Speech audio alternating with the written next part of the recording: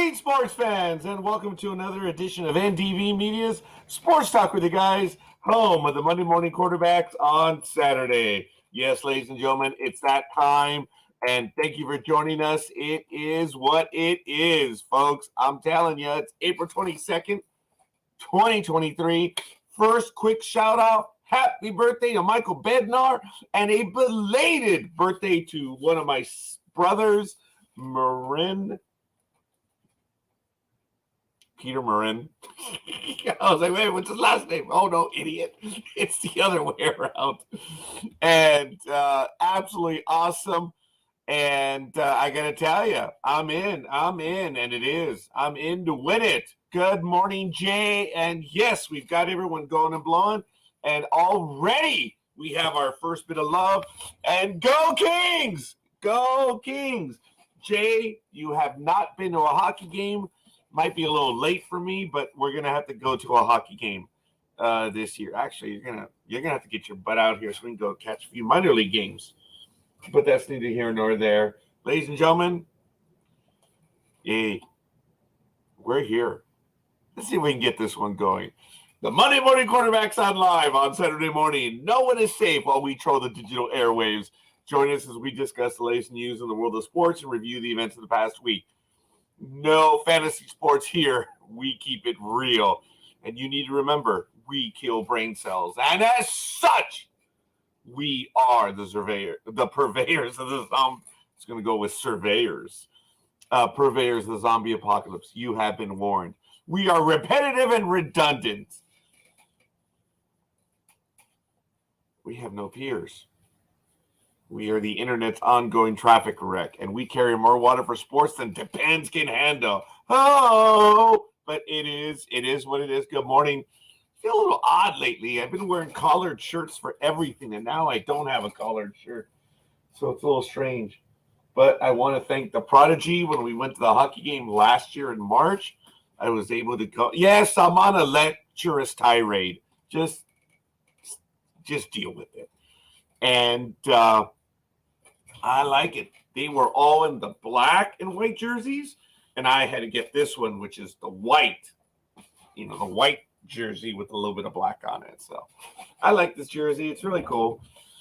I don't think I'd even wear a Lakers jersey, even though those are the Jedi.tax. Oh, subtle. There it is. The Jedi.tax one. So, hey, it is what it is, ladies and gentlemen. But let's get this program going and blowing. Folks, what a difference a few weeks make. It's going to get to a high of 88 today, overnight low 57, and that's exactly what it is right now, 57 degrees. Woohoo! So the humidity is 56%. I don't get it. Pressure is 29.90 inches. Visibility is 10 miles. The wind is heading to the southeasterly direction. The slight southerly. So is that southeast or southeast?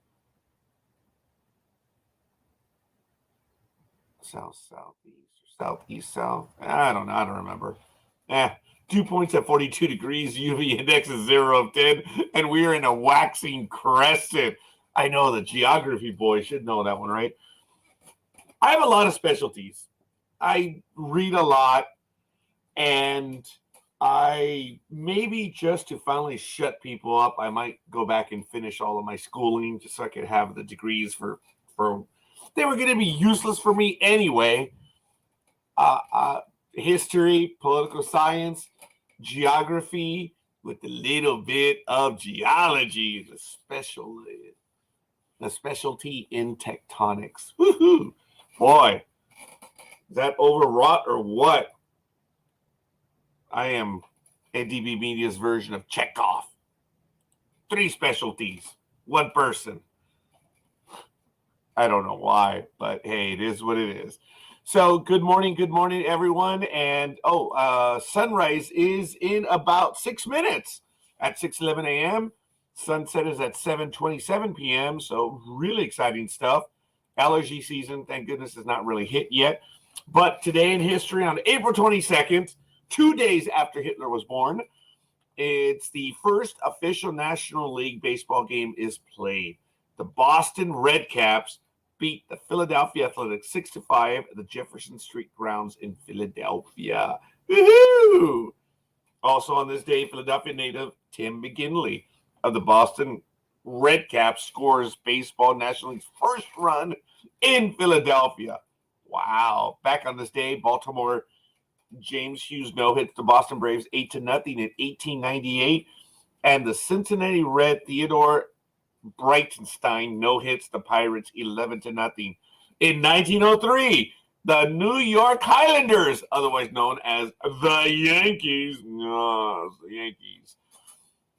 play their first Major League Baseball game, and they lose 3-1 before 11,950 versus the Washington Senators at American League Park. Woohoo! So what it is, folks, I'm telling you. And look at that! Oh, my goodness! Oh, my gosh, Bigora! I think it's Almighty.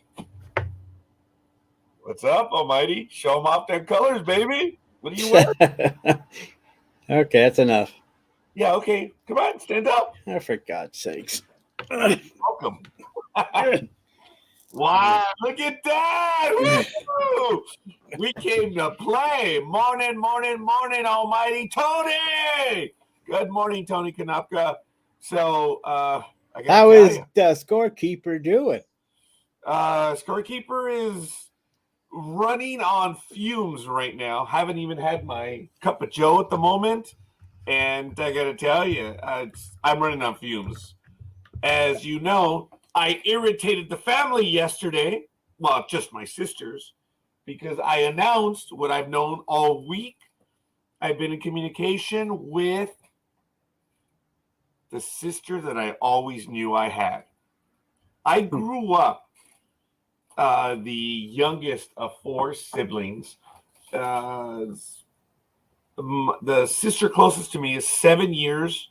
Then I have a brother who's 8 years older, and the sister at 9 years. So they were all back to back to back, and I was way behind. And I just grew up. I had everything. I'm not complaining. I'm just saying that I grew up, I guess, always wanted a playmate, for lack of a better word, or a brother or a sister that was my age. And I wanted a sister that was maybe a little bit older or a tad younger, didn't matter. And it turns out that I do have a sister that was just a tad older than me. All right, found her. That sounds cool. Quick, yes. Good morning, Tony. Good morning, Jay. Thanks to you, I've been spending all night catching up on Better Call Saul. I'm up to episode, I think it's 10 with Nippy, with the surprise guest, Carol Burnett. So I'm almost there, my friend. Jay started it all. The rewatch, huh? This is the season 6 of Better Call Saul. I haven't seen it yet. Oh, I'm so sorry. Yet I have not seen season 6. No, this is the Breaking Bad spinoff, and it just hit Netflix. Oh. And Jay reminded me last night that it hit Netflix, and then it's like, holy mother of God, why am I watching what I'm watching right now? What the hell's my problem? Yeah. So I quickly went over and started on season 6 of Better Call Saul. I enjoyed the Saul character. It was really good from Breaking Bad. And Almighty, I think we have time, at least I have time over the summer or so, that we can start watching Better Call Saul. So we just do it at a reasonable hour. Surprisingly, the weather is great right now, but summer's on its way. That homely wench has already made her presence real felt. Quick here, before we get into this, are we doing a review show tonight for the finale of the arc? Not that I know of, but folks, speaking of such. Well, I was just wondering. I just didn't see it planned, and I just didn't know. I don't know. It's up to you, Raj. I mean, I just didn't know what was going on. I thought maybe there would be one, but that's okay. As of right now, there is not. But, Almighty, I do want to tell you that we may do one tonight. I just don't know what my schedule looks like. I'm not going to be available. That's the thing. No, that's why I'm at. That's no problem. I just want to make sure that it's not nothing's happening. I mean, that's fine. Well, I'm glad. I'm I glad mean, it's fine. not that you need my approval. I'm sorry. No, not at all. I've been getting a lot of that lately, and people are like telling me that, and that goes back to what I had to deal with when I'm in staff meetings with people, and no matter what, I would give something and say, "Oh, well, that's fine." Well, I was not looking for your assent, nor do I require it, and that was not a moment for you to comment. So I will answer back, "Oh, well, that's fine," or "That's good." I'm like, No, I "Oh, just say well, that I'm because this reassured is that your you are network. I assured." mean, it's not mine. And even though I hijacked your intro to sports talk with the guys with a more positive note. Oh, did you? Yeah. When? Where? When you weren't How? looking. When you weren't looking. Oh, which is every day of the week and twice on Sunday. I mean, how hard is that, man? So, Hello, Alicia. You going to join us today? yeah, I put the links out there. So I'm not able to comment on the things right now because we're running out of memory on this little rat, and I have to download episodes so they don't get lost. And I'm doing that right now as we speak, folks. Forgive me. And I'm doing I just saved episode 8. So we're so loaded with memory. We're at 48.9 hours, but I just did episode 8. So I can now delete the recording. And boom, we're at 44.5. Wow. So I'm now going to do last week's episode as well. And I think that should make us good. And of course, Almighty, who did me the favor of programming the episode, did not program it on the YouTube channel of NDB Media. What? Did I miss one? Yeah, you did. Fudge. Damn you, Almighty. Well, I can fix it. 47 channels that we have. And I missed that one. Oh. Did I miss all? I'll fix it. Don't have a hissy fit. That's what I do. Have we met? Yeah, true story. Oh my goodness. But anyway, I just didn't know. I mean, because the Ark's finale was something else. I do apologize. Yes, it was. And we're going to get to that announcement just real quick. So was Get to the comments. So was Picard's season and Mandalorian. I'm so far behind. Good morning to everyone. Good morning. Allegedly, I'm busy somewhere. I don't know what that means, but it is what it is. Tried to pause the VHS part of the intro. Better Call Saul. Oh, we shall see. Good morning, and good morning. Yes, we want the crazy Brit every day of the week and twice on Saturday. Come on. Okay. You know this. Oh, I may be losing my internet. I just noticed. Okay, it's back. Ooh, my internet was unstable. So, I have 3 appointments today in addition to the interview. Well, folks, I just want to get to some of the announcements real quick. Don't forget to check out ndbmedia.net for all of our programming. But first and foremost, the most important thing is we have an interview today with another guest from the Ark, and that one is at noon. Tomorrow at, I believe, 11 a.m., we have a blowout of the Ark. 6 cast members will be joining us. Of course, it is from the Sci-Fi Channel, The Ark, done by Dean Devlin and Mr. Klausner. And we're just terribly excited about it. We've got a lot of stuff and more still planned.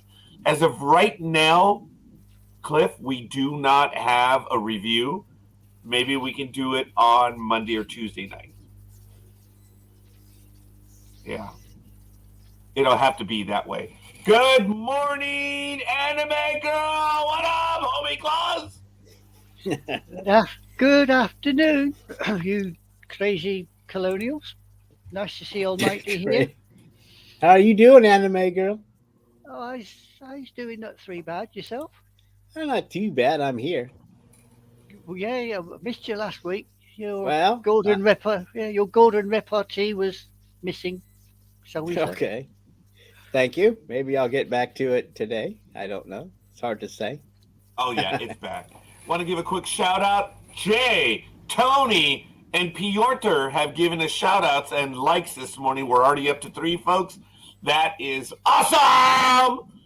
So Jay says, let me know how you feel about the finale of Better Call Saul. Well, we'll see. Now, folks, all kidding aside, we have Ever New following us at 10 o'clock today. Or no, at 10:30. So we're going to be off air before 10 or at 10. And then we're going to be returning. We've got programming basically all day from 6 a.m. to 10, Sports Talk with the Guys, from 10:30 to 11:30, Ever New, and from 12 to 2, that's what we're scheduling, we have Trekking Across the Universe. Wow. That's a lot of programming today. So who knows? We might even get a Comics 101. Shouldn't that be arcing across the universe? Oh. Ooh. I like it. I know I'm being a pain in the butt, but not at all. That's just I'm me. not that smart, Almighty, and I I'm mean, really glad. this is trekking across the universe right here. I mean, Oh, you know. yes, arcing across the universe, and it's so funny that I Hey, made not up that. that whole thing of being an arcer The just vampires. while we were doing the program, and I was reprimanded that it's all alcoholics. But folks, I do want to give a quick shout out to Jag, who created our second intro. I don't know if you guys heard it again. I'm going to give you a quick little taste. This is the second one.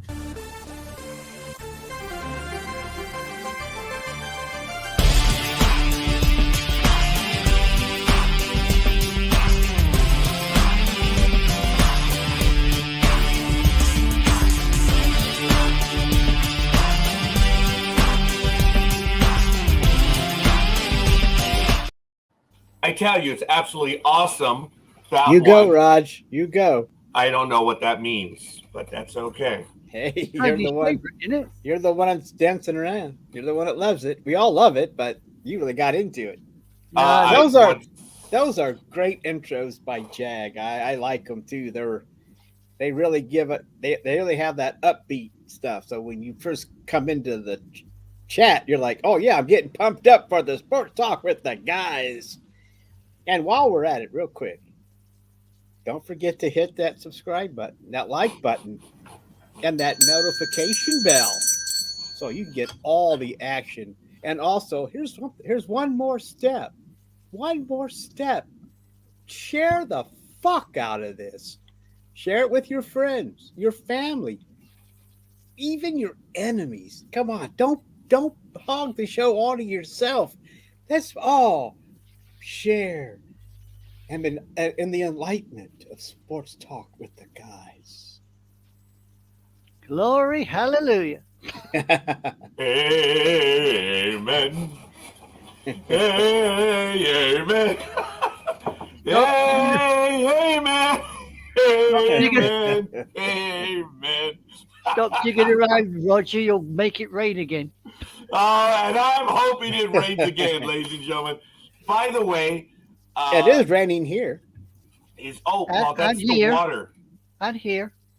And there too. Where's there? Or where's here? Anime. You can't girl. say it's top secret. That MI5 stuff, you know that. Okay, it's raining in Wiltshire in Britain. Wiltshire. Yes. Now remember, that's code for something else there, Raj. Don't you? Yes, it is. It is. And by the way, folks, all kidding aside, the amen that I was doing was not disrespectful. It was not meant to be to anyone. It is for that wonderful, incredible movie with Sidney Poitier, Lilies of the Field. Absolutely incredible movie. And if I do the amen from that, it is because it's of that movie. And there he is this morning. Look at him in all his glory. Hey, big dog. He's still muted right now, so when he decides to speak, he will have to unmute himself. And go, big dog, go! Happy belated birthday to you. Happy belated birthday to you. Happy belated birthday, you old fart. We all love you so much. Speak And for yourself.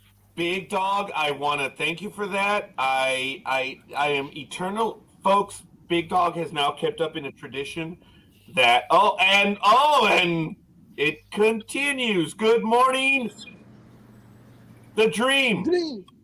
Good morning, guys.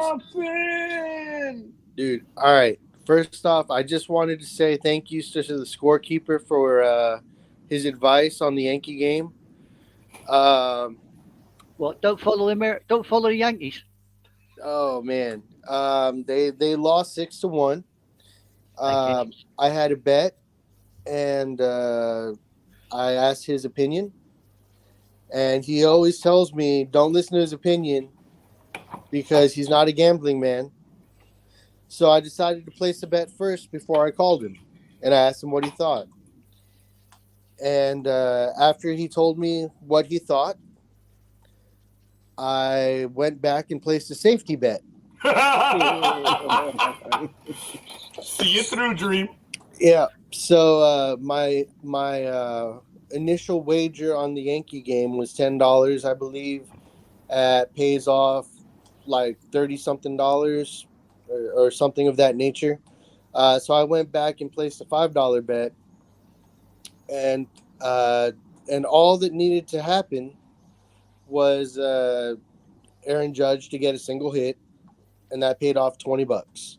So I broke even on the Yankee game, essentially, made a little more off of it, and yeah. So, but by him telling me he liked my bet, I realized that wasn't gonna work. Yeah. I told, but the first thing, Dream, beautiful soul that he is, sends me this. Hey, Raj, I need your opinion. Like, didn't you lose money last time I gave you an opinion? I mean, straight up, Dream. I did tell you that. Yeah, and that's why I appreciated your opinion, because that drove me to make that extra little side bet to recoup some extra money. So yeah, so my initial deposit was $25 into my app that I placed some bets down, and so far I'm back up to 20. So if I get if I get a piece of this Lakers game coming up, I'll be in good shape. I'm gonna run through some stuff with Big Dog later on a personal note before these games happen at some point today if he's free. And see if I can parlay some of this $20 that I just won into something a little better. But yeah, I like betting. I have a problem. I admit it. For the Studley Muffin, I am always free for you. Oh, I appreciate it. ScoreKeeper charges. No, I'm free to you. You know, for advice or other things. You know, it doesn't matter. Nice. Nice. Okay, Dream, yes, I do charge. The only thing I want to say is thank you for returning. Every year. Actually, I think it's almost been twice a year now, huh, Dream? Poor Dream. I swear he suffers. I'm not going to get into more. He knows what I'm talking about. But I will tell you, Dream, that since I'm not commuting right now, that sound is gone, buddy. Are you I've been- expensive, scorekeeper? Say what? Say what? I'm sorry. I said, are you expensive, scorekeeper? As I've been told by many people, I'm dirt cheap, so I don't know if that's a good Oh, thing well, or there you not. go. There you go. There you go. Yes. Since since most of the group is here, did you do Yeah. joke of the day, sir? No, not yet. We've been Okay, talking perfect. about announcements and stuff, Big Dog, and Okay, well, we've just been moving along. since the Studley Muffin is here, and he heard this one, he enjoyed this one. So, Oh, Lord. Yes.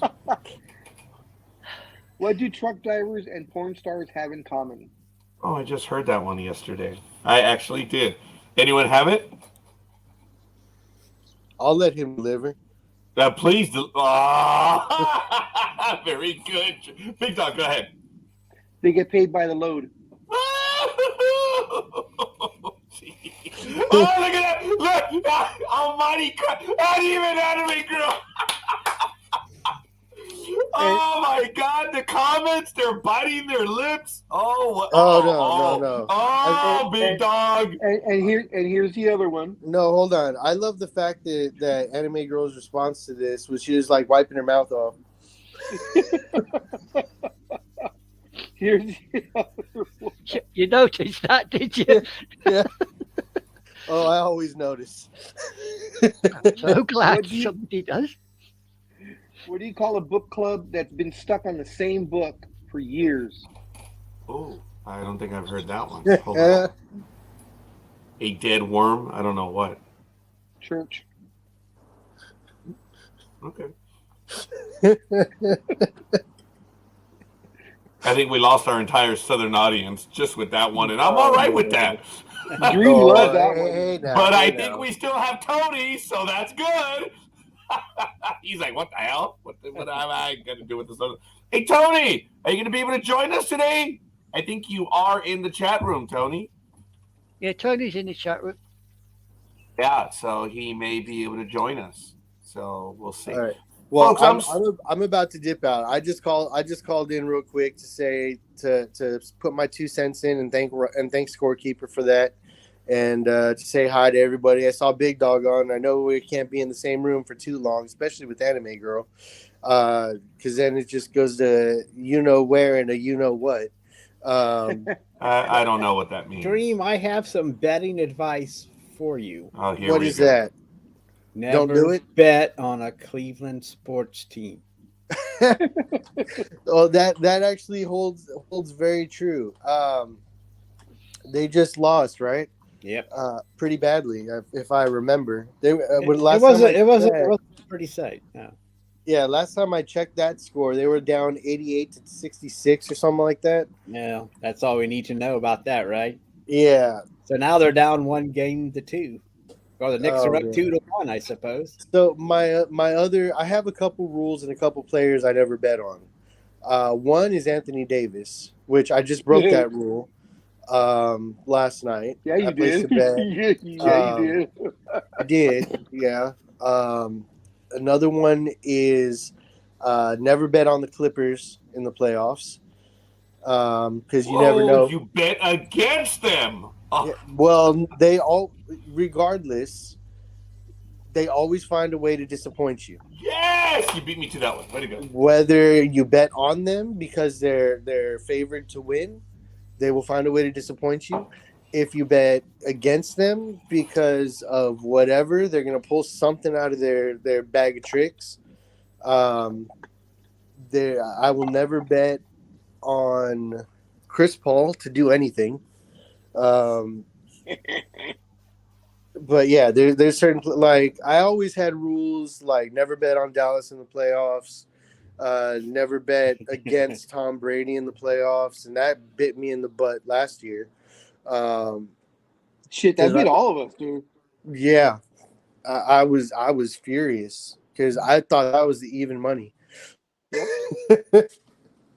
But all right, hey, I do got to go, guys. But I will talk with you all later. All right, man. Take Good care. to see you. Be safe. Good to hear your Dream. Yeah, for sure. Peace out, guys. Yeah. Thank you, Dream. Ladies and gentlemen, It's too bad he can't stay longer, man. I missed the dude. Things will be changing within a year. As you know, he did make the announcement official. Thank you, Gridiron Girl. Looking forward to you returning. Appreciate it. There's quite a few comments in the chat room, folks. So forgive me if I don't address them directly. I am posting them all, so I'm trying to play catch up. But thank you. As you know, Dream did announce that he is moving closer back to home where he grew up. He grew up in Southern California, and he is, like a poor marksman, he keeps missing the target. And he's going to be in Phoenix, Arizona, and that's where he is moving his business to. As you know, his daughter and significant other are moving over the summer, and he's going to stay there to the end of the year to close out the operation or hand off or sell. I'm not sure, but he did say that. I'm sorry, Big Dog. Hand off to one of his family. They're gonna run it. Yeah, So and he'll have a franchise once he opens a second one. Ooh. big news from Dream, folks. And I want to give a quick shout out. Thank you. Gridiron Girl, appreciate the love. Michael Day, appreciate it. We're up to 5 likes already, so we are going to blow. Does Michael ever sleep? Dude, I'm starting to wonder. I am. So, Michael has been doing a phenomenal job, folks, on guests for this network. It is incredible what he's been able to do. Hey, so how'd the second episode of that horror program go with you there, Almighty? Yeah, did you do 2 episodes? Just did one. Me and Big Dog. Oh, I thought you did too. No, we just interviewed that Douglas Vermeeren guy, and that went pretty well. That wasn't too bad. Yeah, it was fine. It was rescheduled, is what it was. It was rescheduled. So yeah, I see what you're saying, Raj. In a way, you're right. I'm never right. But the second one was a success. Yeah, he rescheduled because he had to wash his dishes or wash his hair or something. I forgot what it was. He probably had to fight off a grizzly bear living in Canada, so he probably had to do that, or get some beaver. Probably. I don't know. I mean the animal beaver. Oh God, that almost was. I didn't want that to come. No, out that can be one that I have to write down and keep. Oh, wow. Well, no, he was probably giving some wood to his beaver. Probably. But anyway, yeah, Anime girl. Yes. There's a comment in the chat room that you have a question. No. I was just going to follow on Big Dog's kind of jokes, but the subject moved on, so I gave it up. Oh, no. Please. Oh, no. Everything. No. Sports we talk, never move on that fast. Sports talk with the guys. It's what we do. We go in circles. No, it's just, just a piece of useless information for you. That's the program. Do you know that sex is hereditary? If your parents don't get it, neither will you. All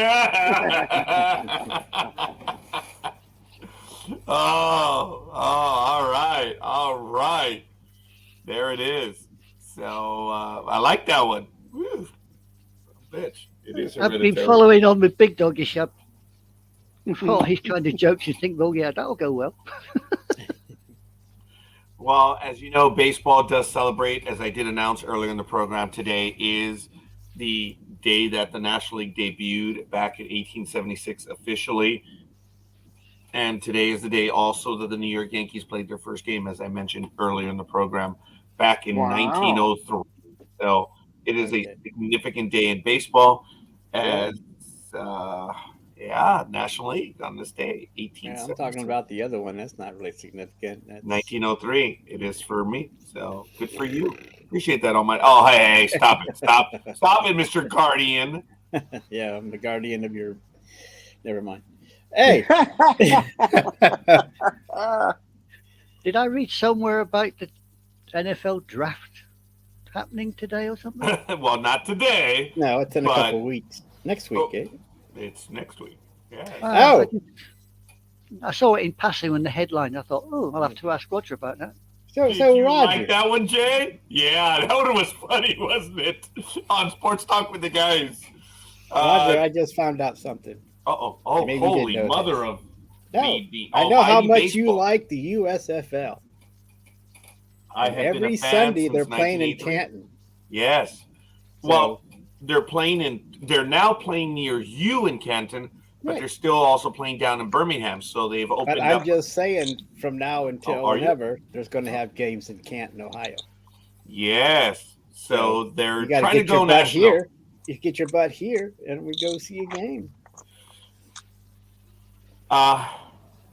Probably not. That's okay. I didn't say no. I was just wondering. We'll have to talk off air, but you never know.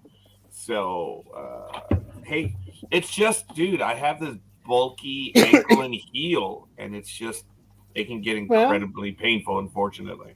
Well, get your walking. I'll carry you in on a stretcher, and we'll get special care.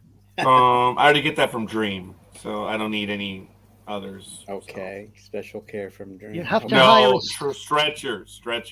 No, you have to hire a sedan chair for Roger, so he can sit there on that nice soft throne of his. And No, my significant other has the wheelchair. We got the wheelchair and the walker. She does use the walker. So, no, I said but a the sedan wheelchair. chair, Roger. I said a Yeah, sedan chair. never the one say where the people never. carry it. Yeah. I'm not prepared for that one just yet. Well, we can also get engineer up here too.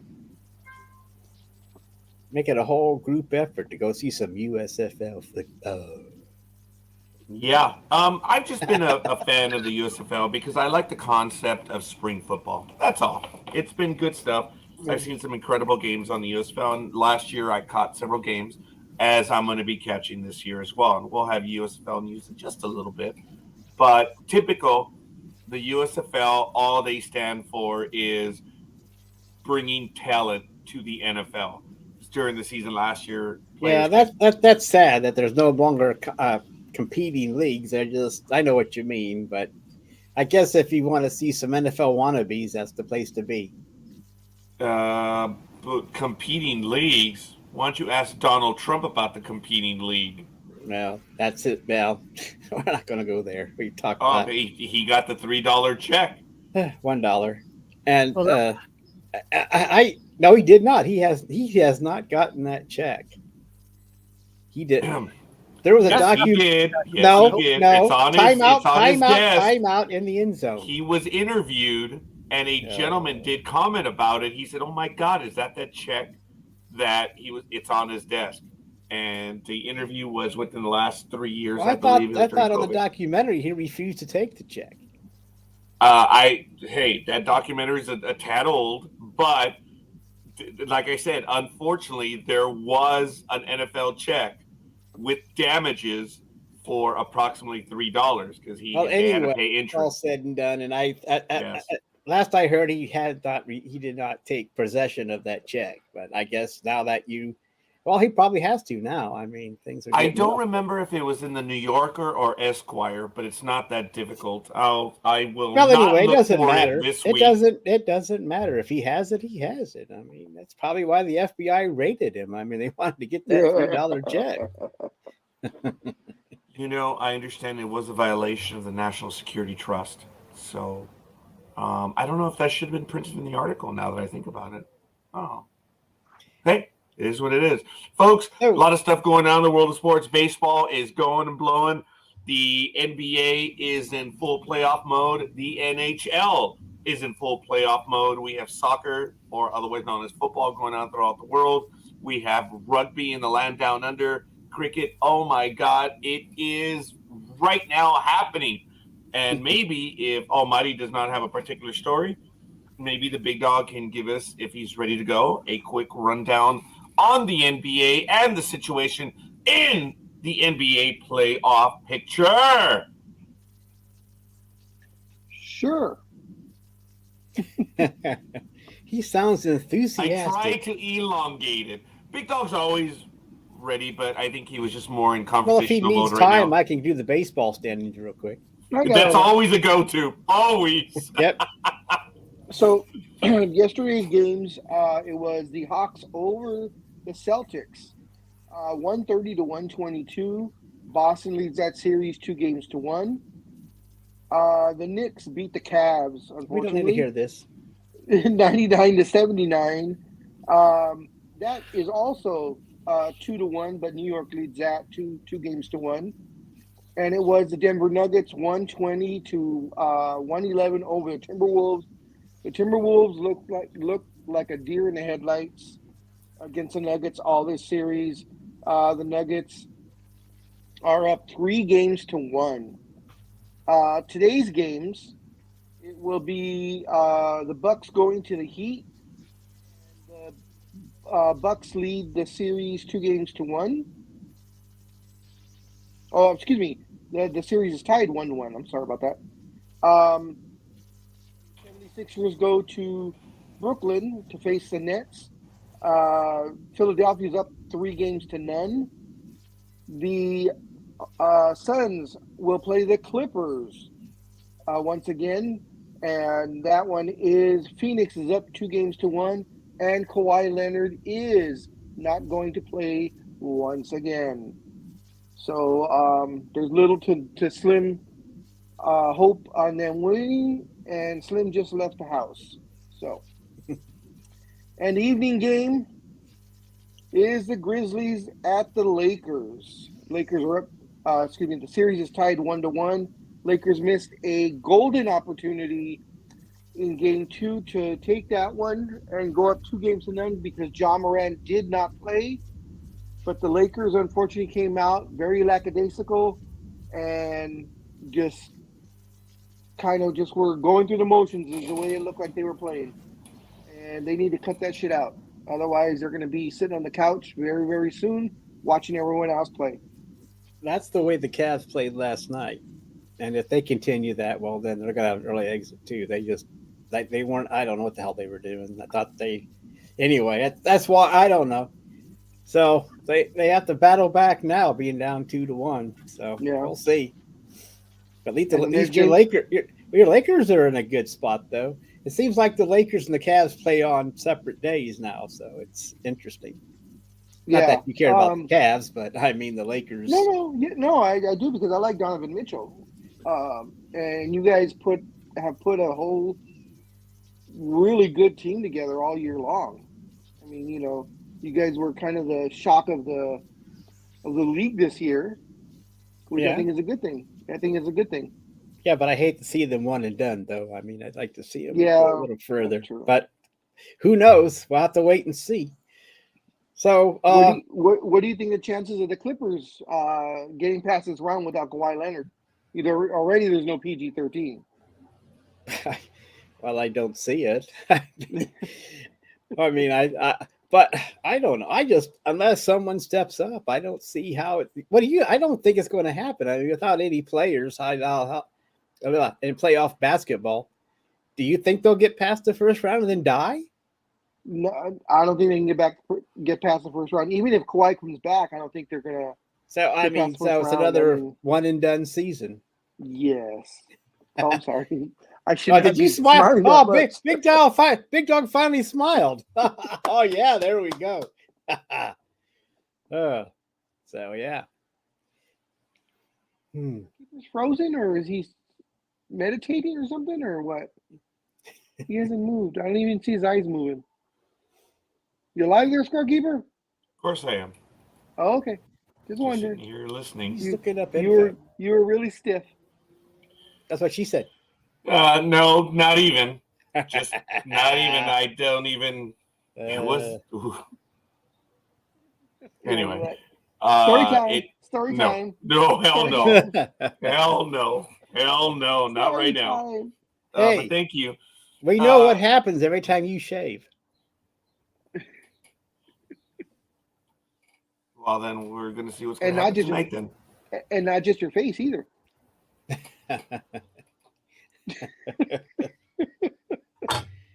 No, I think last week or so, someone said, Roger, you shaved. So maybe it's growing back now, but. Yeah, but it's gone again. It's just only because. I know why. We all know why. I said he shaved, but he's gone lazy. He's doing a Speedy. I'm back to no. Oh, doing a Speedy. There we go. On let's see, what's today, the 22nd. So what really happened is on April 10th, I started the physical therapy and I got beat up real well on Monday by 2 physical therapy attendants, and then I had the shot, the second cortisone shot, and I just felt horrible, absolutely horrible. And the weather was actually starting to warm up a little bit. And on Tuesday, I went ahead and got just to try to feel better. Hey, how are you? I mean, is that Big Dog? No, that's this one. Hey, how are you? Hey, how are you? But a couple of days after you've had the cortisone shot, did you feel better? No. Really? Wow. Because I've had 2 different cortisone shots, both in my knee, and you hurt like a mother, within the first 24 hours. But then after that, I felt like I could fucking wrestle and land on my knees and shit for a good 4 or 5 months till it wore off. Wow, No, you're the first I've person- had wow. the second one, and I'm sorry to it's hear just- that, Finn. It's not there, and I'm still set up for at least another 2 more, as I was told by the specialist. Well, it can take a series of them. Like, Don't you all love right, that well, big whatever. needle too that goes in? Yeah. They go in and then they move it around. Oh, that part I hate. I didn't. I will say that I'm fortunate that this little individual is quite skilled at jamming it in there. There's no doubt, and it is incredibly painful.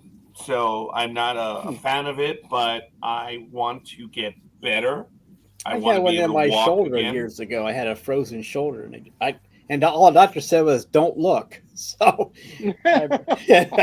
so I didn't look, but I didn't really feel anything. But I don't know how much crap he put on my arm to numb it or whatever. But Before they determined that I had compressing discs years ago, my doctor, God rest his soul, Dr. Cowan, he was a good doctor, and he had found the trigger spot on where it was that was causing me a lot of grief, and he says, "Look, we have to treat the muscle, so I have to give you a shot of such and such." It wasn't cortisone, and I'm sorry, and I remember asking him. Okay, he went to the far side of the room. He was writing his notes down. It was an older doctor's office as well, where on the far side they would write the stuff down. And I asked him, "Dr. Cowan, is this shot going to hurt?" I'll never forget. His back was to me. He was writing, and he did this gesture, which is a gesture that I picked up. He's like, "Yeah, it's going to hurt." And you know what? I respect and love and admire that man because there was no bullshit. Let me tell you, he had to angle me down and almost prop himself up to give me the shot that way.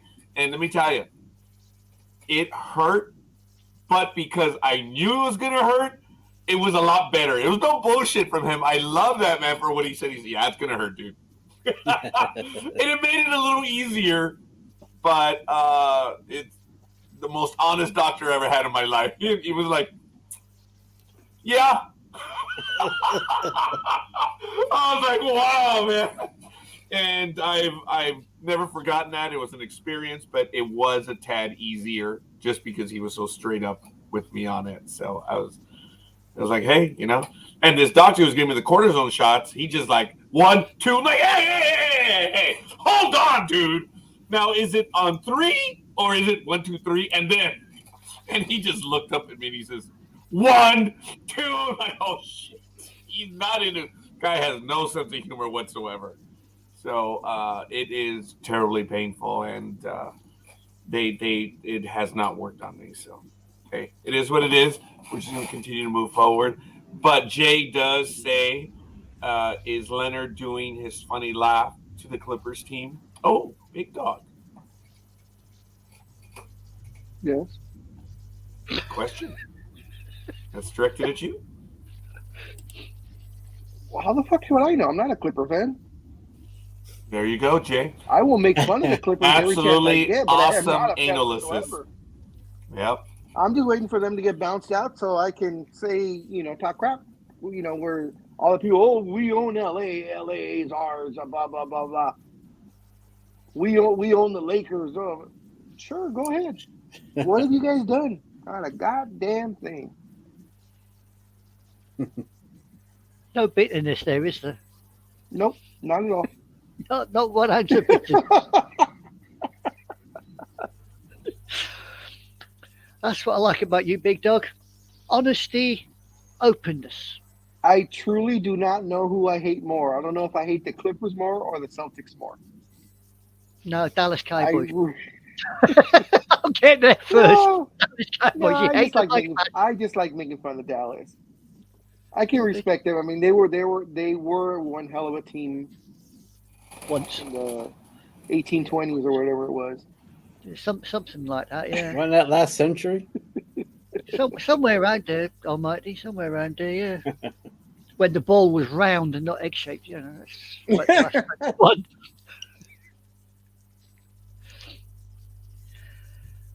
And Uncle Roger looks like he's spaced out again.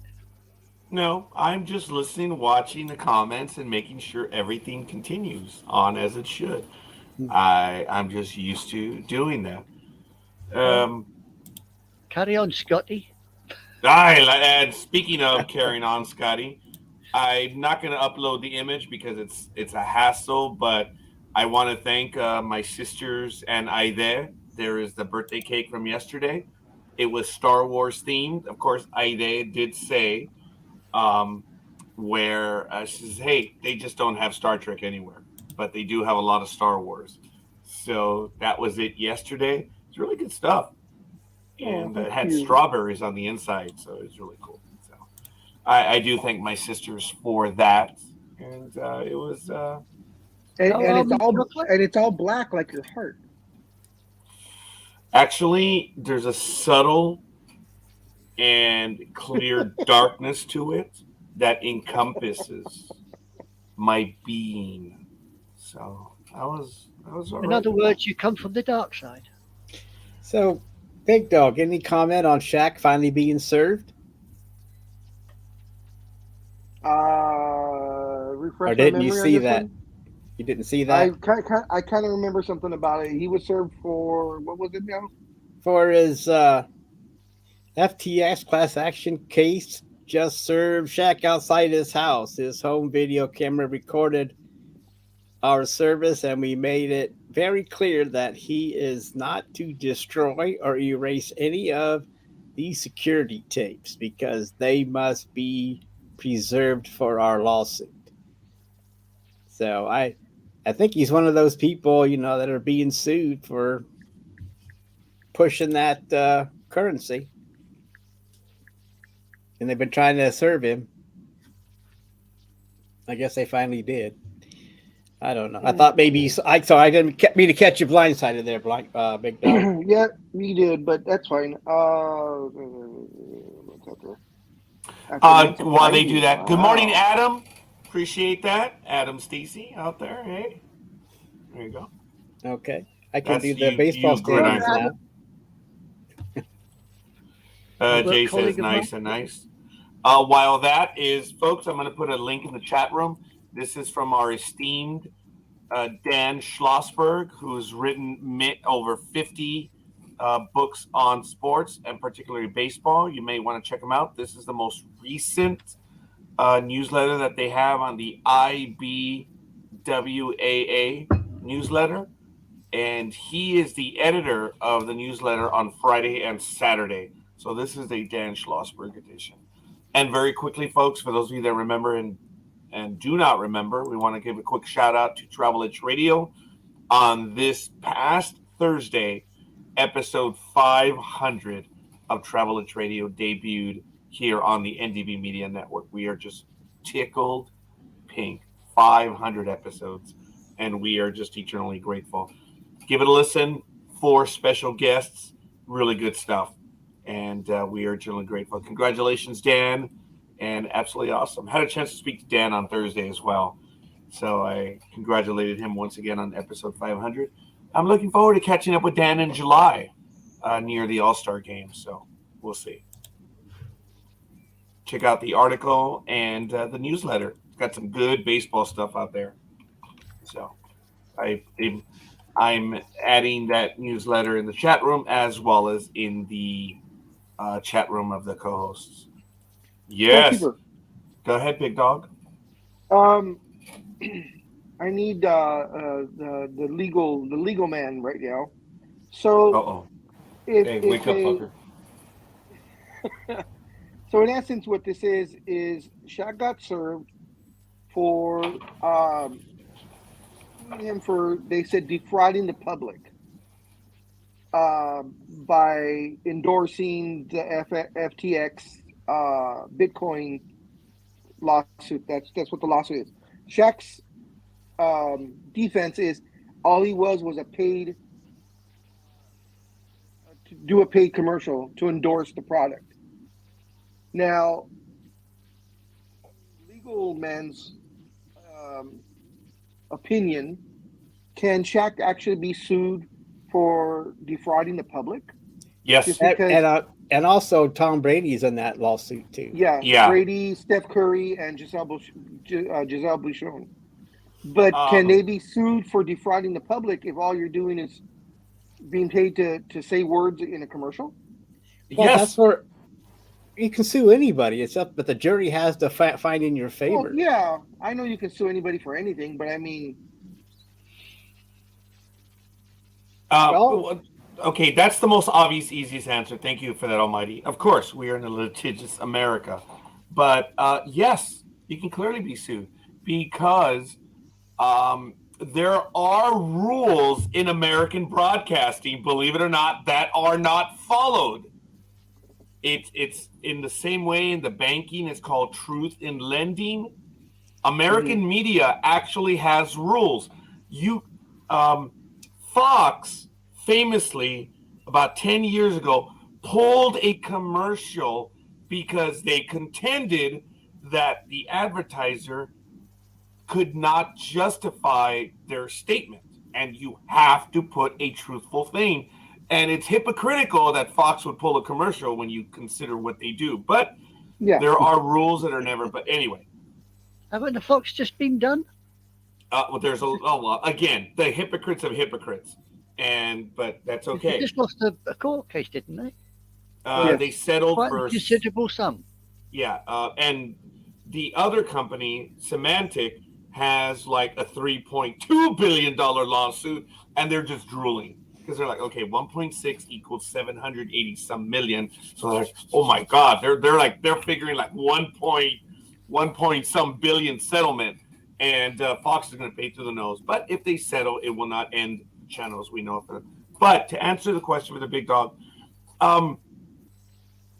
it looks like Shaquille O'Neal is being sued because he did not inform people that he had an ownership interest. So if you are, or not necessarily an ownership interest, but that you're invested in it. So if that's a different story. Well, okay, look, if he's just a spokesperson, it's probably going to be summarily dismissed. But I didn't know he had ownership in it, Rod. Well, no, that's why I corrected. Hold on, guys. I'm just giving you reasons why you can be sued. No. If you do not identify that you are invested or investing, have an ownership interest, you can be sued. I am not saying that he did. So I don't want to say that. Oh, okay. I'm saying I'm giving you answers as to why people can be sued. No, I understand. And in response to that, just real quick, this was a direct quote from Shaq. It says, a lot of people think I'm involved, but I was just a paid spokesperson for a commercial, end quote. Okay, and my answer to that is, then why didn't you just take the thing and have it quashed? But that's okay. There are several people recently within the last year who have said that they were just spokespersons, and it turns out that they were involved. That's why they already said you cannot destroy anything. It's really simple, folks. If he was a spokesperson, then easy enough. But we shall see. There's so much involved, and it's better for them just not to say a word at this point, because even in their defense, they can get in trouble. That's why attorneys say, shut up, shut up, shut up. And speaking of, Morning, Speedy. Okay. Speedy. Morning, guys. Morning, everyone. What's up? What's going on? What you guys been talking about this whole hour? a lot of legal stuff, and you showed up. That's why I went silent. The minute Speedy shows up, I was like, as the attorneys say, yeah, shut up. And I did for Speedy. Thank you. I appreciate that. First of all, Speedy, my condolences.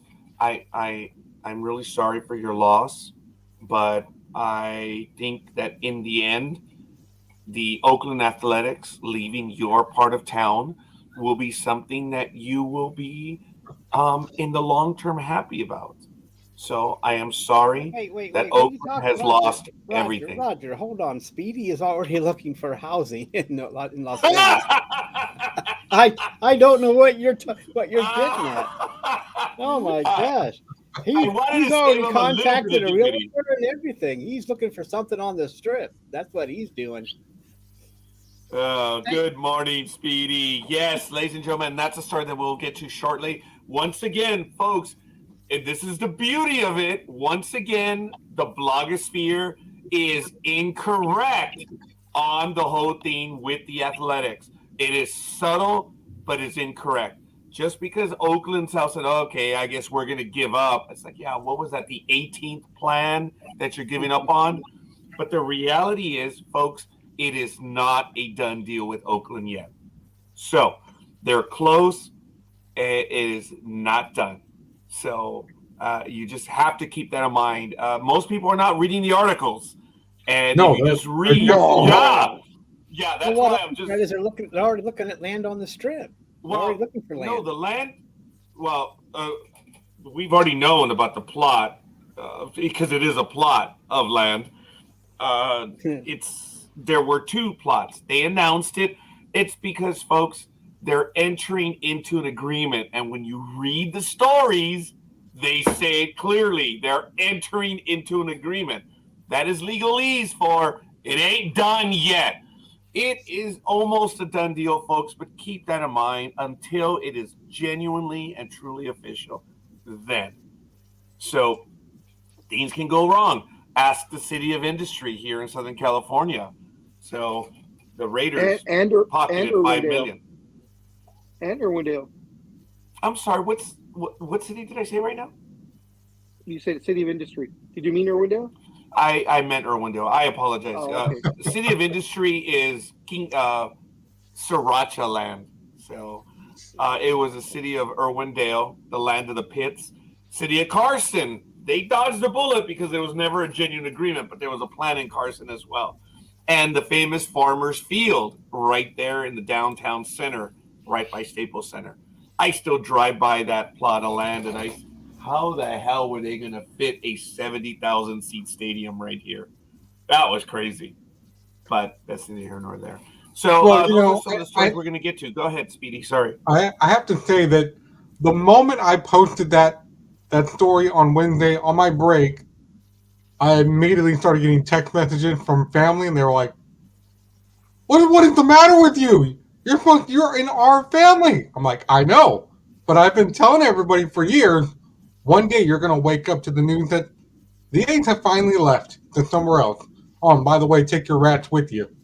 You filthy and infested crazy people." Because see, you're right. Nobody's really read the article, and here's part of it. The Oakland A's have confirmed their move to Vegas because Nate Miley, who's an Alameda supervisor here, says he doesn't blame them due to so many false starts to reaching goals with the city of Oakland because they did the same thing to the Raiders. Nothing was done. So There you have did the A's actually confirm that, or was that just coming from the supervisor? Because the supervisor doesn't own the A's. He can say what he wants. I think he's just saying that to try and mill the team over. Maybe he's probably trying to be the guy that softens the blow. Everybody, he's probably just trying to play peacemaker. Everybody just calm down. Let's all take a deep breath here, and we'll see what happens. I guess that's what he means. Well, that lease doesn't run out till 28, if I'm not mistaken. Actually, no, that's a problem. The lease ends at 2024. That's why they've talked about it. There is no official deal, folks. That's why people aren't paying attention come in? That's when everything will be ready if they move forward. See, this is the beauty of it, folks. That plot of land where this new stadium is going to be, there's a lot of ownership interest right there, too. There are buildings there. So, again, money talks, bullshit walks. There's no doubt. But there's still some variables. Let's say they go forward. Let's say everything's true. They're gonna move to Las Vegas. It's gonna be ready in 2028. The lease ends in 2024 in Oakland Alameda Stadium or wherever they're playing. Could Oakland be assholes and say, your lease is up? You need to find somewhere to play for the next 4 years because they ain't gonna be here. Of course they can. See, that's the other thing that they've been talking about on the local news here. What are they going to do with that building and the building next door where the Raiders used to play? And they're like, maybe we can turn it into affordable senior housing. Well, they were close Well, when the Raiders were hiring all those veterans. that Little did that's we know. that's a political person's answer when he's trying to get reelected. But most likely it'll be destroyed and they'll put high-end condos there, Yeah, and it won't, or maybe 10% of those will be affordable housing, and the rest will be sky high, priced buildings. It'll be a whole That's the new most district, likely answer. right? Be a whole Yep. new shopping district. Also, I mean, it'll just be they just okay, and maybe that's what Oakland wants. I don't know, but for 4 will be back years shortly. they could be playing anywhere. But it's the Well, A's. What happened to Here's Big the thing that they Well, may They could play. any high school diamond. Well, they may play in the brand new. Well, it's not a brand new, but Las Vegas has the original Cashman Field, which is in the just north of the Strip. It's in bad shape, but it could be ready to go in 6 months. And then they have a brand new minor league stadium over on the west side of Vegas that they could play temporarily. It's actually a very nice stadium. I'm hoping to catch a few games this summer over in Vegas. So we'll see. So can Oakland say, F you? They can, but the reality is Oakland will still make money. There's going to be a deal for the Oakland Athletics to remain until the team is ready. At the very same time, you've also got to look at what's going on with the Titans. Because despite pushback from the locals, the NFL is like, we're going to build a new stadium here whether you want it or not. And like, wait, what's that, Speedy? I missed that about the Titans. Well, there's a part of Nashville that Titan fans, well, the NFL fans don't want the Titans there, but the NFL is like, well, we've already started construction here, and there's like maybe a 35% margin that voted no, we don't want construction here, not in our area, not in our neighborhood. You will not do this. It's like, well, we already started, so. Yeah, and that's fine. But that's going forward. Yeah, most people, unfortunately, folks, this is the issue in America. Politics are local, but Americans are stupid. They're just stupid. Oh, by the way, they're just stupid. They're uninvolved. Look, the American electorate runs this way. Vote for me, and I'll fight for you. And that's it. That's the extent of the engagement. The politician goes to fight the battle. The electorate doesn't give a damn. And then when things happen, they're like, oh, wait, what's going on? Well, it was your fault. You never attended council meetings. You never attended city hall meetings. They're uninterested. So this is what happened. Disney, this is amazing to me, what Disney did. They followed the law. And they did what they were supposed to. Florida has a similar law as we do here in Los Angeles County. Here it's called the Brown Act. Over in Florida, I believe it's the Sunshine Act, where you have to post however much time before the meeting. Over here in Southern California, I believe it's 72 hours. You have to post the business of the council meeting 72 hours in advance. That's the Brown Act. And there's another subtlety to the Brown Act. That's not the entire thing. But over in Florida, that's what normal business is. And Disney posted what they were going to do at the Reedy Creek Development Council meetings. So the Republicans, the morons that they are, like, oh, well, they did something illegal. They didn't do anything illegal. You're just effing morons. You are effing morons. You are politicians. You messed up. And Disney did everything legally. So now we're going to get all the attorneys in. And it's just, oh, my God. For a political junkie such as myself, this I wasn't expecting this game. And I'm in watching it. It's just absolutely hilarious, folks. And Disney is pretty damn shrewd themselves. But, you know, Disney, a corporate, against a bunch of stupid politicians. I just stuttered, didn't I? Stupid politician. Yeah, I just stuttered. Yeah, sorry. No, it is what it is, ladies and gentlemen. So I'm not exactly supportive of Disney, but and typical, the only ones that get rich are the attorneys. So unless you, don't work think for the former DeSantis president. will be victorious? I really don't know. They followed the law, dude, and they're following established law. Because if this goes before the Supreme Court, unfortunately, I'm sorry for going political on you, but I believe it was Wisconsin, or it was maybe one of the Hick states. I forget which one. But what happened was that a Democratic governor won the election, and while they were still in session, they changed the responsibilities of the governor. So when the governor came into office, the governor was like toothless, and they did it legally. So the Republicans have done this. So now for them to say that, oh, well, you can't do that, well, you guys do it all the time. So my mother always said, the Democrats are stupid whiners and the Republicans are conniving little evil people. My mother always said that, which was really funny. So, and there's the big dog. He is on his way. He's on the road. Yeah, and he's On got the his road colors.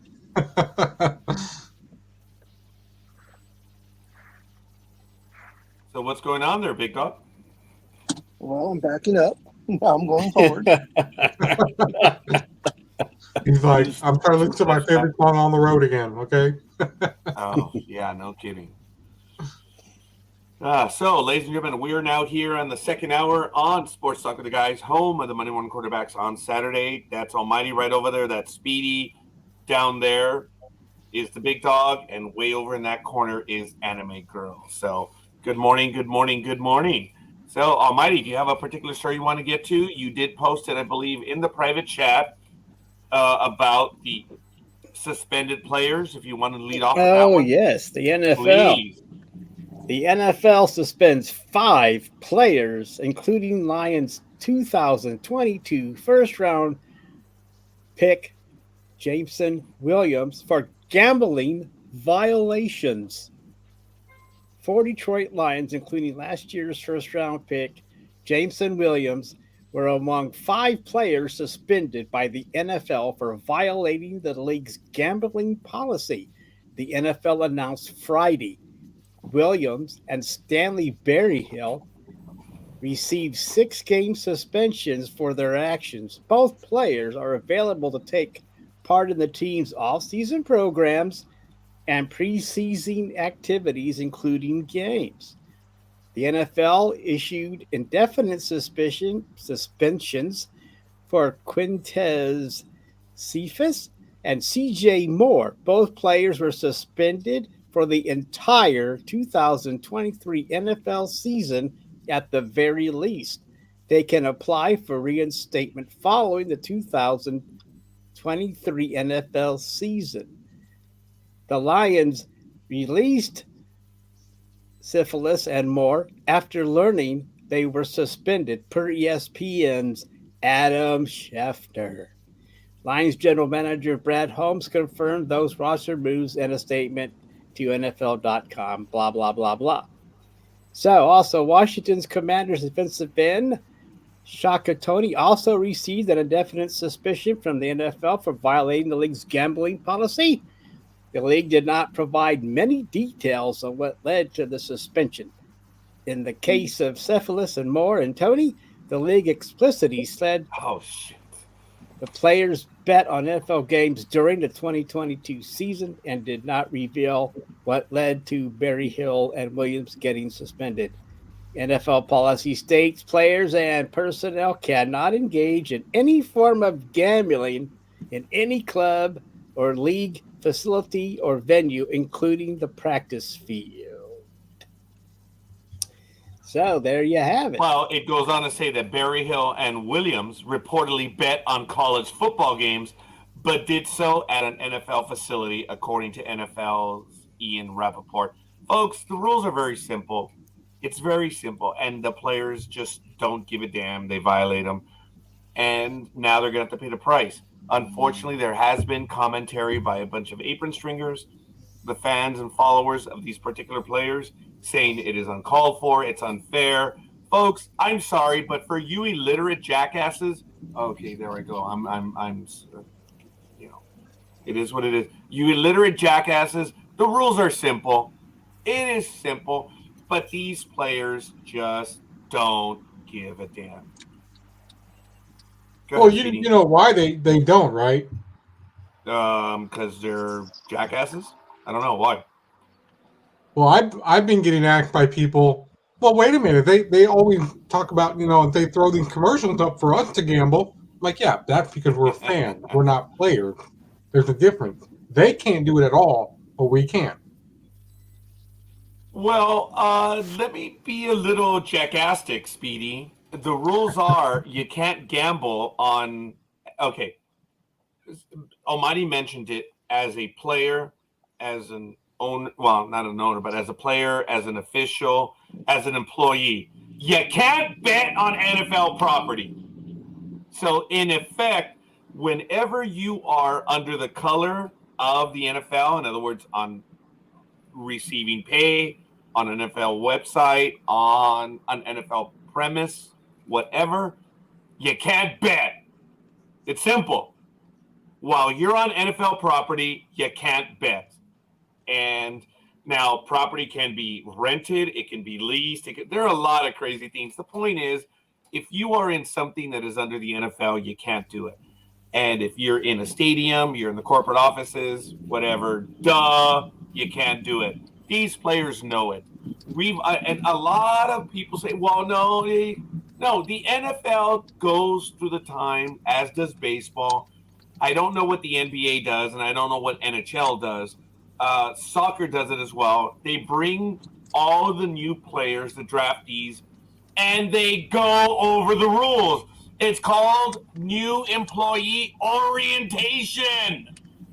Yep. And then the players NBA that they did it. So, What was that, Big Dog? I said NBA does that also. They have orientation. And but to give a shout out to the NBA, they over what is it, Big Dog? Over the last 20 to 25 years, the NBA really changed what they were doing for new players entering the league. And correct me if I'm wrong, they got together with the players and introduced them to legitimate financial planners, to attorneys and stuff, and they sent their players to school, for lack of a better word, right, Big Dog? Yeah, it was like an all-day orientation with financial people and the do's and the don'ts, the pitfalls of getting money all of a sudden, and what not to do.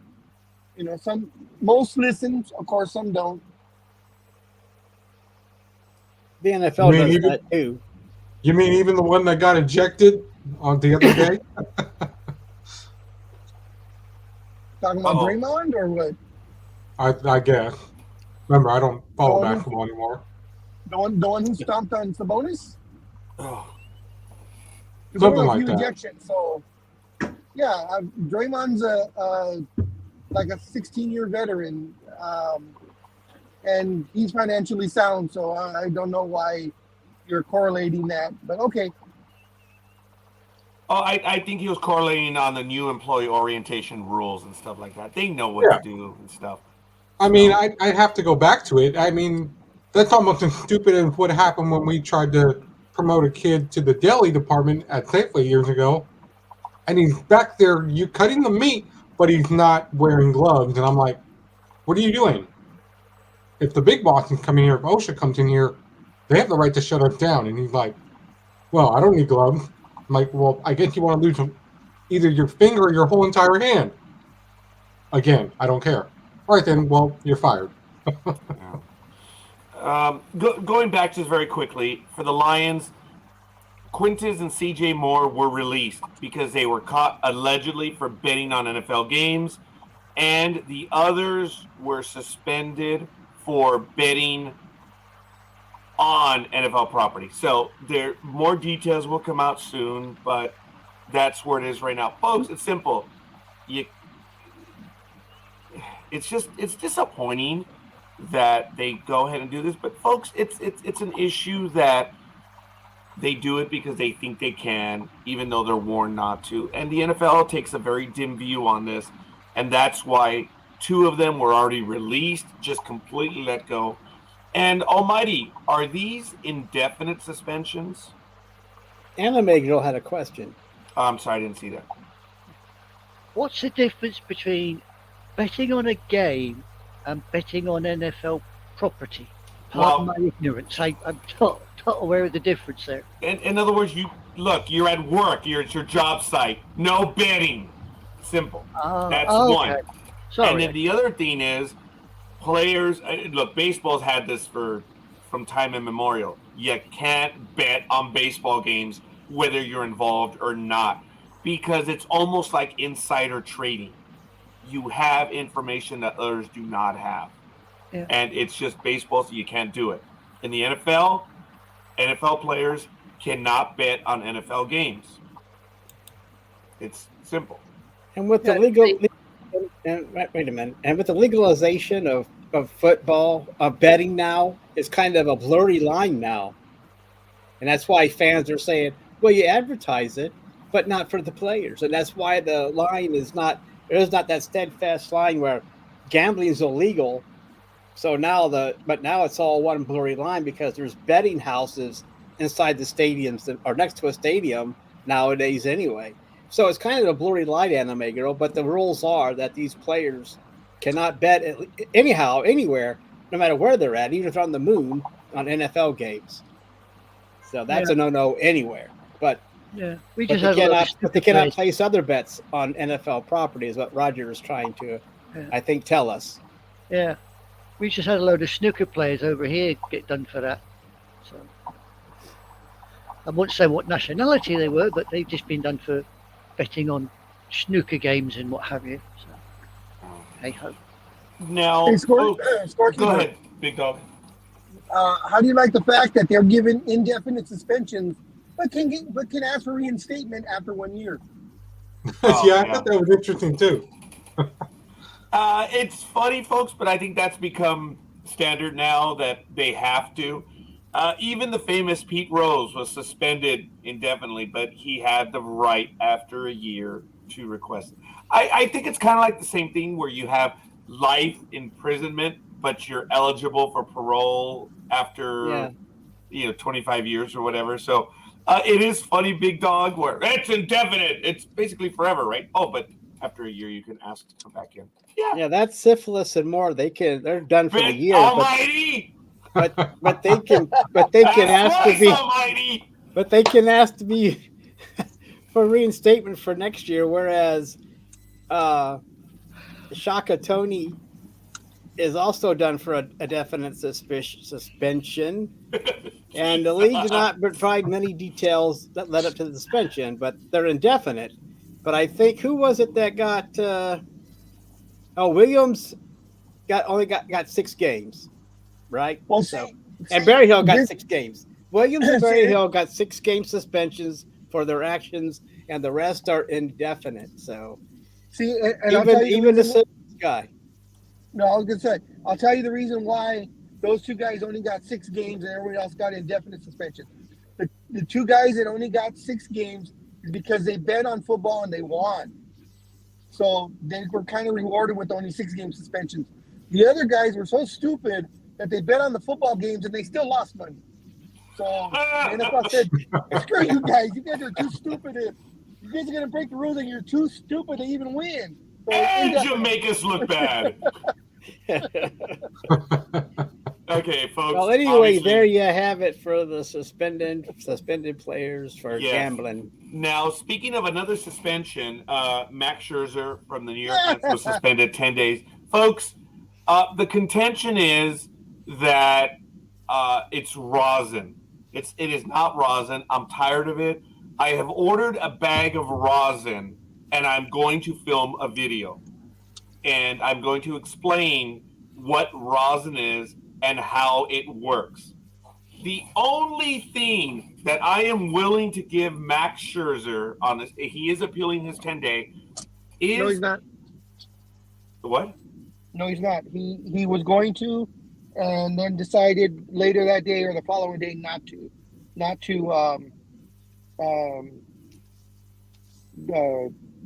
go to court for it or whatever, to appeal it. He's not appealing it. He did say that he thought it was going to go to an arbitrator, and he said, well, if it's not going to go to an arbitrator, the guys that said we're suspending you are the ones that are going to make a decision on the appeal. So, okay, fine. Now, folks, the only thing that I'm willing to give Scherzer is this, okay? There are a lot of people that wear sunscreen, okay? And you know how sunscreen is.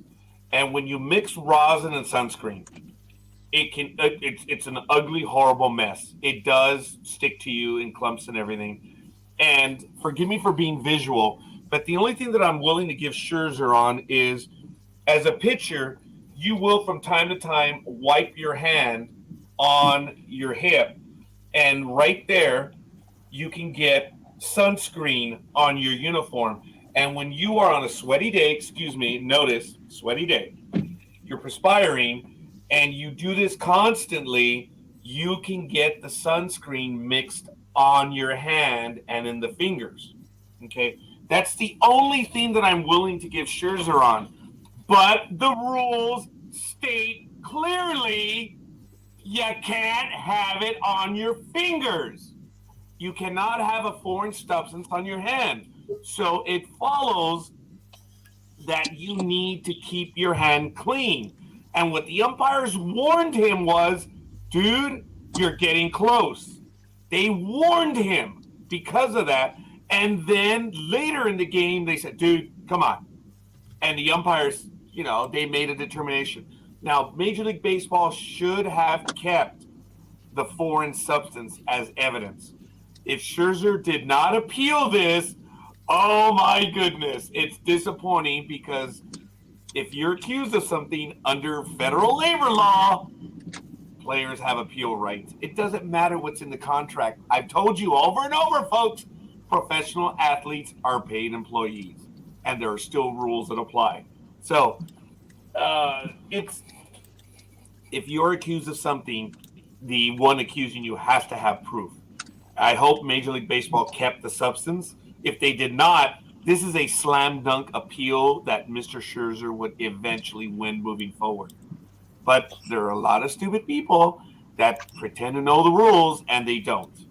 So it's just, look, I know that the answer to what I just said is, but they already have a union negotiated contract. Yes, but it does not, and forgive me, trump federal labor law. So, it is what it is. So I've ordered my rosin bag, and I'm going to demonstrate what rosin does. Folks, it's a powder. It's a lot of people have seen pitchers use the rosin bag on the mound, and what they do is they have it on their wrist, and you can see them almost playing hacky sack, where it powders their wrist so it keeps the sweat from rolling down onto your hand when you're pitching. That's the purpose of rosin. But the players claim, well, I'm already able to use rosin, and they're saying it's illegal. No. What they're doing is they're mixing rosin with another substance or substances. I believe they call it spider tack. When Bauer famously had the baseball and he had it sticking to his hand, he says, hey, look, this is what rosin does. I called him out then, and I called him out now. That is not what rosin does. If you combine it with other stuff, it can have that substance. But Major League Baseball rules are clear. You cannot have a foreign substance on your hand. So bullshit. Call them out every and any time. It is what it is, folks.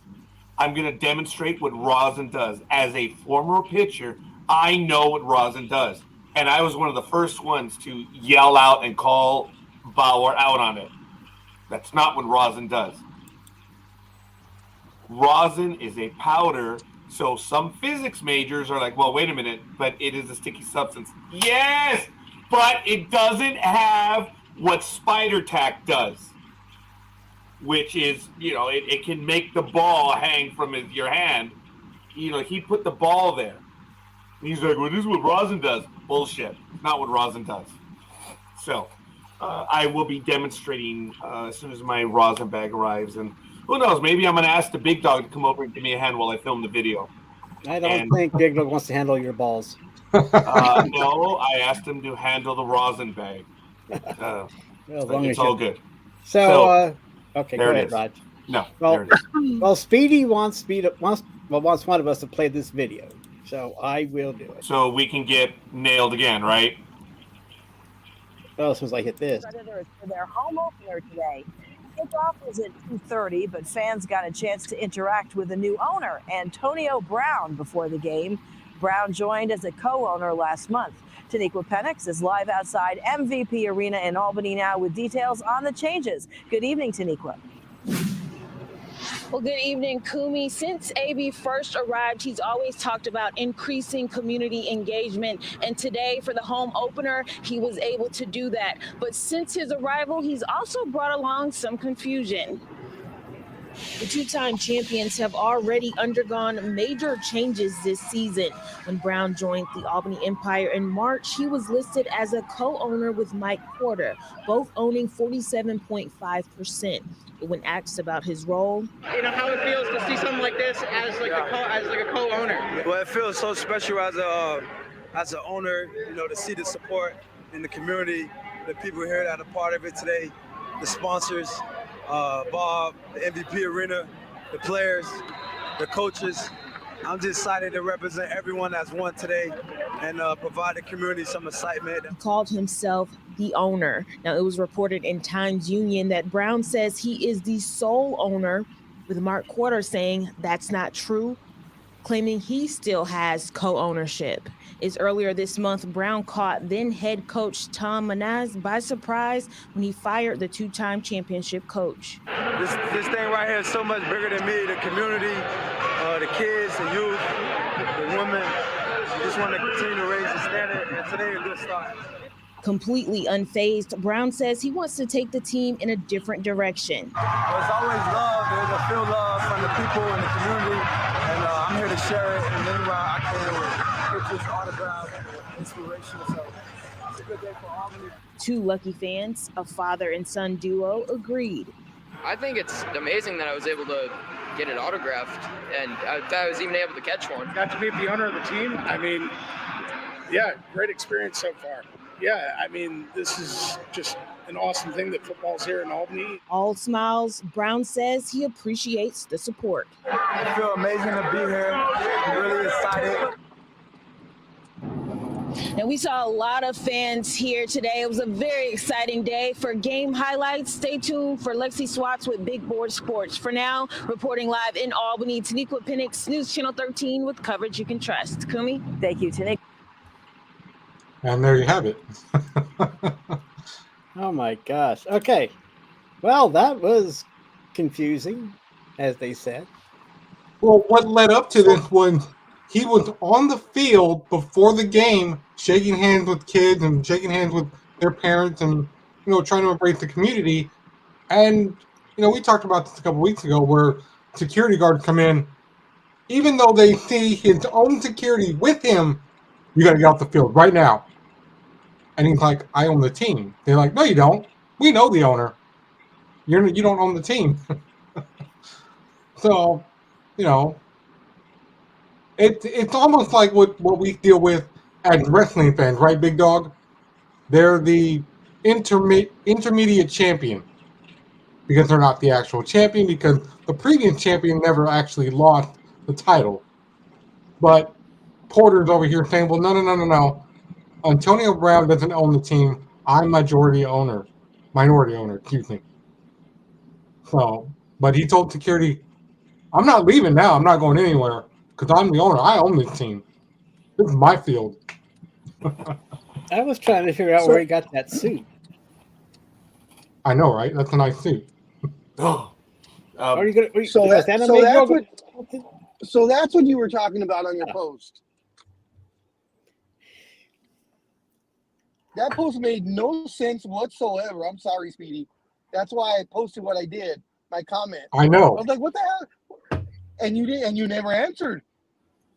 I mean, if you look at it from my point, Speedy, when you post something like that, how is anybody supposed to know what you're talking about? Well, because you I made no only reference to this video.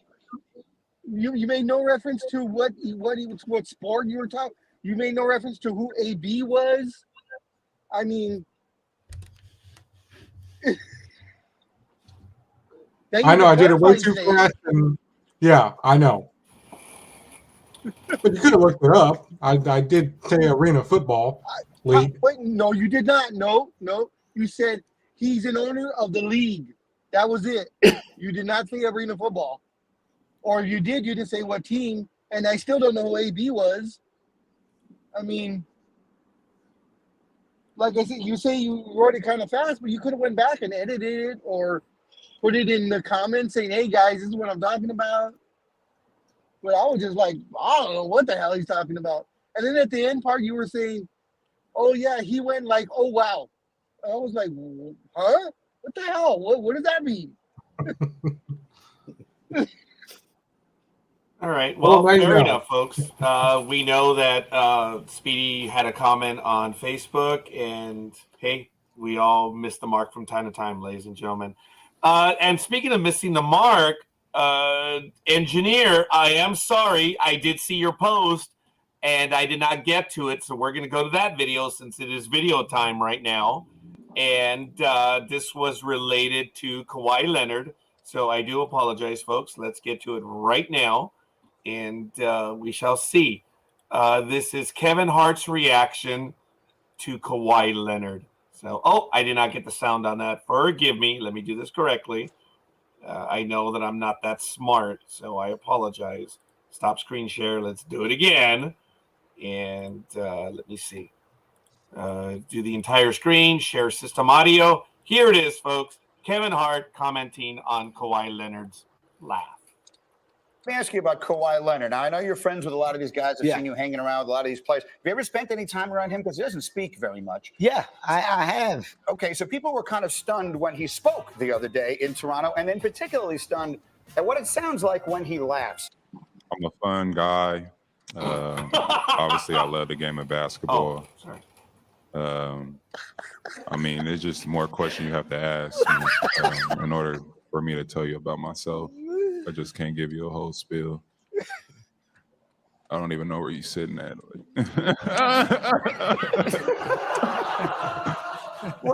Kevin, what is that?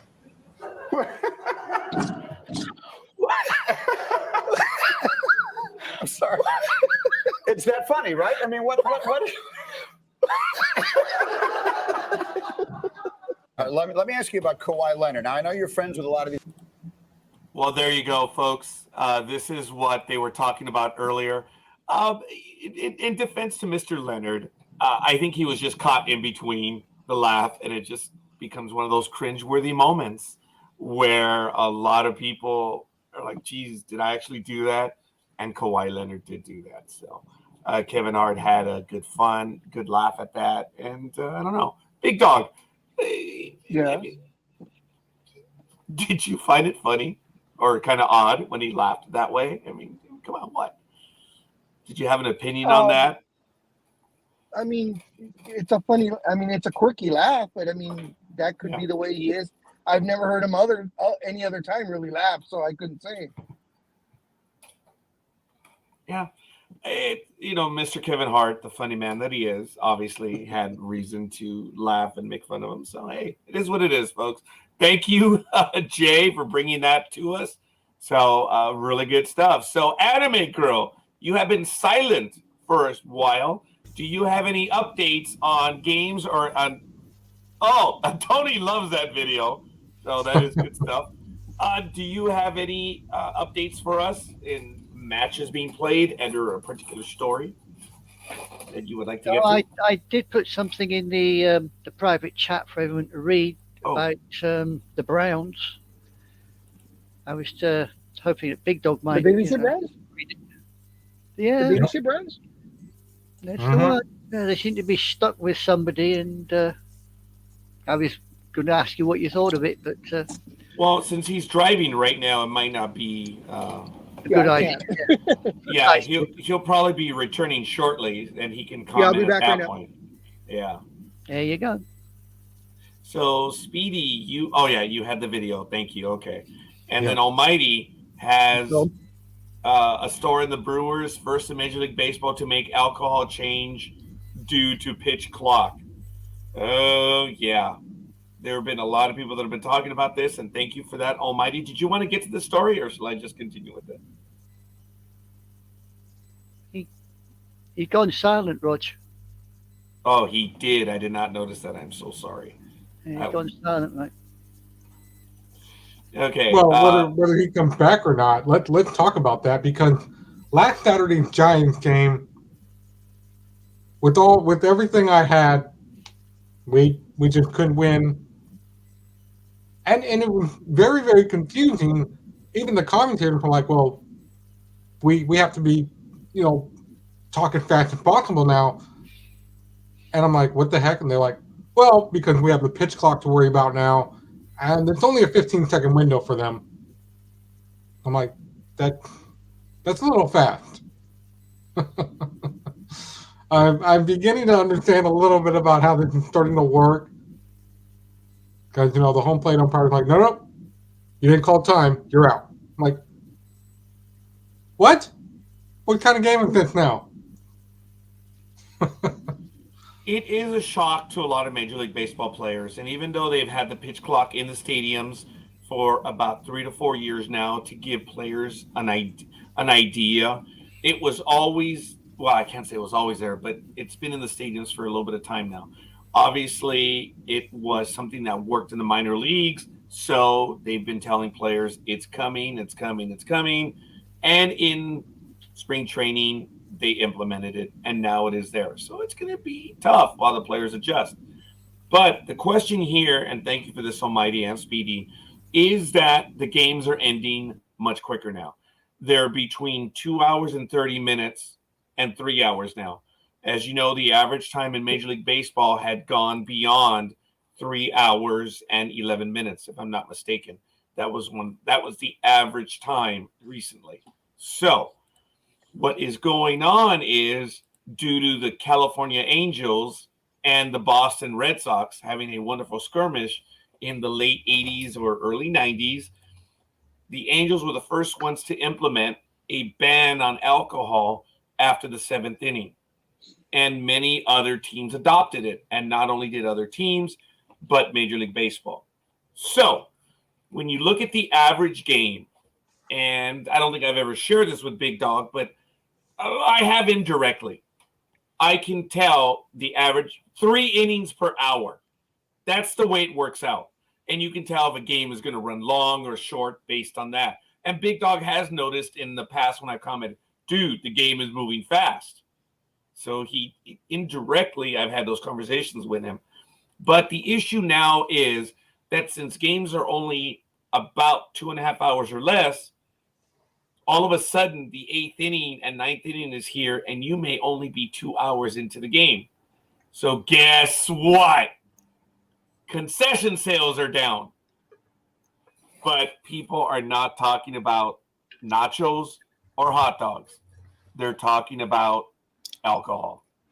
And sales for alcohol are done because all of a sudden the games are moving way too fast for people who like to imbibe a little bit. So now, since there's, games are going too quick, we still drink our beer at our pace. We would like more beer. And we're already past the 7th inning. So now there's a question of, hey, we should extend sales. And up until the Brewers made the change, people were just talking about it. And now the Brewers have. And they're going to sell beer after the 8th inning. But they still, I'm sorry, go ahead, Big Dog. I said figures it would be them, the Brewers. Oh, I did not think about that. Very good, Big Dog. The thing is that Major League Baseball says, no. We care for our fans. We're just extending the time of beer sales. Gridiron Girl says, I think it's too quick. What, Gridiron Girl? As in the games themselves or the beer ban? Or your man. That's being extended. So let's see if she can clarify. So, folks, it's about the dollar. Oh, yes, of course. It's about the alcohol and money. Well, to Folks, go back, let's go to Anime Girl's question about the Browns. Oh, yes. They are not stuck with Kareem Hunt since he's unsigned. He's a free agent. They're not stuck with him. Kareem Hunt thought he would get more money on the free agent market, and he's finding out that there are no takers. Now, will the Browns re-sign him? Maybe. I don't know. But they're not stuck with him since he's a free agent. So I don't see how the Browns could be stuck with him. Well, even if they are stuck with him, he's a good backup to Nick Chubb. So it's a win-win situation. So there's no. The article reckons that the Browns can't pay him going forward, and because he's worth so much money. So I don't know. He thinks he's worth so much money. If he wants to play, if he's not finding any takers out there, he might not. He won't have a choice because he'll have to come play. Let's see. Yeah. I see what you're saying. But he was the primary backup. He wants money. Okay, I see right here saying the team can't afford to pay him. No, the team can't afford to pay him. And honestly, Hunt was not used to the capability that paid him $6.25 million this past year as part-time player. So I don't know. Maybe the Browns can't afford him, then he's out. I mean, he's done. I mean, I don't see. Go ahead, Big Dog. No, finish your thought first, and then I have a question for Raj. No, I'm done. I mean, I understand Anime Girl's question, but he's a free agent. He's testing the free agent market, and it's April, and no one has given him the money that he wants. So he could come back to the Browns and take the Browns or whatever other team offers him. Running backs at a certain age nowadays are not worth big money anymore. And he's at that age where this all goes back to a few years back where running backs were trying to get their own union because by the time their free agency was up, they were all washed up and could not get the big contracts. And this was back in 2019. They talked about having running backs have their own union or have their own fund because they were getting washed through so fast. And if you want to talk about players getting washed through so fast, let's talk about some offensive linemen that only last 2 years or so, if that. So everybody's in this washed up boat. So they're not just running backs. But anyway, I'm going off kilter here with this whole other thing. But to answer your question, Anime Girl, the Browns aren't stuck with him. He just might be out there. He just got to take a major pay cut. Go ahead, Big Dog. I'm done. Well, Anime Girl, never mind. Anime Girl, does that answer your question? Yes, it answered my question fully and completely. Thank you very much, Almighty. Okay, go ahead, Big Dog. Actually, ScoreKeeper, why aren't the 3 little dots on that so I can block them? That's what I was trying to do. Everyone else has the 3 dots. Because the website doesn't allow that. What? For advertising, it doesn't allow that? Wow. No, guys. The website, Twitch TV, does not allow that. So. Okay.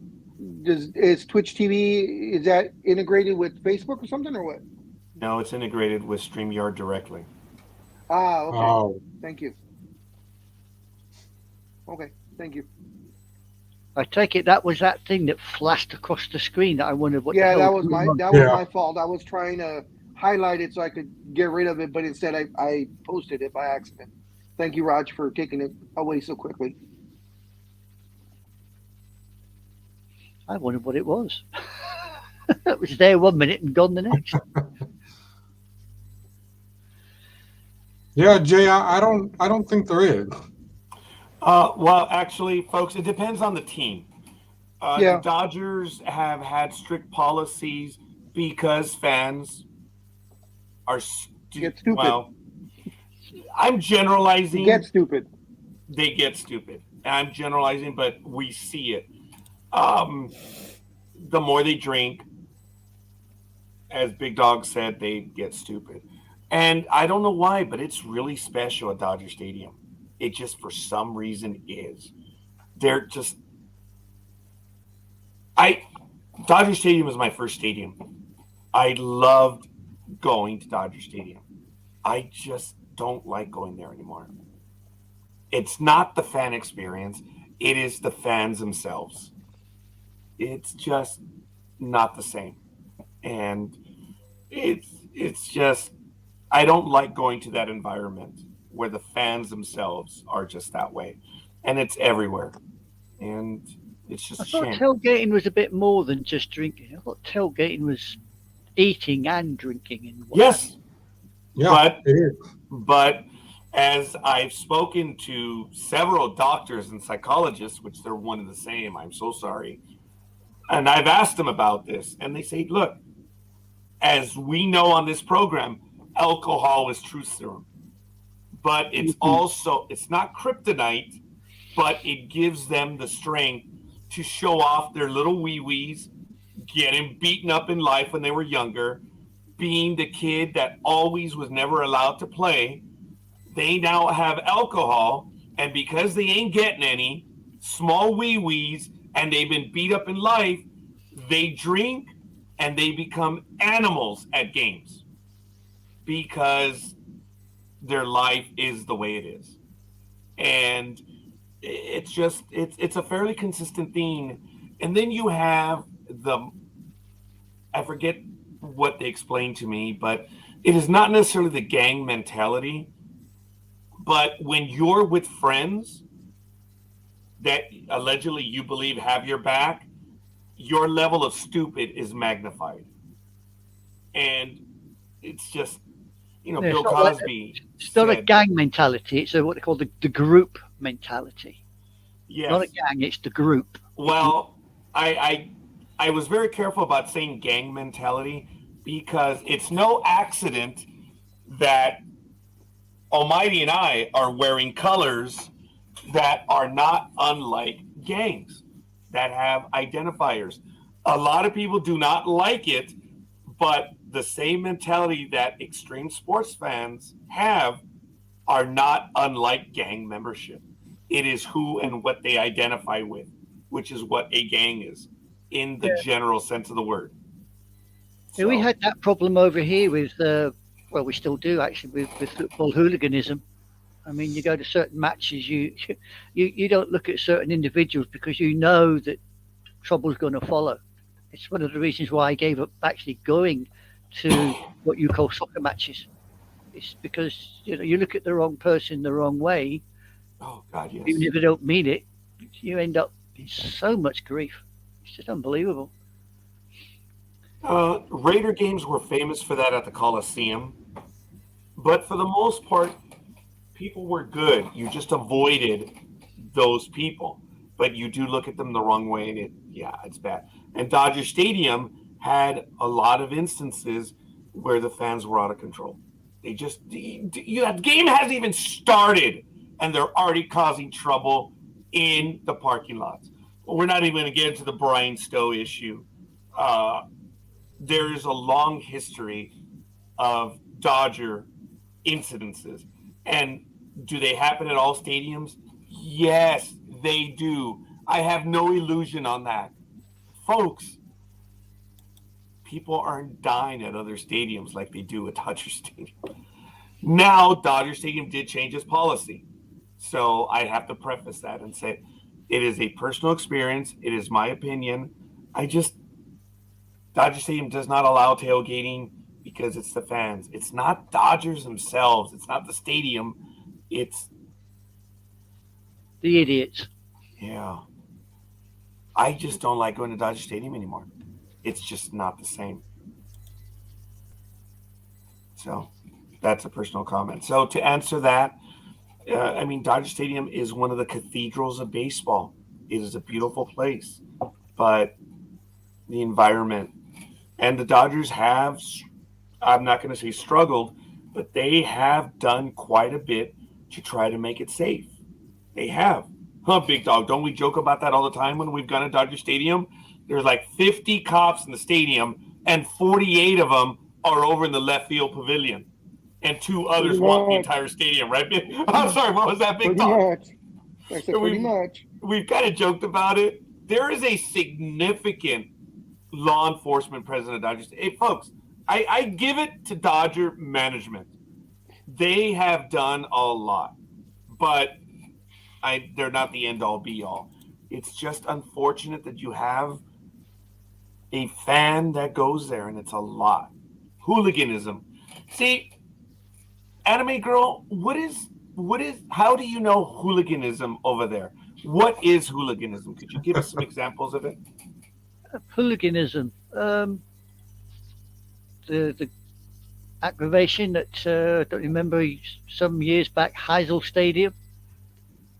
That sort of thing where you get one load of fans will rush the area where the opposing fans are standing or sitting.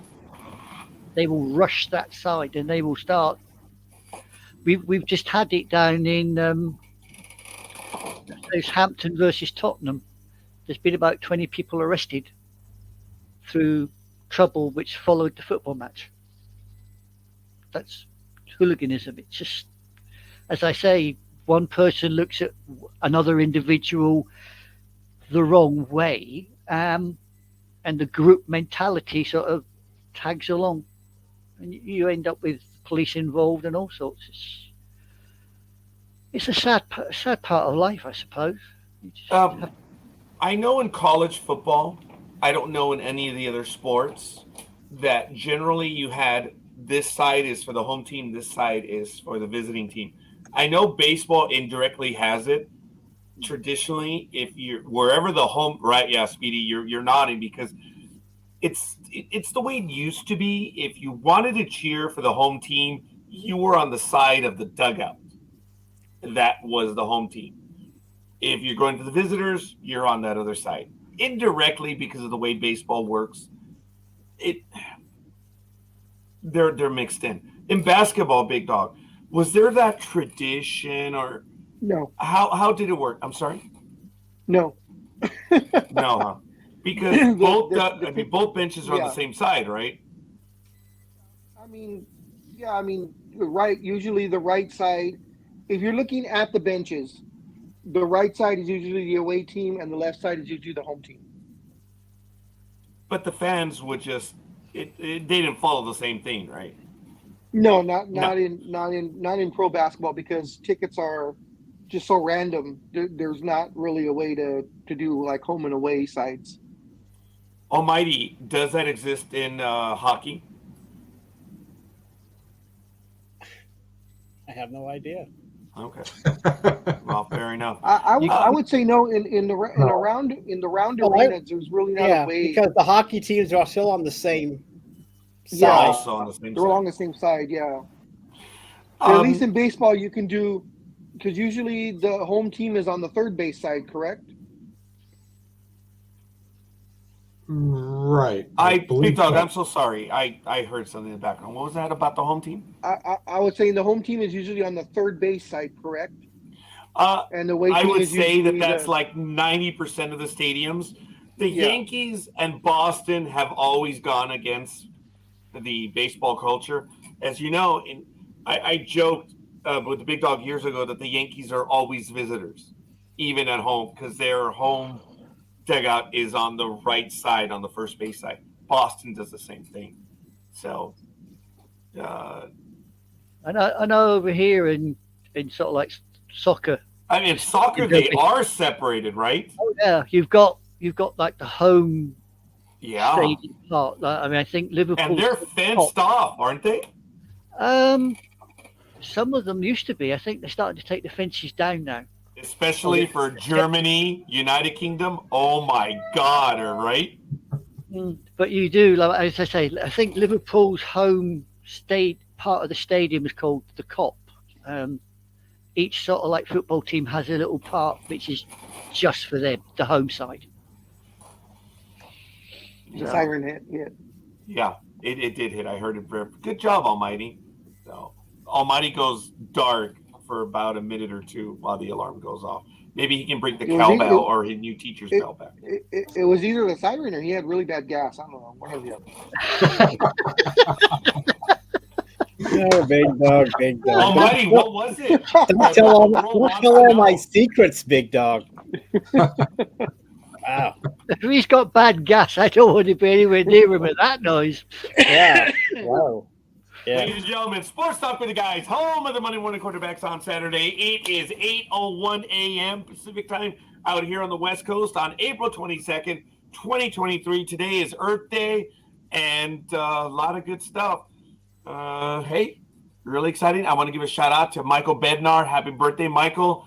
And to everyone else. Also, as I mentioned earlier, Pete Marine, a classmate of mine. Happy birthday. It was on the 20th, if I'm not mistaken. But a wonderful shout out to them. And I thank you. So looking forward to it. Speedy, is there a story that you would like to get to right now as we kick off our third hour here on Sports Talk with the Guys?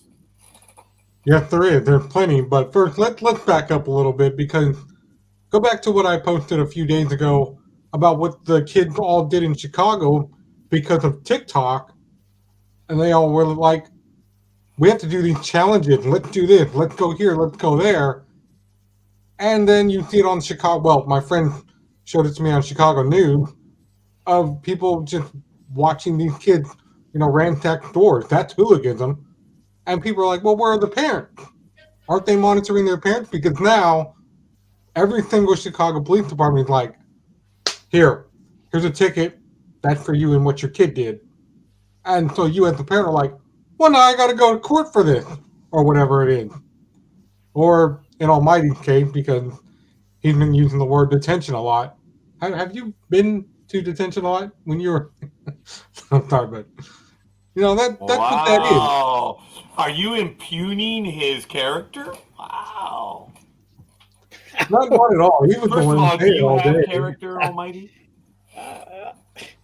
Sure. Wow.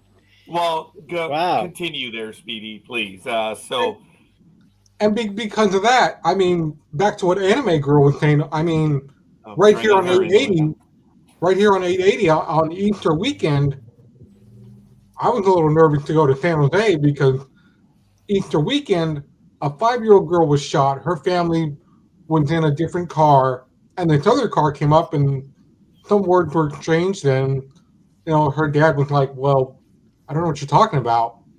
And because they were on their way to a birthday party, they were wearing red, and so shots were fired, and a little 5-year-old girl is now dead. Because they assumed, well, you're wearing red, you're gang members. Well. Unfortunately, Speedy, animals are animals. They don't care. Just because of the identification of, a certain color or even a symbol. For a while, yes. Animals don't kill for pleasure. Animals will kill for food, and animals will kill for survival. They don't kill for pleasure. Human beings kill for pleasure. So let's not denigrate an animal for killing for pleasure, because they don't. It's human beings. And that's the problem. You can call them idiots, you can call them what you like, but you can't call them an animal because an animal doesn't do that. There's the difference. Well, that's just my opinion. And I acknowledge your opinion and I accept it. Thank you, Anime Girl. I wasn't getting on it here, I was just expressing an opinion. Anime Girl, I accept your opinion and acknowledge it. There was no derisiveness in it whatsoever. I thank you for that. So it's all good. There were I guess I'm going to belabor the point. I remember in the 90s when a lot of elements were taking on Raider symbols, it was magnified. And then it was because of the black and silver background, it actually looks good. And then there was an adoption of the Yankee symbol as well, the NY. Oh, I was really unhappy with that. Thank God it kind of died away. It still is used by some, but I'm glad it did not stick around, unfortunately, like the Raider one did. But there was an adoption by it. But the Yankees did take a stand saying we do not represent, we abhor any of that, and we're not going to be a part of it, even though they had no control of it. But they did make it clear that no, if you're wearing a Yankee symbol, you are in complete contravention to what we believe in. So it didn't do much. It just died away after a little while. Go ahead, Vic. I'm sorry. I find it hard to believe that the Hells Angels actually took exception to other people using the Hells Angels symbols as well. An illegal organization like the Hells Angels, and they took exception to other people displaying the Hells Angels insignia for their individual chapters they have. And they took exception. And if they came across you wearing a Hells Angels chapter symbol and you were not part of that chapter or you're part of the Hells Angels community, they took steps to counteract it, shall we say. Speedy, you were a member of the Hells Angels, weren't you? Well, once in, you're always in. Speedy, are you okay with that? Do I need to contact legal counsel on that? I'm sorry. Yeah. Didn't we both spend time in detention, Speedy? Hey, wake you up. and your Hells Angels colors? And... Stop fucking around. I need you over here. No, he also earned his Red Wings. He's off again. One day you're going to do that, Roger, and some bugger's going to answer you, and you're going to shit yourself. You know that, don't you? Oh, well, first of all, Anime Girl, once again, this time I will disagree with you. I have received the answers. Sorry, I wasn't around when that happened. Was it last week, guys? Now you hurt Speedy's feelings. He went away. Oh, I'm sorry, Speedy. Oh, I missed it. What was it? I missed it. I was just, hey, Speedy. He's with the Hells Angels. Well, he got on me about detentions, like I was in detention every day. So I got him back. He had to get me back some way. I mean, my God. That's what you missed. You just missed me and Speedy having a thingy. That's all. And good. Going back to Anime Girl. All in good. It was good-hearted fun. That's all. Why they go after people for wearing their not their colors, but their insignia, is because it is a group, and to them, if you're not part of the group, you're not allowed to wear that insignia. So, and you don't F with the Hells Angels at all. Yeah. I know that. People forget that in the 70s they were actually hired to help protect the border, so to speak. Yeah. So even though you don't hear much about the Hells Angels now, I'm pretty sure they're still up to their shenanigans. We just don't hear about it like we used to. Wake up! If I ever needed legal counsel on a program, it's today. Too many legal questions? Yeah, well, the commentary. Anyway, gentlemen, and Anime Girl, is the Hells Angels image trademark? It probably is, right? So they kind of have a legal claim that it's mine. You can't use it. It probably is, but which one? I know. Yeah, I know of two. There's one with the skull facing forward with the wings either side, and then there's one with a profile with the wings coming out the back. So which is which? I'm just wondering if it is. But then again, if they sell them on caps and stuff that you can purchase, there's only so much that you can argue. a trademark. Well, the thing is, if you violate the trademark, they don't take you to court, Roger. Right. Yeah, they Yeah. don't go to court. Yeah. That's what I No. was alluding to. I said, well, I guess they could kind of do something if you're violating the trademark. I didn't say legal action. folks. They take you back to their clubhouse and deal with it internally. Actually, Yeah. they have kangaroo court, right, Big Dog? In the truest sense of the word. Kangaroo Yeah, I court. guess you could say. Yeah, you they could have say their that. own kangaroo court. Oh my goodness! And folks, don't, we're not ridiculing them in any way whatsoever. Oh hell no, no, we're not. Nope. Yeah, Oh, we're just no. No. Yeah. We don't want any trouble. Well, if you want, I if wasn't you want an saying it for education, that. if you want Oh, an hey, what? education on biker gangs, watch Sons of Anarchy. Yeah. Oh, I started to watch that, and then for some reason the bloody channel stopped showing it, so I never found out what happened. I never did The find out butler what did happened. it. The butler. Okay. The butler.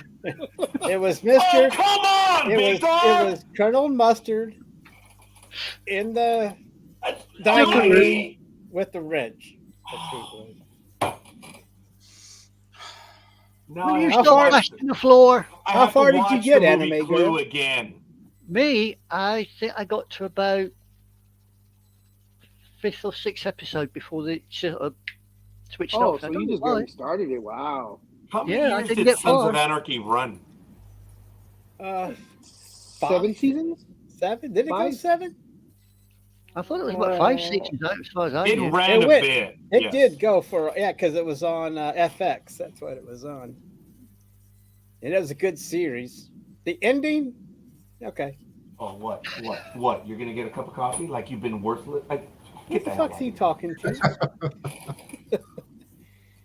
He's trying to think he's funny. He's trying to think he's funny. I got Don't worry a about it. nasty letter from legal counsel over here, so let's get the hell out of here. Well, we're still Is talking he about using illegal gun signs to you? Oh no, Se- no, se- no, no, It, no. You it, know, it went that one or that one, you know, the illegal gang signs. 7 seasons, 92 episodes. There you 7 go. seasons. Okay. Like I said, I got 6 episodes in and they stopped showing it. So I didn't even get through series 1. Oh, that's too bad.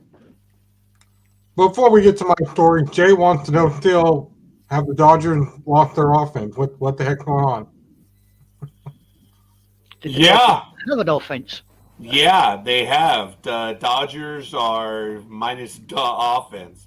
They lost significant players, and hey, they're going through an an early season issue where the team's just not hitting. It happens. Dodgers have a good team. They don't have as powerful as the years before. Dodgers are still a damn good team, though. I know. Look, they've gone silent. Hey, it becomes a problem when they have a losing record. So, What did Jay 13-0?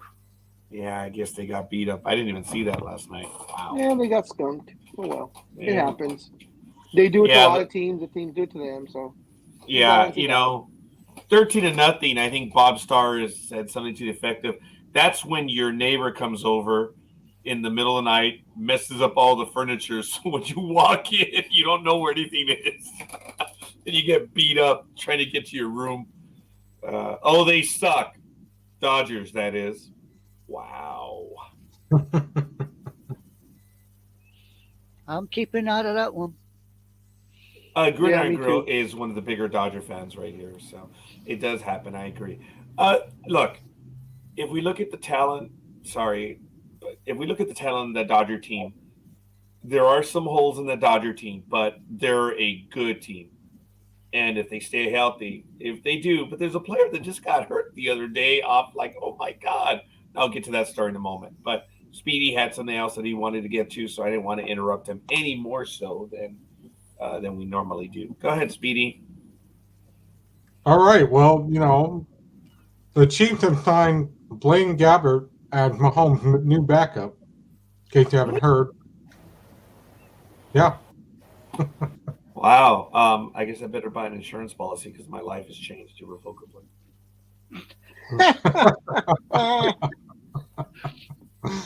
very good. I like that one.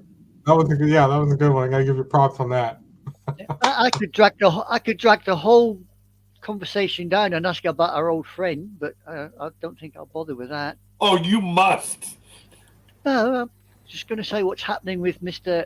A. Rogers. That's all. A whole lot of nothing.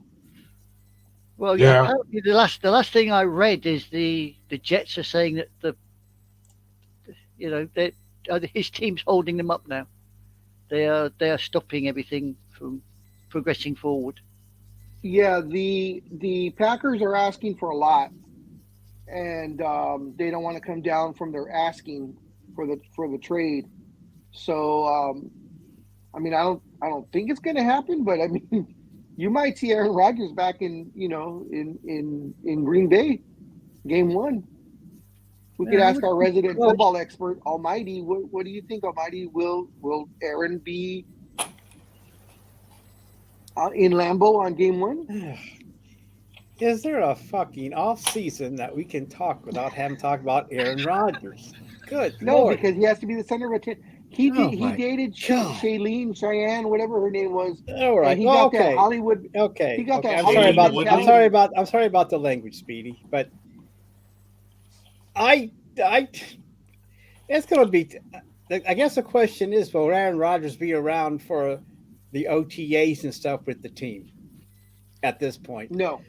And no. Think about this. Okay, so how does this affect the Jets draft if they don't know if this matter is not put to bed by the end of the month when the draft comes, the Jets are going to have to do something because they can't wait forever. And if Green Bay is going to hold fast to this, you may be right, Big Dog, because if nothing's done by the draft, then we can tell by how the Jets do the draft could be our clue as to that if Aaron Rodgers is on the ins or the outs. Because there's only so long you can hold a team hostage. And we'll find out because I don't know.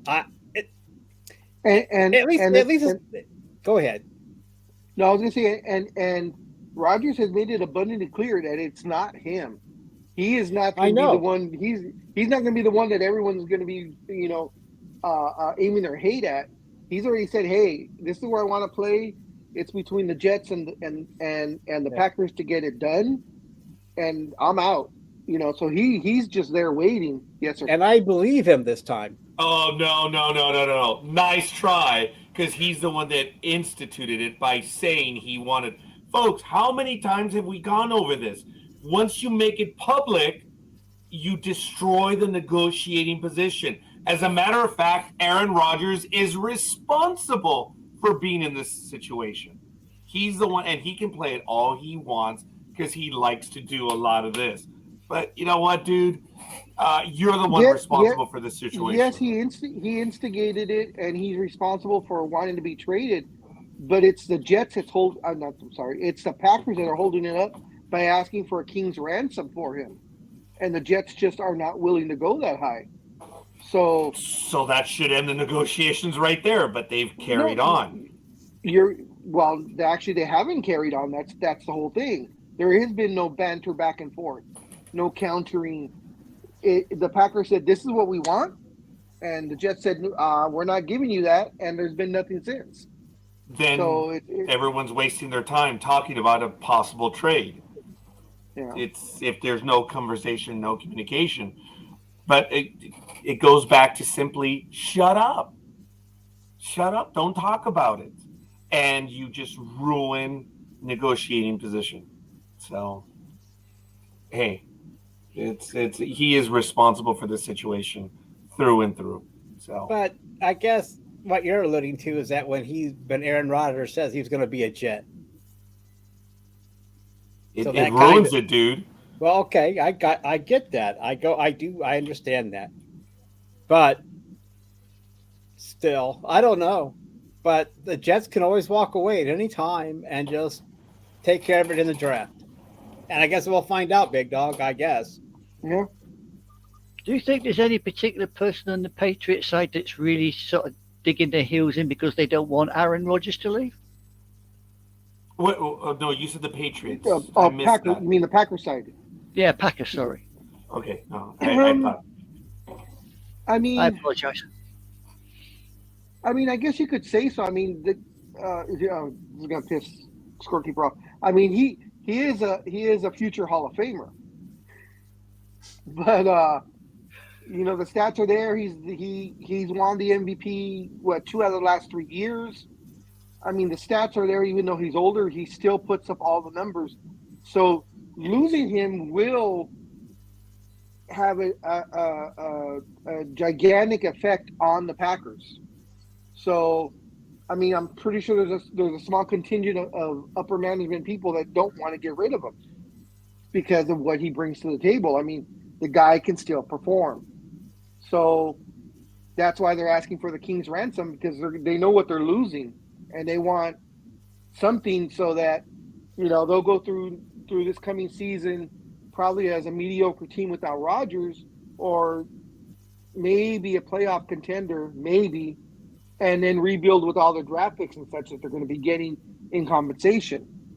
But there's probably a small contingent of people there that don't want him to leave. And remember, some receivers have signed with the Jets expecting Rodgers to come on board. So there's that too. Not all of them.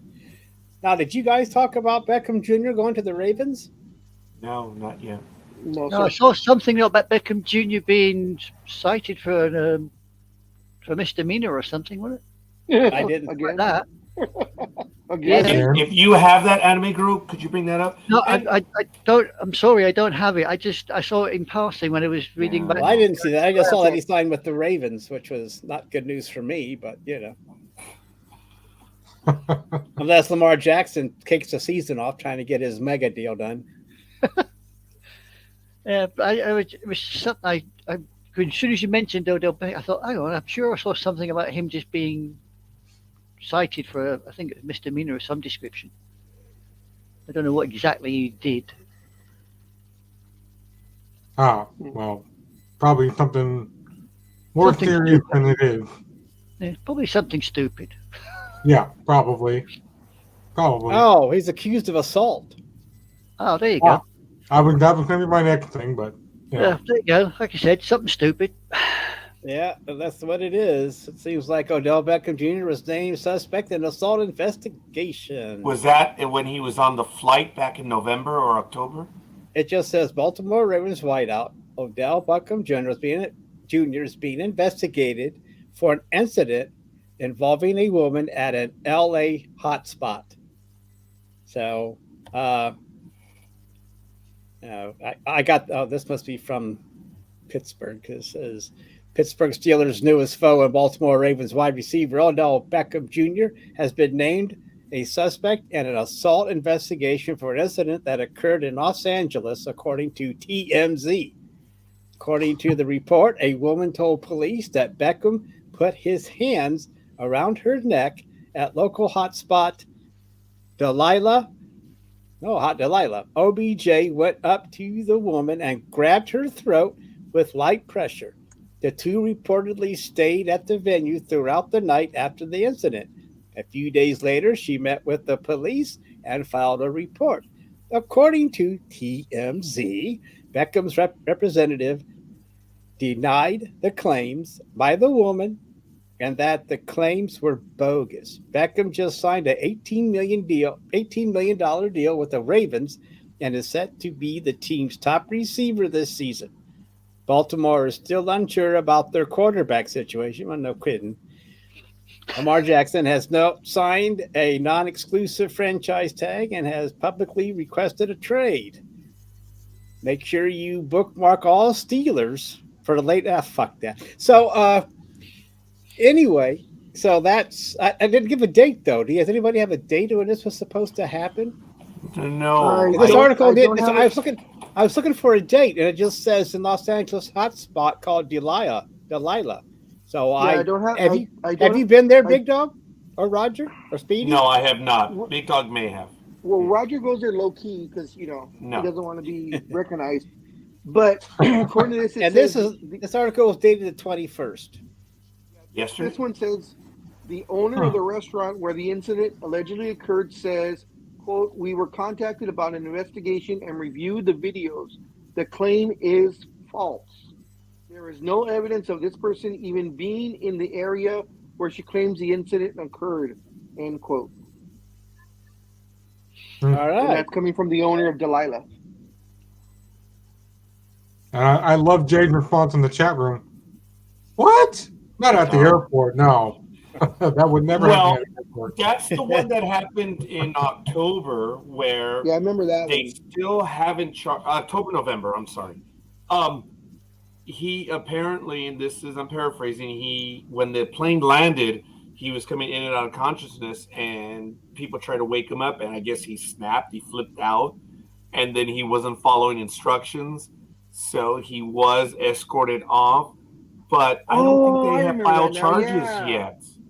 Yeah, I remember That's that the only now. one that I remember. That is still hanging over him because we have not received a notice from the DA that they will not charge him.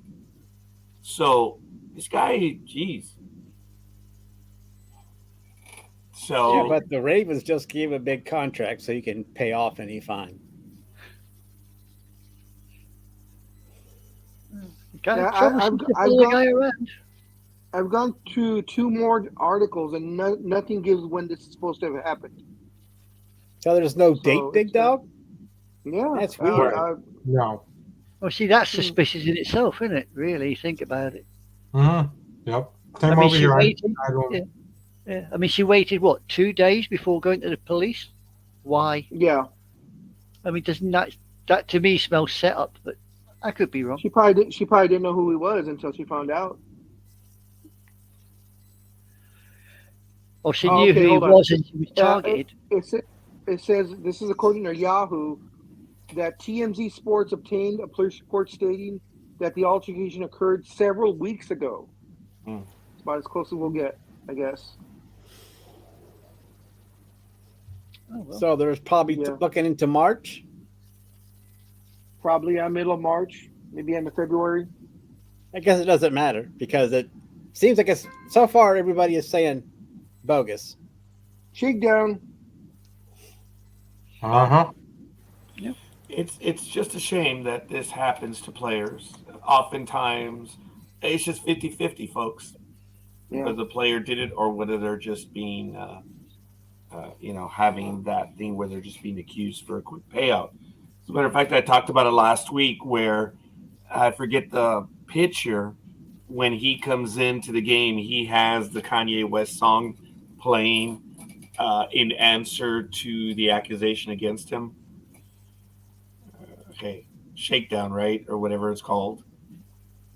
Jay says that he is totally speechless. I am as well, Jay. I don't know.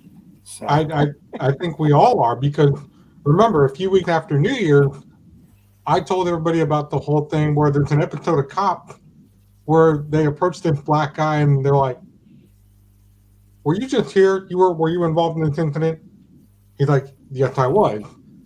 And I knew who he was, and these cops were like, "Well, we need to see some ID." And until he gives them their ID, and they're like, "Aren't you the famous?" Oh my God! And the other cop goes, "Yeah, you guys didn't know he's a famous football player." But they couldn't arrest him because they had no proof. And the witness was like, But wait a minute. But you just said that they asked him if he was involved, and he said yes. If he was involved, yes. What was he accused of? He was accused of assaulting someone with his fist and beating them up. But the other... He said he was involved and they had nothing to arrest him with? I don't know, because they said it was weird because the camera guy goes to another cop and he's like, "Well, I talked with the victim, and now suddenly they don't want to press charges." I think because they probably knew, oh my God, he's the football player. I'm going to change my story. Well, it wasn't him. It was a different guy, officer. Never mind. Thank you for coming. Well, unfortunately, stories do change. So, yeah, it is what it is. Ladies and gentlemen, Sports Talk with the Guys, home of the Monday Morning Quarterbacks on Saturday. It's 8:30 a.m. Pacific time on a glorious and beautiful April 22nd, 2023. Check out ndbmedia.net as you see on the Chiron or the ticker on the bottom, however you want to refer to it as. but there's a lot of stuff going on the network. We're going to be finishing up at 10 a.m. At 10:30, Ever New is on for an hour, and then at 12, we have a special guest joining us from the Arc. So all times are Pacific. And then on Sunday, we have a special blowout episode on the Arc at 11 a.m., I believe, Pacific time, where 6 actors from the television program will be on with us. Michael Is that Day, tomorrow? Is that tomorrow? Michael Day is making things happen. And yes, I absolutely love Michael Day for taking up my weekends. Just absolutely love the guy. So You just like to be a busy man. Yeah. So it is. So what time? So what time? That's 11 o'clock Pacific. Sunday is at 11 o'clock a.m. Pacific time. So that's what, 2 o'clock your time? Yeah. And the only reason, folks, is because 4 of the 6 guests are in the United Kingdom. So, or in Europe, I take it. So that's why we take into consideration their time. So check it out on ndbmedia.net. You know, I must be the only person here that hasn't a clue about the Ark. No, there are many Not people. a clue. It Not is a a very particular science fiction. It's a joke. It's a Sci-Fi movie Channel. about a guy that wears a fedora and's got a whip, and he's going after the Covenant, and it just spans over a few movies, and he gets older, but he still does these movies, and so so they Did it have just now hit England, Roger, or hasn't it hit England yet? It actually has now, yes. Okay. Yeah, I just haven't got the channel that it's on.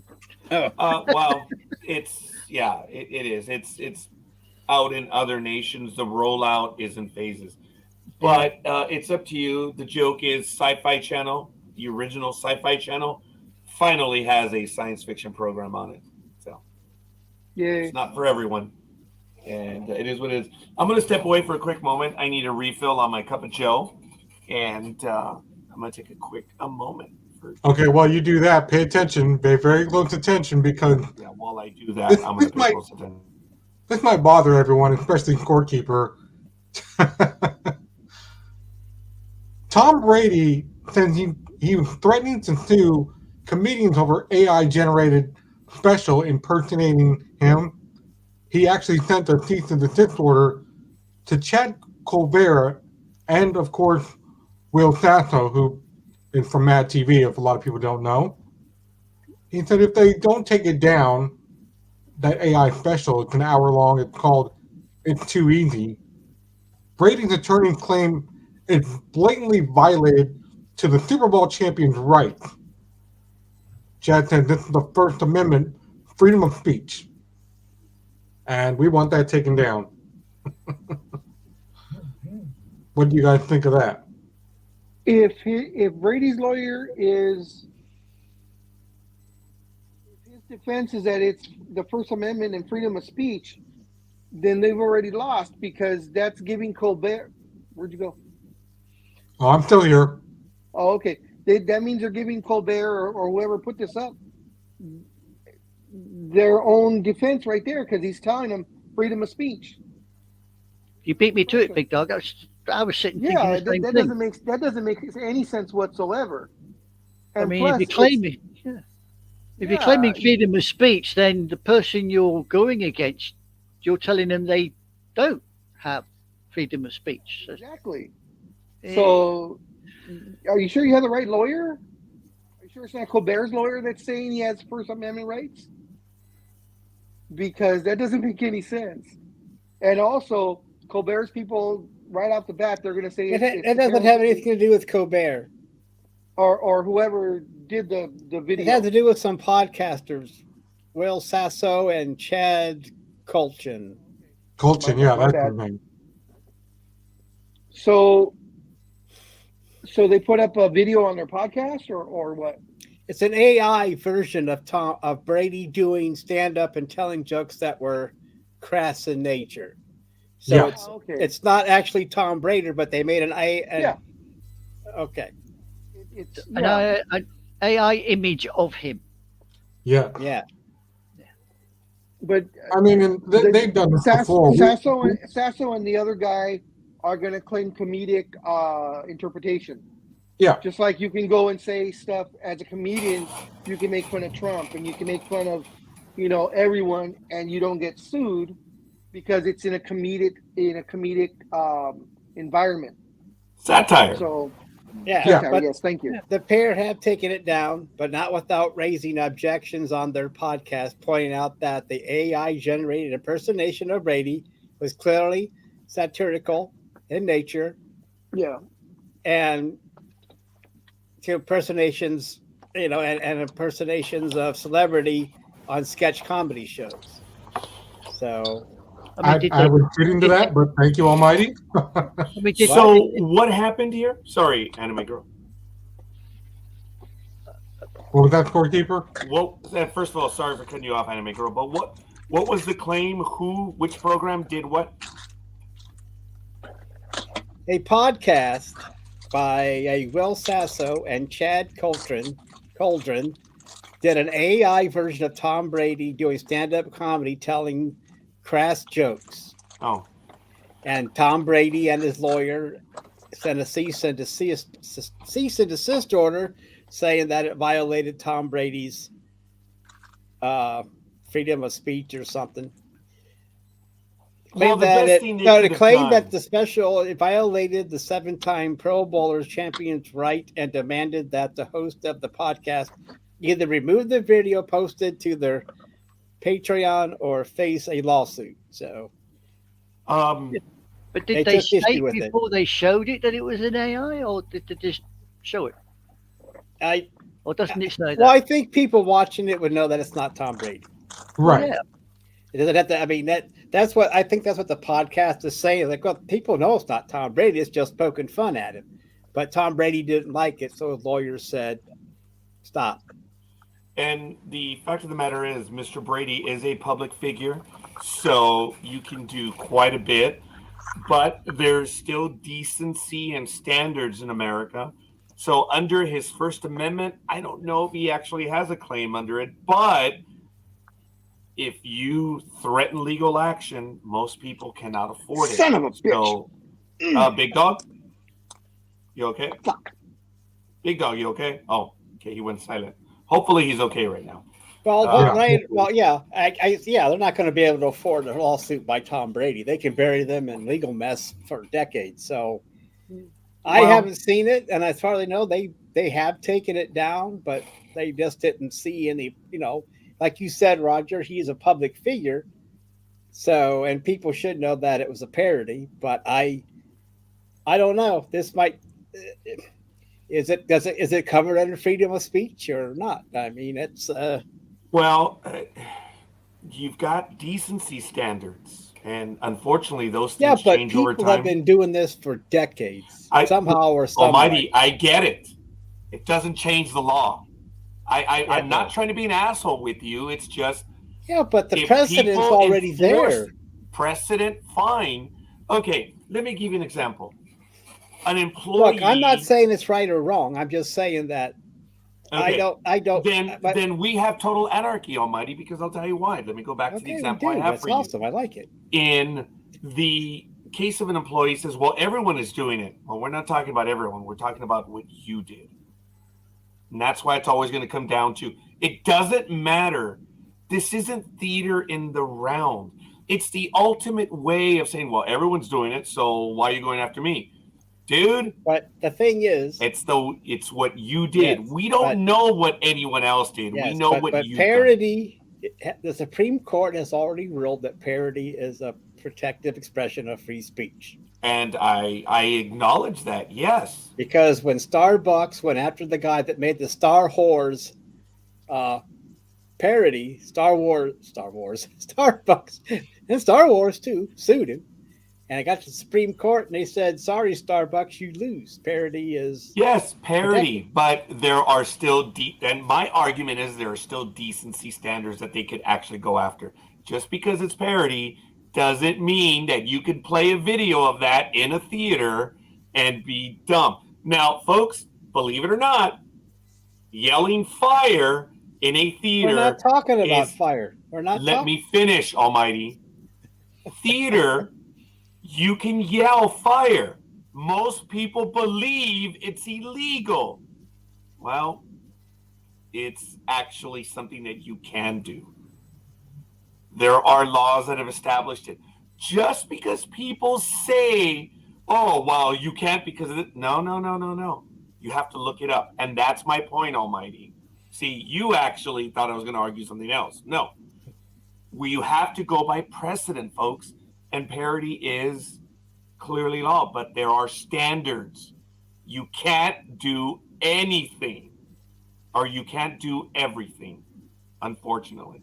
Look. So what about all the people that have gone after Trump then and done similar things with Trump? Surely he's got a similar case that he could put forward. If you think about it, He's a public figure. You have to prove genuine wrongdoing. In some ways, it's very difficult in the United States that once you're a public figure, they have almost no recourse. You have to find a specific instance, and then here's where I don't recall if there's malice, if there's intent to do harm. Right, Almighty? Isn't that involved sometimes, Almighty? The intent. The intent. And to prove malice, we need an attorney for that. That there has to be, you have to plan it, you have to think about it. There's a lot in malice. There used to be a time, I forget when it ended, but they would take a president would do answers to questions. We had a comedian would ask their own question, and the president would answer it, and that was outlawed. So because they made the president wasn't actually, people thought that the president was actually answering that comedian's question, so they banned it. So you can't do that anymore. You can't do that anymore for some reason. I saw a video with Reagan doing that. I think he's the last one to do it, wasn't it? It may go back to that, yeah. Yeah, but I think it stopped. Of course, probably during Bush, of course, because Bush was easy to pick on. So I mean, believe it or not, are we talking George or George believe W? it or not? Which Bush are we talking about, George or JW? We're talking about the second one. Oh, okay.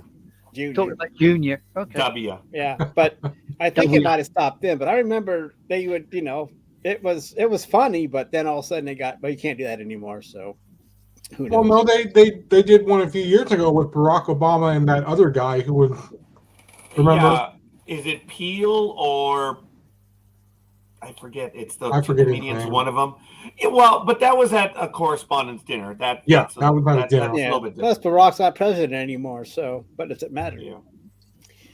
Yeah, but that was entertainment, folks. But Barack seems to be good natured about that stuff too, so he doesn't seem like the.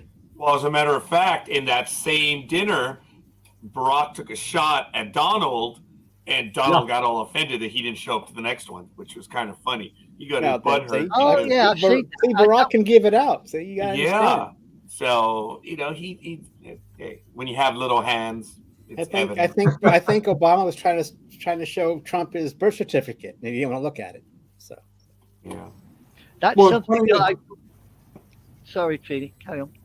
It's funny that you mentioned Barack Obama because he makes a few appearances in the movie Air, which I saw late last night. So, Did you like it? Yeah, it was very good. A lot of nostalgia for 90s stuff. And so you've seen two good movies in a row, have you not? Super Mario's and now Air. Yeah, and then right after the show, I'm going to get on Peacock and watch John Wick 2, John Wick 3. That way, next Friday, I can go back to the theater and catch up on John Wick 4. How about John Wick 1? Oh, I saw that last Saturday. That was very good. That's cool. I'm starting to see how the story's developing. So, yeah, very good. All right. Well, there we are, ladies and gentlemen. Big Dog, everything okay with you, buddy? Yeah, I stabbed myself with my needle by accident. Ah, shit. I kind of thought that's what it was, dude. I'm sorry, Big Dog. We did catch a little bit of what you said. I know. And I immediately said, oh, shit, something happened.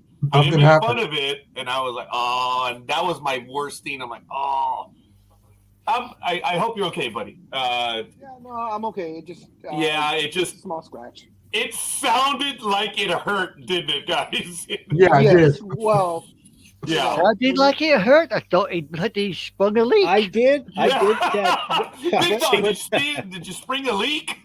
but the funny part is it got this finger. This is the one that got. Oh yeah. Oh, I sliced it right there. It's not that much. Oh, I'm sorry, Big Dog. Would you show that again, please? I'm sorry. What? No. Oh yeah. Look at that. I can still do that though. So everything's okay. I saw the best sports movie the other day called 80 for Brady. So. Oh, Yeah. how was that? What? I said, how was that? It was pretty good. It wasn't bad. Have you seen what Tony's put down the bottom here? I put it there. Yes. yeah. Good for you, Tony. They used over 6,500 liters of blood in the making, folks. Cool. I'm curious if, and I'm directing this to the co-host and everyone in the audience. This is something that I wanted to do for the longest time. If you guys are interested, would you be willing to do a Friday night review program where we watch the debut movie, which is either Thursday night or Friday? I don't know if it would work. Would you guys be interested in doing something like that? Depends on the movie. Well, every week. Depending on what the movie was. I think we would have to choose a movie if we would even do that. But it And looks like things also are with me- almost back to normal on a Also movie. with me, we depend with it what time. Well, let me see. If we do this at 6 p.m. or 7 p.m. Pacific time, you're screwed. Bingo. You can't right, I'm screwed, yeah. I mean, I think the other morning I was up early, I won't say why, and I flicked the TV on and I got a shock because there was two people on there that I knew. Oh, there we I'm go, not saying Tony. which two. I'm Yep. not saying which two, but there was two, and they were talking naughty things. I thought, turn that off. We used to do this years ago, Tony, and I got the idea from Sports Geeks on Ramey when he was associated with us, and he would do a Friday night, and we carried it over to NDB Media for about a year and a half, and then it was tough. It was tough every Friday, and Ramey kept it going, and he was really good about it. So who knows, folks? Maybe we will be able to, but we need to talk about that. The only way I'd really make any effort to watch the film would probably be if it's an animated film, because I'll be honest, I love my animated films. Don't matter Maybe we can talk about anime moving forward. You've got the comic book mavens right here, man. Oh, not just anime, animation in general. I mean, Yeah. DreamWorks, Disney. When it comes to animated films, I love them. I love them. Tony, you should join Big Dog and Almighty because I'm not sure their level of horror, but I do know that they like the genre. If it's a good movie, they'll readily go see it. But Big Dog, are you really a major horror fan? I don't consider it a horror film unless it's rated R. Anything that's PG-13 or PG and is considered horror is a farce. Oh, and that's the other thing that happened last night. What, a farce? What? No, you farce it? You farce it? You say farce or fart? Holy Yeah, God. now you have to clarify So easy. for anime. No, you have to clarify, Speedy. No, she thought he There you said go. fart. She Home was run. asking a question. Home run there. She was Yeah. asking a question. Go ahead, Speedy. Well, because when I was getting my tickets, It was there were like several kids behind me, and all of them were trying to get in. And then they were told, well, no, you can't go in because this is a rated R movie. Do you have an adult with you? And they were like, no. And then some of them were getting on their phone, Mom, Dad, you're going to have to come back and pick me up. And no one noticed. No one asked Speedy to cover for them because he was probably younger than they were, even with that 5-hour shadow beard right Speedy was turned away too. No, I was That's able what to get happened, my right? ticket. That's why it was a farce, right, Speedy? Because they didn't let you in. No, it wasn't for me. It was for the kids that were in the next line over. Oh, no. You said they were behind you. Yeah. We listened, Speedy. I got this. Yes, this I know. Yeah, we do. That was funny, though. That was funny when they were being told, no, you're not old enough. And it's a rated R Why he movie. doesn't shave now. I'm sorry, hold on. Anime girl, go ahead. Yeah, I've worked out why Speedy doesn't shave now. Oh, I've God, just worked why? it out. It's because when he goes to the cinema, you see, they can't claim he's a kid because he's got that grey fuzz around his chops, you see. Yeah.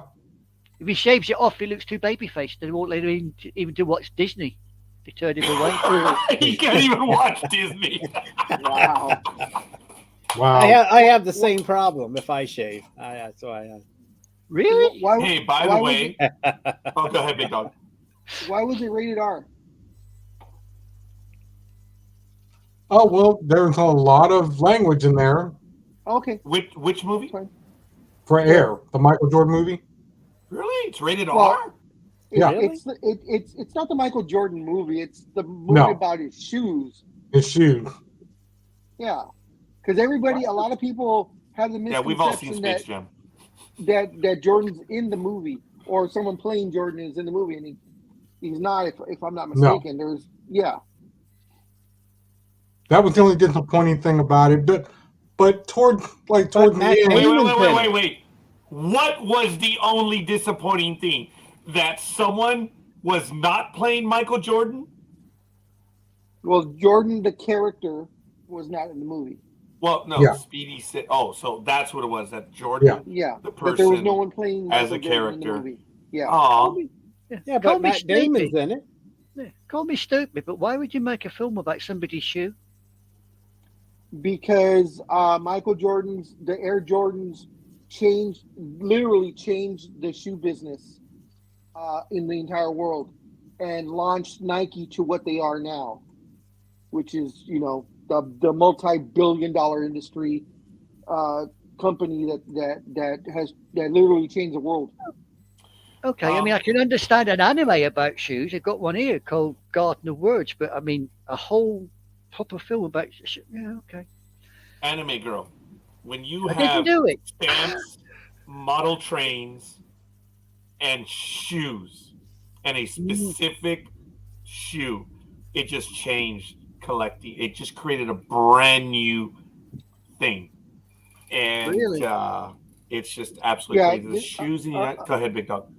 Unfortunately, when the shoes hit and became, immensely popular, where you couldn't buy them. I mean, this was in the mid '80s.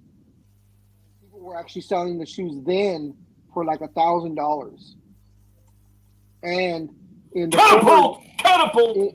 In the poorer neighborhoods, kids were actually being killed for their shoes because they had Jordans, and the guy that wanted them couldn't afford them, so he killed the kid for them. Catapult. I'm sorry, Big Dog. Would you please tell us your tennis shoe story? My tennis shoe story. Yeah, Catapult. Isn't that the LA Gear shoe? I don't know what the hell you're talking about. Yeah, I guess. In the 1980s, LA Gear had hit the scene of different types of shoes. And in addition to Jordan, which was going to follow down, I'm not sure if it was the other shoe, not Nike, but they began naming their types of shoes. Well, there were two shoes that brand had. LA Gear came on the scene and just changed style, where all of their shoes had a specific name. And the high tops were coming into play. Reeboks had the incredible high top, which were high tops. And LA Gear came out with this awesome concept shoe for basketball. It was called the Catapult, where it would give you an inch or two and you would become a better player. And Big Dog was one of the ones that wanted the Catapult. And I believe Eva did get you a pair of the Catapult shoes. Did you not? No, Do you remember those? I never had those. The only LA Gears I had were the ones that were for Kareem. They were called. You're right. They were called different stuff. Those were called the 33s. The 33s, yeah. I think LA Gear made it vogue to particularly name a shoe, but Nike obliterated it. Made it chic. Yeah. Yeah, so Jordans came around and just did it all. I'm sorry. Yeah, go the, ahead, Speedy. the Jordans just blew up the entire world. And what made it even more so, Anime Girl, was the fact that the original, actual, very first prototypes that were made were banned by the NBA because at the time in the NBA, all shoes that were worn on the court had to have white in them somewhere. And the original Michael Jordan ones, the very first Oh, ones, that's right. They were all black, right? they were Yeah. all black and red because the Yeah. Bulls color, those are Bulls colors, Chicago Bulls. There was no white in it whatsoever. So I think Jordan wore them, I think maybe one game only. And when the NBA saw the shoe, they were like, no, can't wear those. You have to have white in those shoes. Those are banned. You're not allowed. And as soon as that happened, when he wore them, they were also released to the general public. Everybody, within 72 hours of it being banned by the NBA, you couldn't find those Jordans anywhere. Did Everybody they bought 'em fine up. Jordan for that? I believe so. I think it was like Yeah, a because he $35,000 was not fine. in uniform. Yeah, exactly. Yes, it was. I believe a $35,000 or $50,000 fine, which was Which enormous was back a then. lot of money Yeah. back then. And then that's when they changed it. And they changed it to the ones that he wore, like within a couple of weeks they had the new shoe on. Okay, but Anime Girl, that $35,000 or $50,000 fine in the 80s was an enormous amount of money. I mean, it still is today, but not like then. Michael Jordan, in the first day of sales, what was his cut? Several million alone. Oh yeah. Just on the first day. Yeah, the profits eclipsed the fine By it's by a quarter mile. And Jordan was also the very first person to have his own shoe, and that was the whole big thing. Was Michael Jordan was a rookie coming into the NBA, hadn't played yet, and they wanted to give him his own shoe when Magic Johnson, Larry Bird, Dr. J, which were of course already the legends, even back then already, they didn't have their own shoe. So the fact that Nike was literally risking their neck on this rookie and giving him his own shoe, making his own special shoe and naming it after him was completely unheard of. And you got to remember that Michael Jordan was not a big standout in college either. I mean, this was worthy. And you got to understand too that Big Dog wanted his own Larry Bird pair of tennis shoes too. Fuck you. I mean, I knew Almighty was going there. I knew Almighty was going there. I mean, even the Harlem Globetrotters didn't get any of their own gear, did they? I don't know if they ever have. And I said that with such meaning too. You did. You put a lot of enthusiasm into that one, Big Dog. I got to give you credit. Thumbs up for that. I'm blushing. Blushing on camera. Oh, that's a new one. That's a new one. Big Dog, blushing, Boston, the triple B's. Oh. That's how it works. Way to go, Almighty. You guys are going to give me so much shit if Jason ever... Hey, that was for your Guardians crack the other day, Big Dog. Wow, he's taking names, Big Dog. Right. He's taking names. You guys are all going to give me so much shit if Jason ever cashes in on the bet I lost. Come on, He's tell us. 10 years ago now.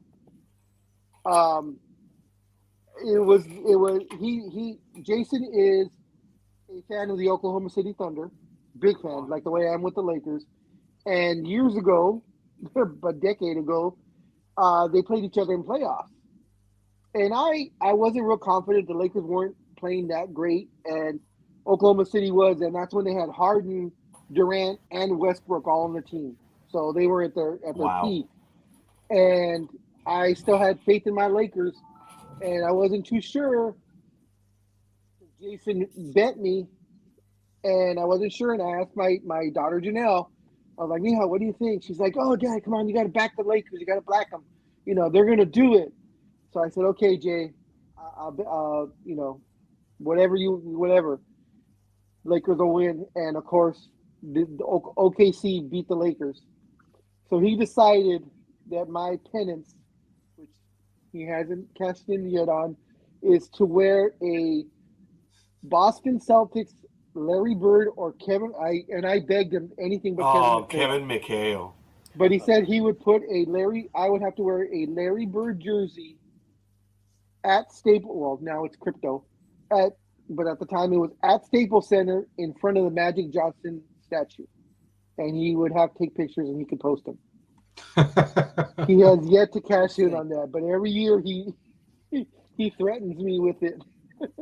I'm gonna go to eBay right now and see if I can find those jerseys for you. Yeah, even Big Dog didn't tell me about that one, or maybe he didn't pass you. I just blew it off. But knowing where do you have to wear that jersey to?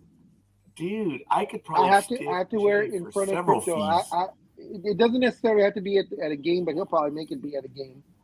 But yeah, so I would have to be in front of the Magic Johnson or probably the Kareem, since he's my guy, in front of the. You can't go during the game. You never make it out alive. I would make it abundantly clear that I am paying off a debt, and I would pay off my debts. So I would make that abundantly clear. Yeah, before, like that's going to work. No, that's going to work. Really is. Laker fans would respect the fact that I'm paying off a debt. Well, you could wear that T-shirt underneath, couldn't you? Well, that's the thing. I would have to, because I would have to wear a T-shirt or something underneath it, because once I put the jersey on, a Celtic jersey, I will immediately get a rash. I already know that. Oh. Huh. Oh, Dreem is contacting you, huh? Player. Hola. Put him on speaker. Let's see. What size do you wear? Should I put Big you on Dog? speaker so that everybody can hear, or just you and me? Oh, here we go. It's okay.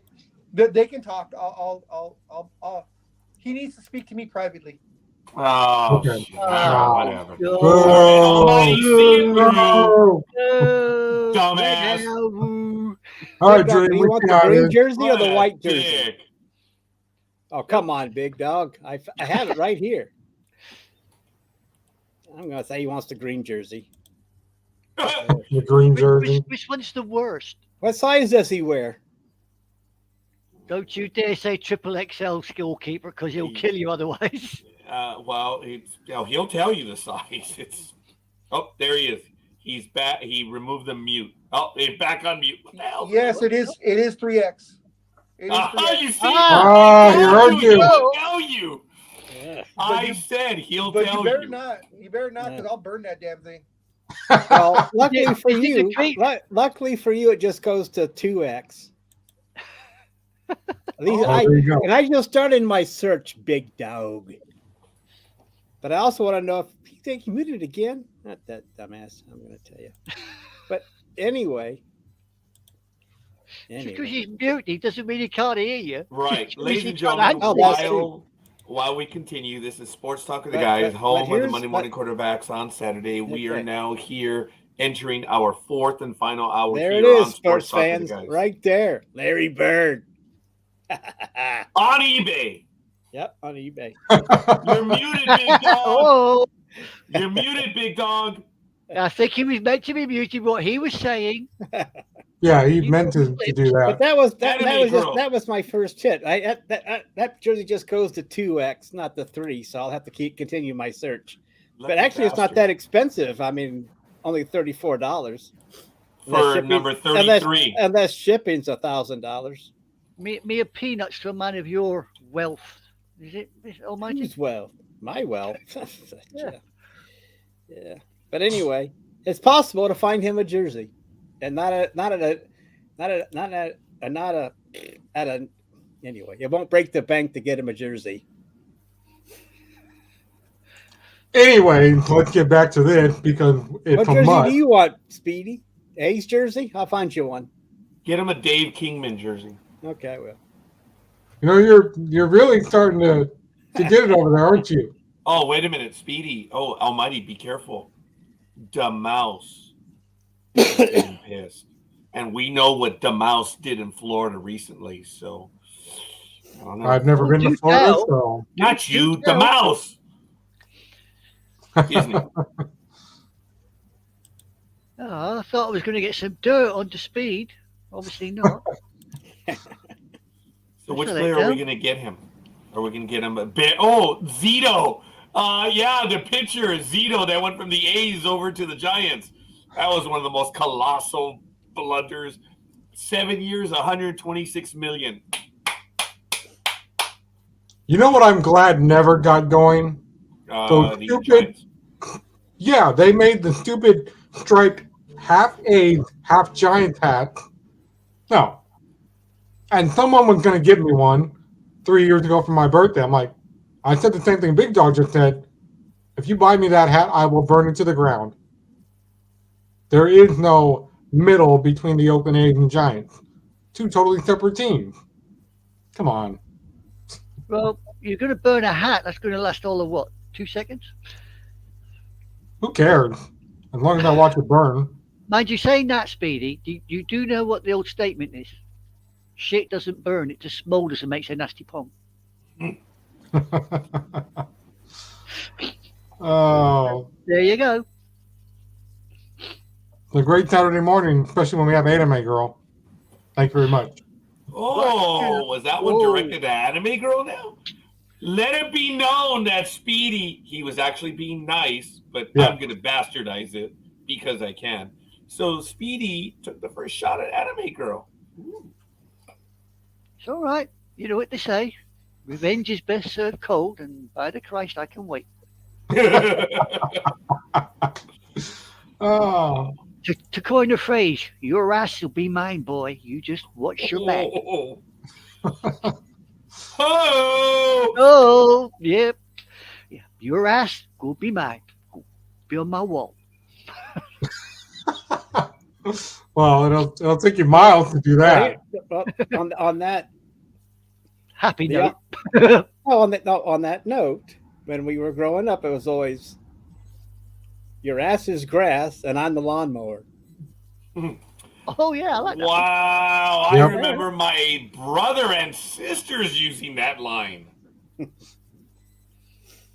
My brother used to mow the lawn. I never did. I have allergies. Oh, that's right. Yeah, you can't mow the lawn. I'll come down. Mow the lawn, Pat. What did you say, Speedy? I said I'll come down and mow the lawn for you. I can do it. I don't have allergies. Really? Let's stick to our cultural profile, right? Why don't you come on down? Talking about Roger goes to Home Depot and hires white guys to mow his yard. Talking about yes, I have. Have what? Hired white guys. In in California, you know you've arrived when you can hire someone who is not of your culture. And that happened when a billionaire was running for governor, and she had a minority keeper. And whether the story was true or not, the fact is she was a minority. So I coined the phrase back then, you know you haven't arrived until you have someone who is not of your culture under your employ. So I have a classmate of mine who fits the concept that Almighty just shared. And he did me a favor. He moved the lawn.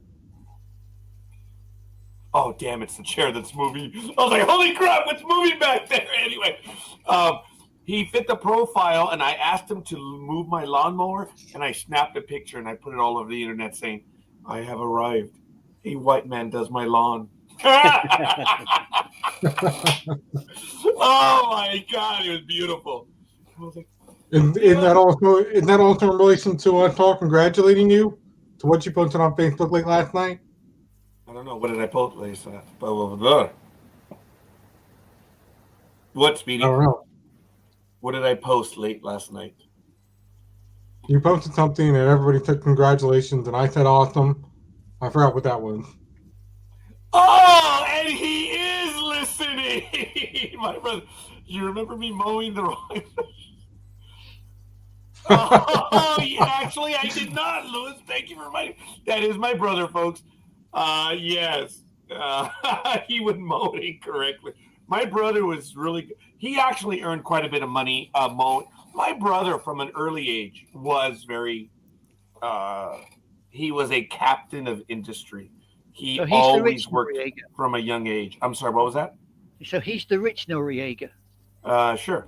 He is. You're the poor. You're the poor Noriega. I am the working man Noriega. Yes. My brother lives in the shadow of Disneyland. What does that tell you? Anaheim. Wow. Yep, right there. So he slums it by spending time with us. But all kidding aside, folks. Yeah. My brother would deliberately mow the lawn when he was a vindictive. But my brother did a paper route. He did lawns. He did a lot of stuff. He was very industrious, and he worked from a very young age. I remember when the family would help the paper route the night before that he had to do the run. We would all help to prepare, wrap the newspapers and stuff. While everyone was doing the wrapping, putting the rubber bands, I was getting the newspapers and building buildings with the newspapers. That was my contribution. You're telling us you were building forts with newspapers? Well, I was attempting to build structures, yes. I think they call them log cabins or something of that ilk. Yes. So thank you, Lewis. I did talk to my brother yesterday, but all kidding aside, folks, Speedy is referring to my post, which was approximately 14 hours ago. I did inform my family members before I posted it, and it is official. I don't want to get into anything more other than what did happen. I found out on Tuesday. Actually, I've known about it for a month, but it was during tax season. I didn't have the time to actually verify it. But this week, everything just accelerated. I did make contact with my half-sibling, and she has responded, and we're looking to communicate on the phone now. And once she was willing to do that, I did post that after 23 years of searching, I found my half-sister. She's reached out and is looking forward to having a conversation. As you know, or don't know, she was looking for information of her father. And the way Ancestry.com listed it was we were first cousins. But it was an automated thing, so she was a tad confused about that. She was asking me if I knew about my uncle, Ignacio Noriega, my father. And I said, he's not my uncle. He is my father. And based on her percentage, a lot of this was Michael Day assisting me. I've grown very expert at using Ancestry.com. So when it lit up at 22%, there's no way. That's not a cousin. That's a sibling. And I knew I had to hit, but I wanted to see what she was going to say. But yesterday, at a birthday party, no less, she did confirm that she wants to have a conversation with me, and I'm looking forward to it. So I did thank Ancestry.com and Michael Day again for his indelible, timely support and optimism. As you know, yesterday was my birthday. I was able to confirm that I have a sibling that I've always knew I had. And the future, well, you can see the rest of the post. So, is she local or is she SoCal? I will say SoCal right now, but for those that know SoCal, well, shit, what is that? Inland Empire, Big Dog. That's what I'm figuring. Inland Empire. Oh, She may be much closer to me than even I know right now. So right around my corner. Then. Yeah, 909 area code, and that's all. So that's the Inland Empire. Yes. Saves me asking. I've been looking for a sister since I was about. I always wanted a brother or sister my age. As I mentioned earlier in the program, I was fortunate. My older sister is 7 years older than my brother Lewis is 8 years older, and Rose 9. I was behind. I didn't have a sibling per se that was my age, and I always kind of longed for one. And little did I know, I had one. And when I first found out about her 23 years ago, I began a search, starting with Ancestry.com. And because of Ancestry, we finally were able to make the connection. And She wants to know of my father. It's a shame. She obviously never met him, and he passed away in 2019, which is rather common, unfortunately. So that they don't have it. They make connections with the family after the individual goes. That's what happened to Michael Day. So it just happens. So I'm looking forward to being able to speak with her. And if she is really close, I'm looking forward to meeting her in person, which I think is going to happen. So Well, I hope it goes well. I hope it goes very well for you.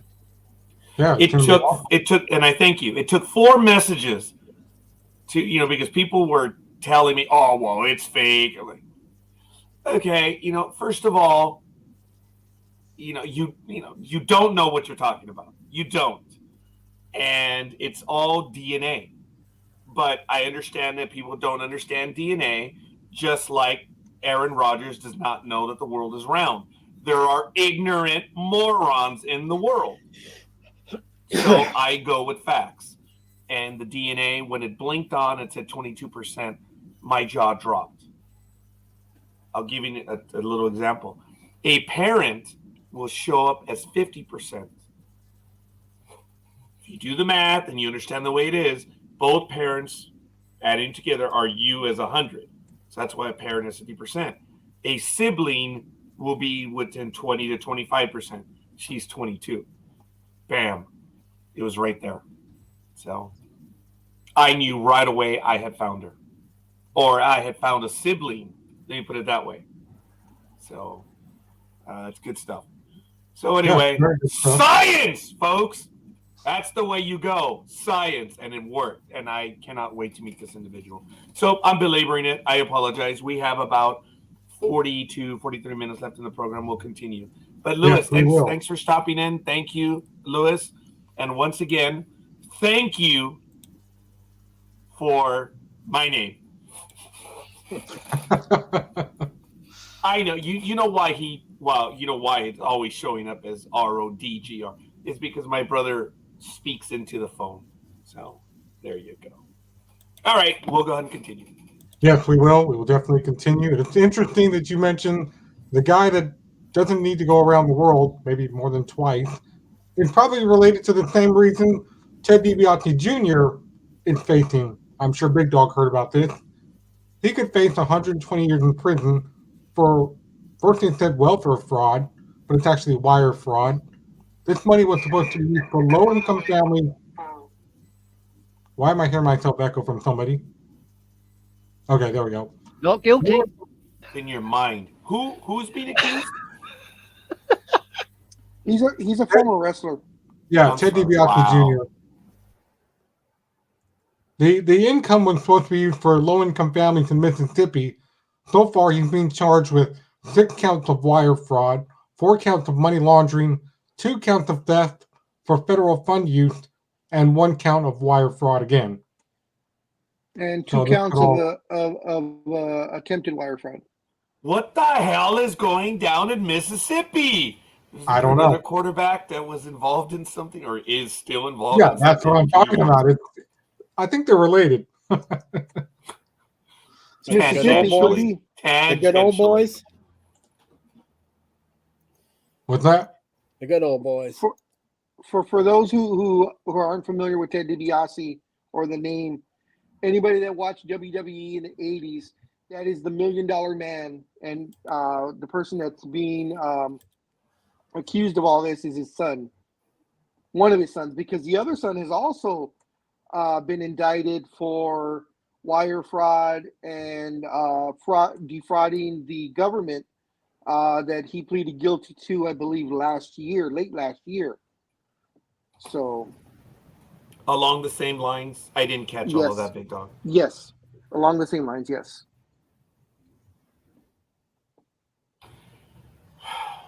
As Jay would say, wow, just wow. Oh, so we now have the J line. Wow, just wow. All right. There you go, Jay. Just for you, buddy. You've now become, you are an indelible part of this program, but damn, now it's wow. Just wow. That's the J line. Oh. And the thing with that former quarterback, the one that we've spoken about. He will soon become he who should not be named. Yes, thank you, Jay. It's just a shame that what's going on in Mississippi, it's getting bigger and bigger and bigger, his involvement and stuff. We've talked about in the last few weeks on him, Brett Favre, and every time he says, well, no, that was it, we find out more. It's really a shame. Dude, if a program is directed at kids, and this is directed at anyone, why the hell are you taking money? I wonder if people who do the commercials for Make-A-Wish, I wonder if they get paid. Just curious. Or they just do it out of their own. I'm not talking about the ones that fulfill the wishes. That's different. We know they don't get paid. And it is incredible. There was a joke that this guy didn't want to take calls, and the guy picks up the call and, huh? What? Make-A-Wish? Screw you. The guy says, dude, that's the only call you never hang up on. You're damn to hell. You're going to hell, buddy. If Make-A-Wish calls, you take that call. And I don't mean to make a big joke of it, but everyone knows what Make-A-Wish is, at least here in the United States. If Make-A-Wish calls, it's because that child will die. And it's just... Now, Speedy will know the answer to this one, but do you know who the biggest, I guess, wish giver is? Oh, no. Who is that, Big Dog? John Cena. Is it really? He's granted somewhere in excess of 4,000, which is sad, that many kids. Yeah. But he is the biggest person that has granted that many, the biggest wish granter of the foundation. Wow. I did not know that. Yeah, and he has always stated, wholeheartedly that he has never, ever turned down a wish by a child. He said he has rescheduled things, he has canceled things, but if a child requests him, he does not say no. There is no reason for him to say no. Yeah. Yeah, folks, all kidding aside, again, I'm repeating it again. Make-A-Wish, folks, they're terminal. Their time on this planet is not long. And if Make-A-Wish calls, you take that call. And I saw. People have turned it down. They have. Yeah. Yeah, they have, assholes. I saw a very touching little video from Kane. The wrestler Kane, who is now a mayor of, I forgot what city, might be in Mississippi. Might be in Mississippi. I'm not sure where. Of all things. Yeah. He talks, I guess, on his A&E biography that they did on him. He said that he and his wife, this was just done late last year, so I guess maybe it was summertime of last year. He said he was at a concert with his wife, and that he was at the concession stand getting drinks for him and his wife, and that a lady ran up to him with her daughter, and she just wanted to thank him because she had a picture.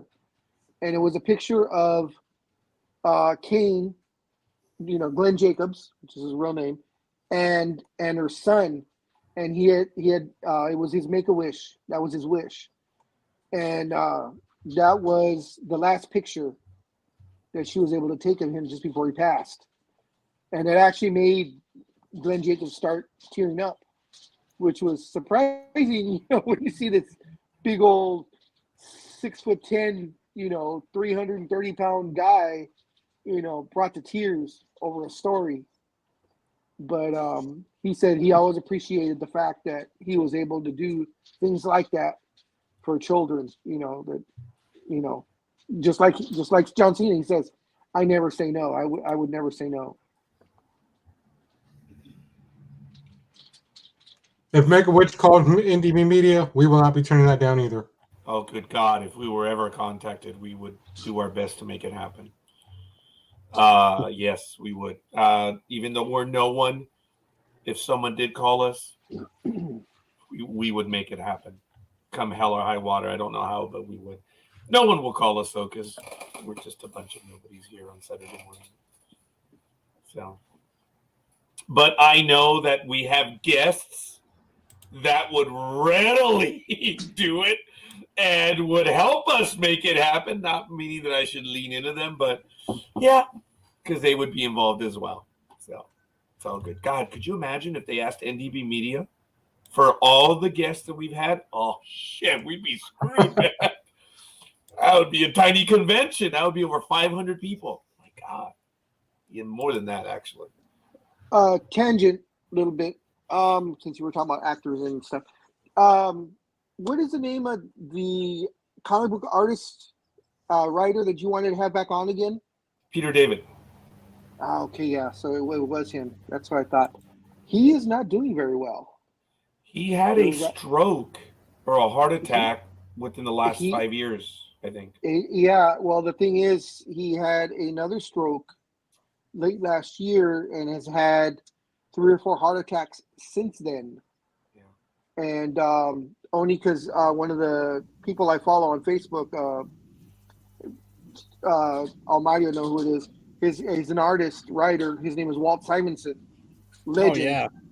And he posted that Peter David is not doing very well, and there's actually a GoFundMe out there to try and help him out, because I guess the wife,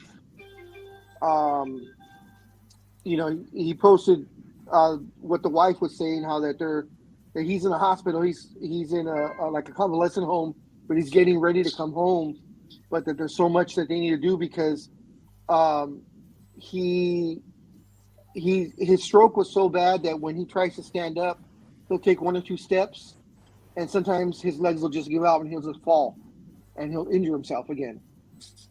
And so they're trying to raise money to get his people to come in that'll see him once or twice a day, that he's needs that much care.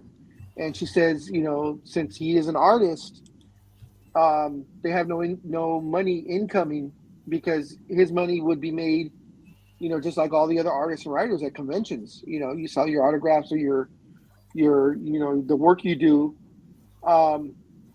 She did say she thanked Marvel and Disney because he's still under contract, and even though he's not working to get paid per se, Disney has been taking interest in making sure he gets all the medical things that need to get done. And from her words were that Disney is like the black platinum card of insurance, that they're top notch. So when I read Peter David, I was like, I'm almost sure that's the same guy that Roger and I talked to. I just wanted to confirm to make sure that was him, but I didn't know he was that bad off. I had heard that he had a stroke some years ago, but I didn't realize he hadn't really recovered since then. I did not know that, Big Dog. Yeah. Folks, here it is. I'm going to put the link in the chat room. We interviewed him on October 5th, 2009. About a year into NDB Media being on air. Here's the episode. Big Dog, I believe, was in on this episode as well. Yes, and because I was apprehensive, remember? Because I was saying I met him, and he was an asshole at the con. But I said, okay. Well, I've heard the same thing though, Big Dog, but I've never seen him at a con. So I don't have any personal experience. I went up to his table because he did you might remember the series. It was a Green Arrow series called Longbow Hunters.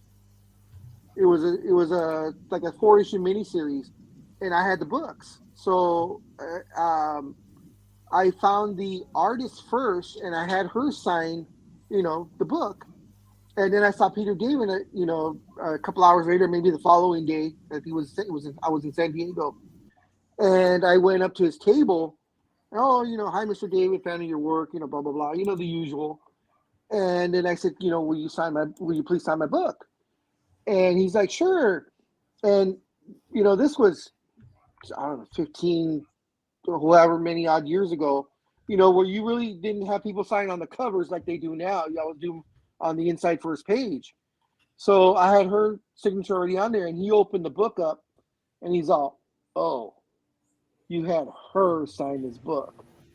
Well, I guess I could sign it for you, even though her name's already on here. And he just did such a bad signature, like I was, bothering him so much. And I was like, I was still being nice. Okay, thank you very much, sir. Appreciate it. Walked away, and I was just like, what an asshole. But he was the nicest guy on Roger's interview. And he made us all laugh when we were at about the 45-minute mark, and we didn't know how long he was going to be on with us, and we're like, well, Mr. David, we want to thank you. We've gone over suggested time. And he's like, oh, no, man, I'm getting my second drink. My daughter, she was out that night. Yeah. And he said, she's out. I'm waiting for her to get home, so I'm with you guys. Man, he was on with us for a while. And he gave one of the best, because other people, as you know, we always took calls. I don't know who asked the question, but they said, sir, what is the best advice that you could give? Oh, yeah. And Big Dog, you remember it? Please. Yeah. No, you. I couldn't do it. And Big Dog will correct me on this one, but his advice was, everyone hates you. Everyone wants to see it's a dog eat dog world. And I'm paraphrasing. He says, you never give up. You keep trying. You keep trying. And you keep going, because everyone is out to get you. And you have to stay at it. Right, Big Dog? It was something like that, wasn't it? Yeah. Pretty much, yeah. He said, no, your stuff is, you've got to keep trying. And I think he made a joke about it later. He said something to the effect of, well, if they're buying your stuff, he said something's wrong. I forget, but he said, everyone is out to see you done. So keep trying and keep going. So it was really good. He said, your stuff is never good. You always have to keep going. That's the best way. And it's a wonderful interview. It was our Sunday night conversation with author Peter David. It was a good, fun interview. That was back on October 4th, 2009. Wow. We were on air for a year and like a week.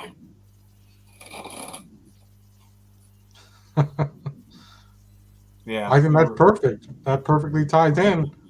Don't ever give up, because WWE has reached a new deal.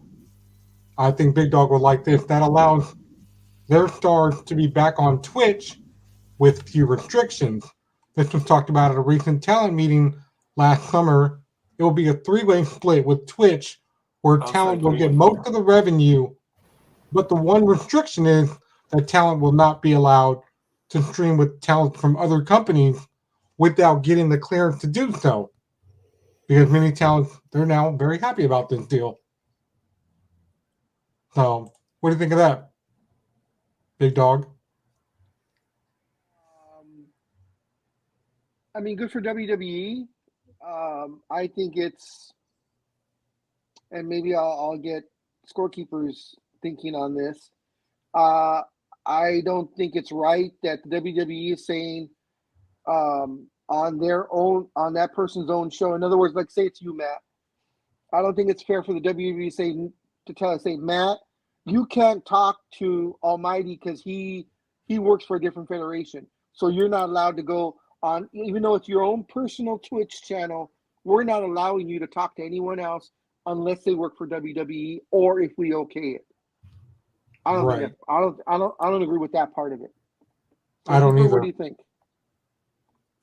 Well, again, if there's an agreement in place, there's really not much you can do about it. But if there's no agreement, as long as you don't make the institution look bad by demeaning them, doing something stupid, you should be okay. But as I understand it, Big Dog, they can do it now. Well, now that it's been instituted, yes. Before,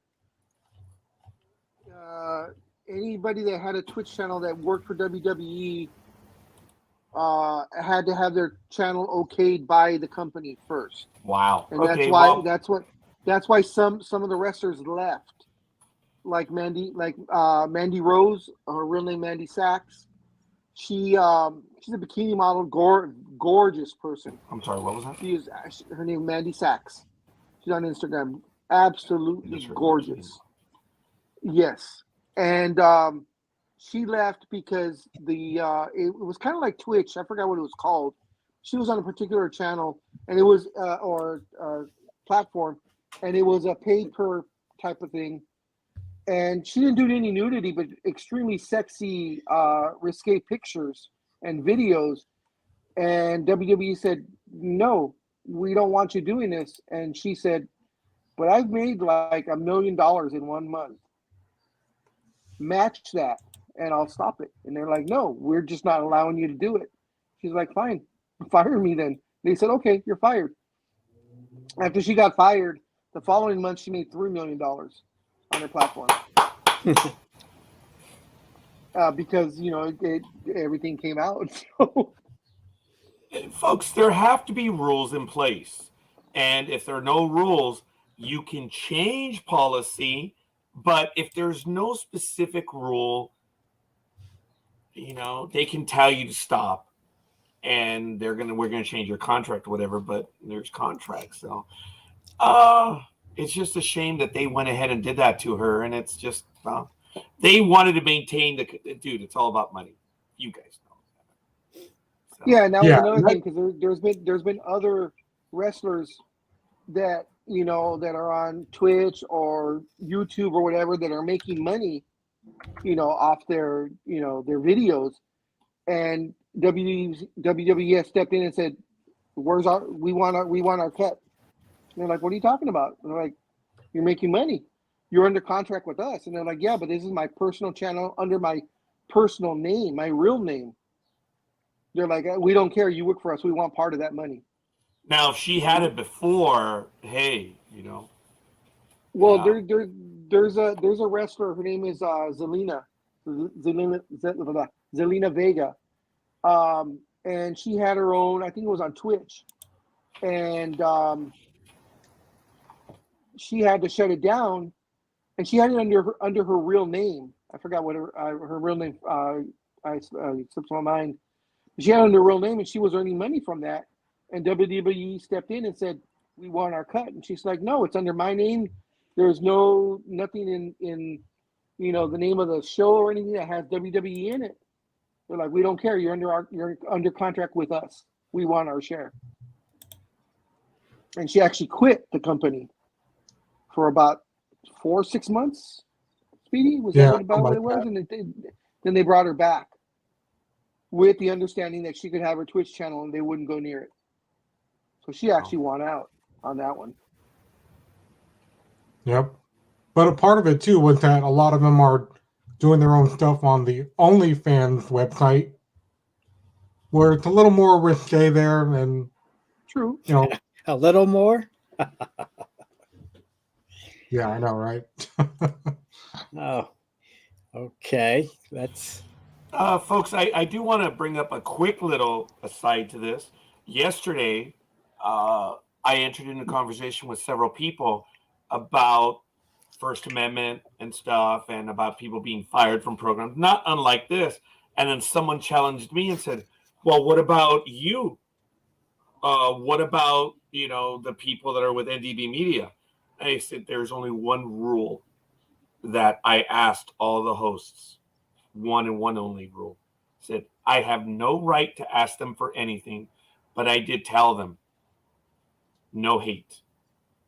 The minute we have hate, you're gone."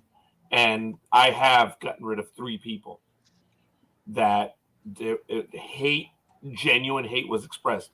Granted, it was my opinion, but most people understand what hate is. And the minute that you try to foment or share hate, I'm not talking about being angry. You all know what hate means.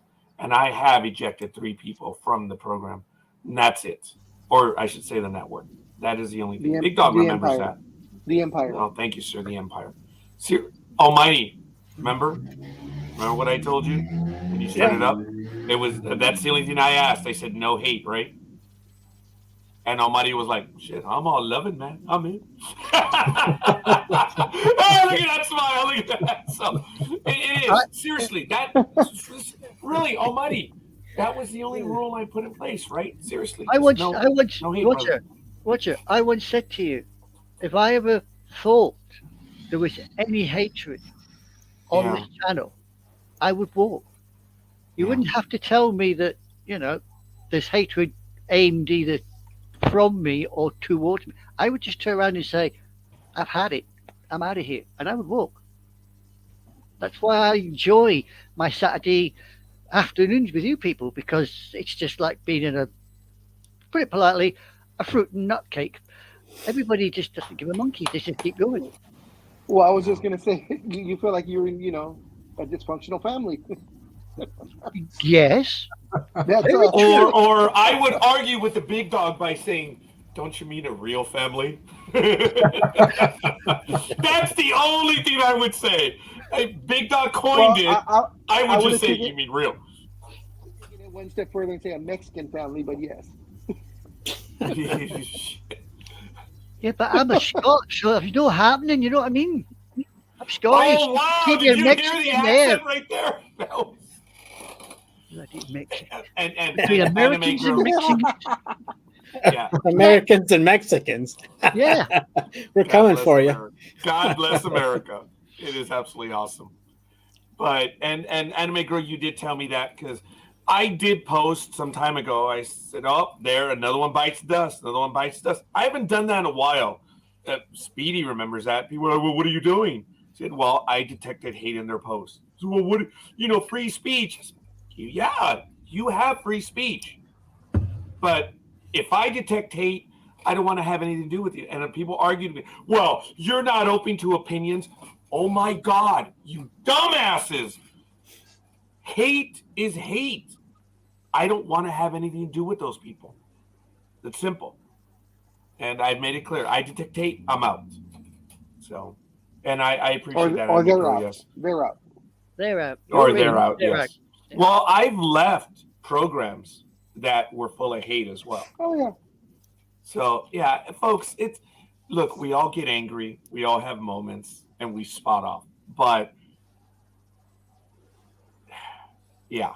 So, anyway, I'm belaboring. I'm sorry, and I thank you for clarifying that. ScoreKeeper, you and Big Dog, how many times have the pair of you thrown your teddies out of the pram on the program, and one of you have clicked off the screen and been missing for what, 2 or 3 minutes? You take a deep breath, come back on, and start again. I mean, Okay, we'll do it. In the interest of honesty, are you asking episodically, weekly, monthly? Daily. But as I said before, when I think it was the three of us that were talking off the show, but we were all on here. Raj and myself, these are our on-camera personas. Yeah. Because we're nothing like this when we're actually out together doing whatever. Oh yeah. We'll talk and stuff, but we know what works and what doesn't work. And we know to make it more entertaining, I guess, is we will pick fights with each other for the show. You're good at it. I'm good. No. I'm good at it. Hold on. Some of them are real. I know how to press the buttons. So the problem is Roger's buttons are on display, so anybody can press them if they know how to do it. Yeah. I press them. Yeah. Hey, Speedy has joined us. Well, we've gotten together with Speedy at least twice now. Speedy, I think so, yeah. We're different in person, aren't we? Yeah, very different. Yeah, we really are. Yeah, that's eloquent proof. I mean, don't get me wrong. Big Dog and I, you see who we are, but there is a lot of truth in what Big Dog said. This is a program and stuff. Speedy is a lot different when he's in person as well. I think Speedy also has a persona on air. And away from the camera, Speedy's a stud, man. You see all the chicks around him and everything. I was shocked. Let me tell you. Yeah. And I was like, Speedy, you got to go to the baseball game with us, dude. I saw what you did. Oh, hey, Speedy, by the way, on a way off tangent, did I send you all the pictures when you visited us? I think so. I'm not 100% sure, though. Okay. I don't know if I sent them all, but it came to mind because I was going over some pictures yesterday, so I apologize. But yes, Yeah, because it was either you or Big Dog tagged me in some pictures. Oh, I did that are not on tag you for Facebook. anything. I don't know if it's all of them though. I don't know. So, folks, I think it's all of us. We cultivate just a different thing when we're behind the camera, but in person. I mean, don't get me wrong. I mean, you're seeing Roger for who he is, but Big Dog and I are not. When we go to a baseball game, and Speedy has seen it now, we're shooting the shit, passing the time. We are not the ScoreKeeper and Big Dog yelling at the umpires, even though we will like fans, but we don't. Close. It was close. Yeah, I got some of it on video. I have mouthed off at the umpires, but folks, we are different people, and people are shocked when they meet us and they're like, "It's you," but you don't match the persona. And is it deliberate, Big Dog, or are we just taking on the role? I think we're just taking on the role, huh? Yeah, we're taking on the role because we know, we've done this long enough. So for so many years, we know it works. We know what people get invested in. I got to be honest. I got to be honest and say, off camera, I'm a lot more shy. I admit that. Yeah.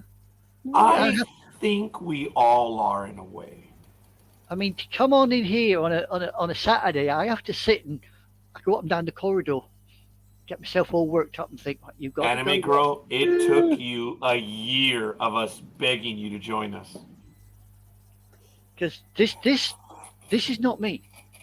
Okay. Talking to people like you, the one part, it's not me. The one thing you guys are not going to believe is I think and you're going to, oh God, I think I'm more shy on the show than I am in real life. Really? Oh, come over it. You do not come over it, shy. No way. Yeah. No, everyone calls a Big Dog the teddy bear. And the minute they call the teddy bear, bullshit. I call bullshit. Everyone's, the Big Dog is so lovable. I'm like, bullshit. He's a ruthless bastard out of even the dog's like,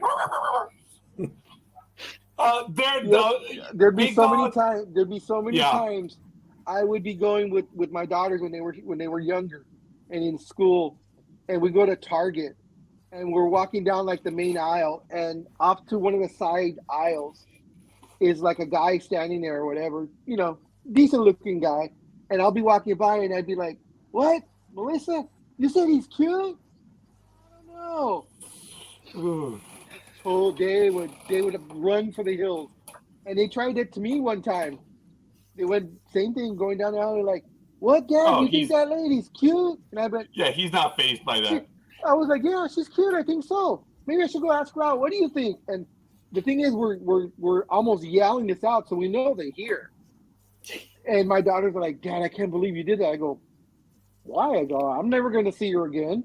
I don't know who she is. I don't care." Folks, I go, you can't embarrass me. You can't. I don't care. Oh God, embarrass it. I don't think I've ever been able to embarrass him in public. And Big Dog knows that, unfortunately, I am an introvert. And big time. I hate you, Big Dog, because I am an introvert in public. I think Speedy has seen it. Speedy now knows that in public, he's the mouse. Bullshit. I'm the mouse.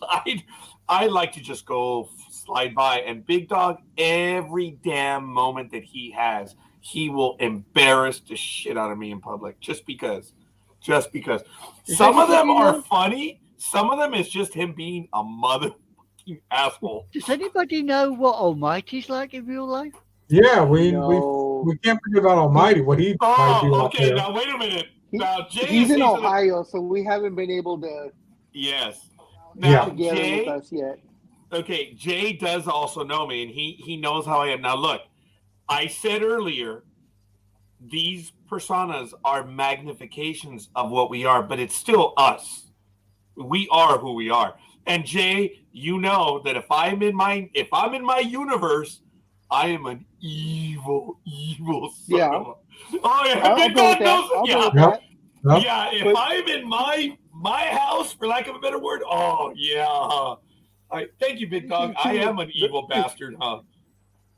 Yeah. So is like with Roger. Yes. We'll be out in public. Like you said, he's an introvert. But see, I've known Roger since 1988, so I know what he not what he likes and doesn't like, but just the way he is. So Roger, doesn't really like to be touched. So if we're saying at a game and we're both at the concession stand and he's in front of me, I will, because like I said, I don't care. I'll embarrass myself. I'll make fun of myself a million times over, and I don't care because I don't know anybody, so I'll never see them again. They can talk whatever they want. But with Roger, like he says, he just wants to slide through, not make any waves. So what I'll do is I'll get real close to him and I'll slowly put my arm around his waist. And see. I hate you,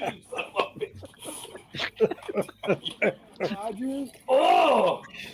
I'll wait for him to put his earphones back on.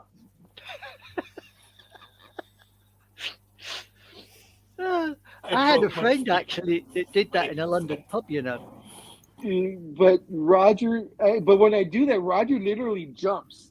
Yeah. So I had a friend that he went into it's a bar in London, and as he walked in, he looked at the bar itself, and it was about 3 or 4 deep. Okay. And everybody sort of looked at him, and he went, "We ain't getting a drink in here." And he went, "You want to bet?" And he turned to my mother, and he went, "Lend me your handbag." My mother went, "Pardon?" "Lend me your handbag." Oh, my mother handed my friend the handbag. And my friend, in the middle of the bar, handbag over the shoulder, stood there in the middle of the bar and went, "Hi, guys. Anyone up for a drink?" The bar was empty. Literally, it's like Moses parting the waves. Straight in, he went, "3 pints of the brandy, please." I tell you, it was, I just stood there and went, Are you freaking kidding me? What the? That was it.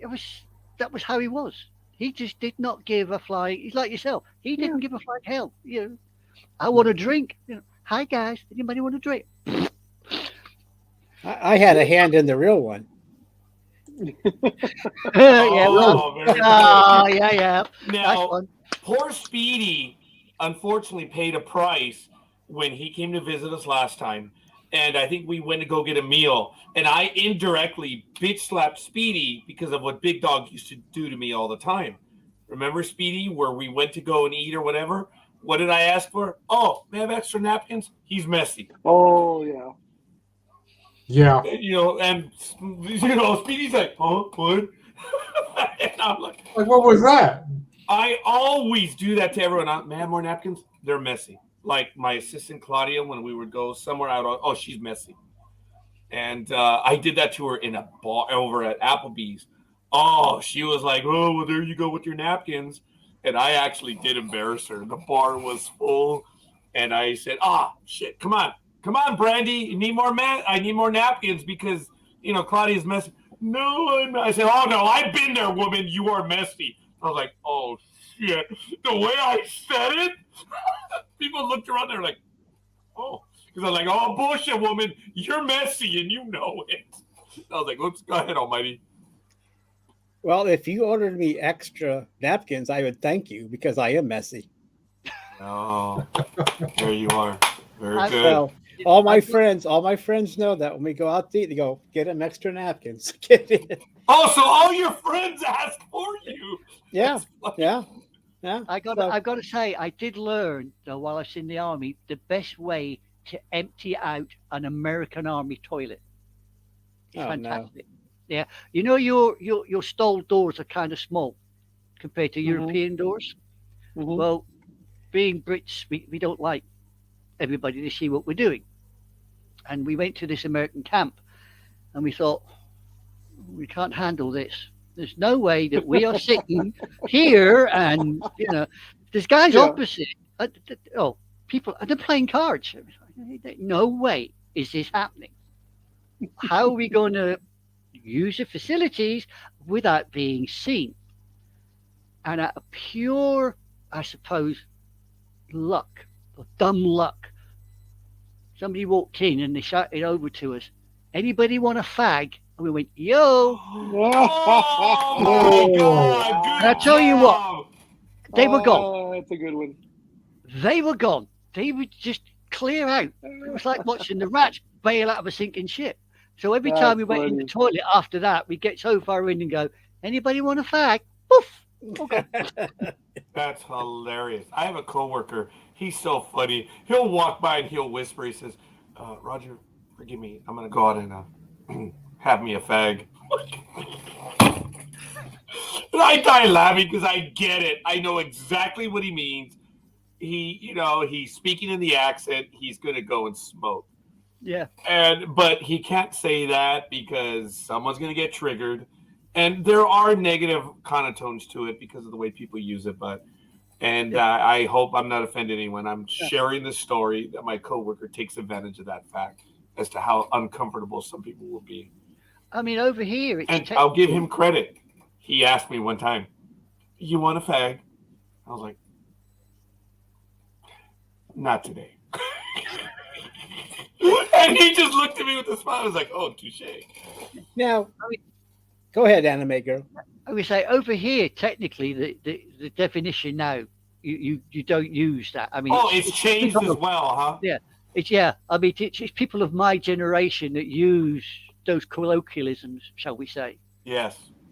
I mean, it's just how we are. But I mean, I don't understand it. I mean, I know it's a cigarette. Why don't you?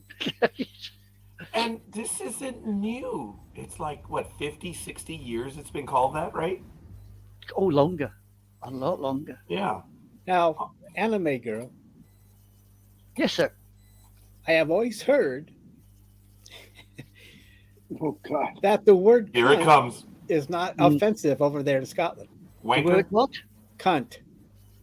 Oh, yeah, it is. Yes, it is. But why, who told me? I don't know.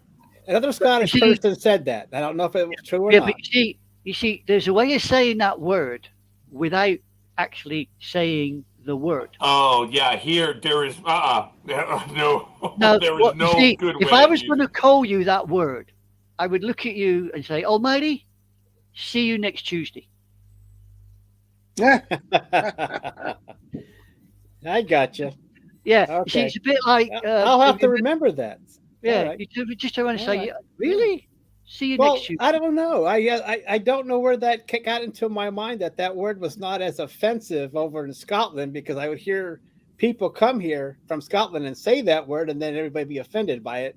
Yeah, and maybe they were just making a joke about it. That's why I asked. I didn't want to offend anybody. No. I mean, there are some in Scotland that will, every second word, as we say over here, every second word is an F or a B or a C. And they don't care because that's how they are. But for the majority here, for the majority, you don't use that word in public. That's why we learn to say, we swear, as we say, we swear politely, like "see you next Tuesday," or my favorite one is I will call somebody an illegitimate son of a Mongolian hedgehog. That's a good one. Now, if you work that one through, you'll find out what I'm calling you. So, it's just the way you swear politely. It's like in the film Madagascar, where the zebra turns around and goes, "Sugar, honey, iced tea." Right. Yes. It's the same principle. You learn to swear politely. We don't do that polite stuff over here. Yeah. Well, we're not all polite. Don't you believe it? Well, no, but I just wanted to clear that up because I always heard that. I just wondered, but I mean, it's like I didn't mean to offend you, anime girl. Oh, you don't offend me. Oh, you don't offend me. Don't worry about that. I mean, it's like I do apologize. Sorry. We are now right there at 4. Yep. We're now starting the 5th hour. We do need to finish up. I actually have to get going right now, but because I already have a business I have to get to. I apologize. This has been a wonderful conversation. I have to get going. So, Okay, I'll see if you. you guys will finish it up, we need to finish. We need to wrap up in about 10 minutes. Go ahead, Big Dog. No, I was just gonna tell you. I'll see you next Tuesday. I figured he was going there. I started looking at mine. I'm like, I knew that was. Roger straight into it. Hello. Oh my! There we go. I knew somebody was Can going you to see do that it. one, Big Dog? Yeah. Actually, no one else really knows that, but Big Dog knows the subtle gestures I have. You just right there, Toma. Wait. Well, is it going to be me or Big Dog? All I will say is you're an illegitimate son of a Mongolian hedgehog. That is so funny. That is absolutely beautiful. I like that. All kidding aside, I did order the powder bag I told you about. For baseball. I will probably begin to get it with Big Dog. I'm going to need assistance. And even I'm going to show him what the rosin bag is. He knows what the rosin bag is, but a lot of people don't know, and we have to put it to rest. And we here on Sports Talk with the Guys, the only thing that we do here is deliver it where we kill brain cells. There it is. So we destroy what needs to be destroyed because that's what we do. Folks, all kidding aside, I thank everyone for joining us on Saturday. I'm out. You guys finish up, but I need you to finish up by 10:15. Thanks, guys. I'm out. See you next Tuesday. Happy birthday. Oh, fuck him. Wow. Oh, why be polite? Just come out with it. You know. I'm Say it like it is. is. Don't like about you. Say it like it is. Yeah. Poor Speedy. he has to go to church twice a week because of me, or 3 times a week. I don't know. Yeah, really. Listen, the last time you went to confession, the priest said, what you're confessing about? And you had to spend the whole week telling him what he got up to on the program on a Saturday morning. So, got no chance. Yeah, talking about confession. Years ago, when I was studying for my confirmation, I was, I don't know, 14, 13, whatever it was.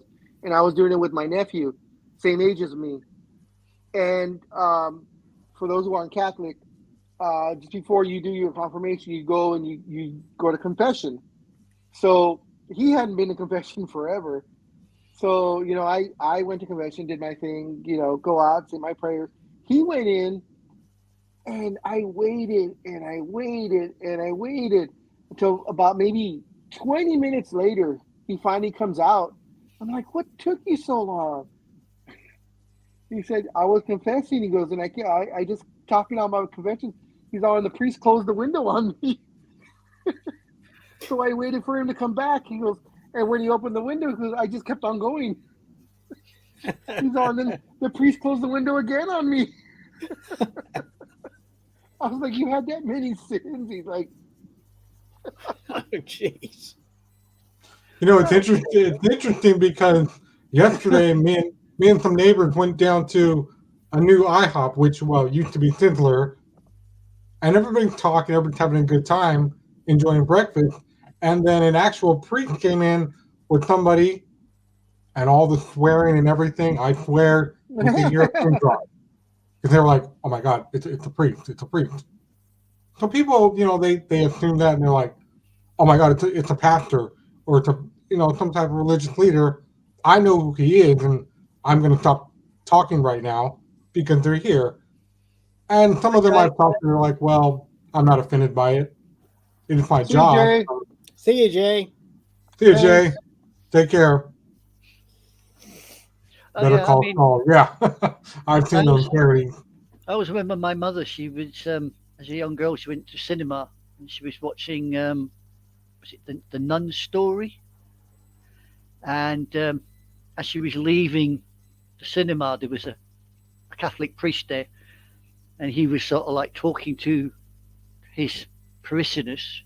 And the girl that my mother was with was one of the congregation, so she went to talk to the priest. Mother tagged along, and of course the priest hadn't seen my mother at the church, so he went, "Who are you?" So my mum said her name, and he went, "Don't worry, my daughter, I am the father of thousands. And my mother went, yeah, 999 because I'm out of here. That was that was, so we have a reputation with priests that, as soon as they start, we're out, we're gone. Because I'm not Catholic. I will admit that. I'm not overly religious, but I'm not Catholic.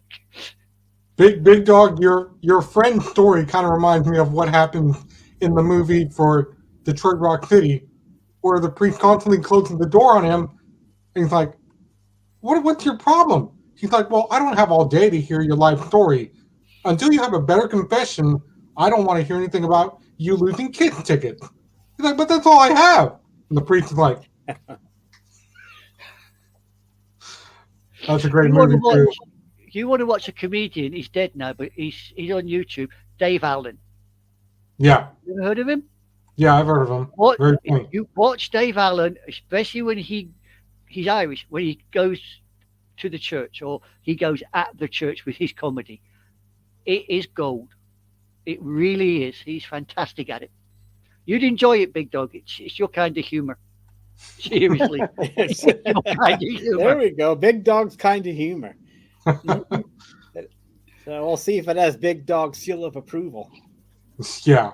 Dave Allen. Okay. I'll keep it. Anyway, looking at the time, gents. Looking at the time there, it says 4:06:32. So I think we should wrap up. Rev up. Yeah, we're getting there. Let me do this real quick. The locker room morale is full of paranoia, Big Dog, because the ones Triple H brought back last summer have not been in the mix or even pushed on television for this moment before Vince appeared at Gorilla at WrestleMania. The same thing happened at Raw WrestleMania after WrestleMania, I mean. So they're worried that they might get let go again, despite Vince's massive email saying he's leaving and never coming back, saying Triple H is now in creative control. Do you think everyone that Triple H just brought back is going to get let go again now that Vince is back at Gorilla? Well, him being at Gorilla doesn't mean anything. It's more is he actually back in charge? Yeah. I mean, people say, oh yeah, Triple H is still in charge, but we can tell already just by the storylines right after WrestleMania and at WrestleMania that you can see Vince's handwriting all over that. So my question more is Triple H going to stay? I'd be more worried about that. I think he's going to stay for the simple fact that there's a lot of talk where he's in constant negotiations, talking to Brock Lesnar and talking to Goldberg, because Goldberg has stated, well, if you're not going to give me what I want, because I want a retirement match, but if you don't give it to me, I'm going to go to AEW. And Brock Lesnar's like, I think I'm going to retire too. I'm going to probably go back to MMA. And everybody thought that's what was going to happen. But then, here we are this past week on Raw. He's now in his current storyline with Cody Rhodes, where they were trying to beat the crap out of each other with help from security. So, well, I don't think first of all, Goldberg's not leaving anywhere. Goldberg's under contract. Yeah, he's got, I think, 3 or 4 more matches left on his contract. So whether that's done in the next year or the next 4 years, he's still under contract. So he's not going anywhere. Brock Lesnar, same thing. He just signed a new contract. He's not going anywhere. He's not going to MMA because first of all, he's too old to go to MMA. They'll eat him up now. And I don't think he has a good relationship with Dana White, if I remember correctly. I could be wrong, but I don't know. I don't see Brock Lesnar going to MMA and having to go through all that training and make probably less money than what he makes now, and he only has to wrestle once every 3 months. I mean, how can you're already in your 40s? He's had multiple injuries. He's happy being a lumberjack up in Saskatchewan. That he only has to come to work, like I said, once a week, maybe once or twice a month, and everybody knows he flies home immediately after. Like that WrestleMania match, he was the first match of the night, I guarantee you by match 3 he was gone. He was Oh, yeah. on the plane back to Saskatchewan. He's not one to be with one of the boys. He's not that type of guy.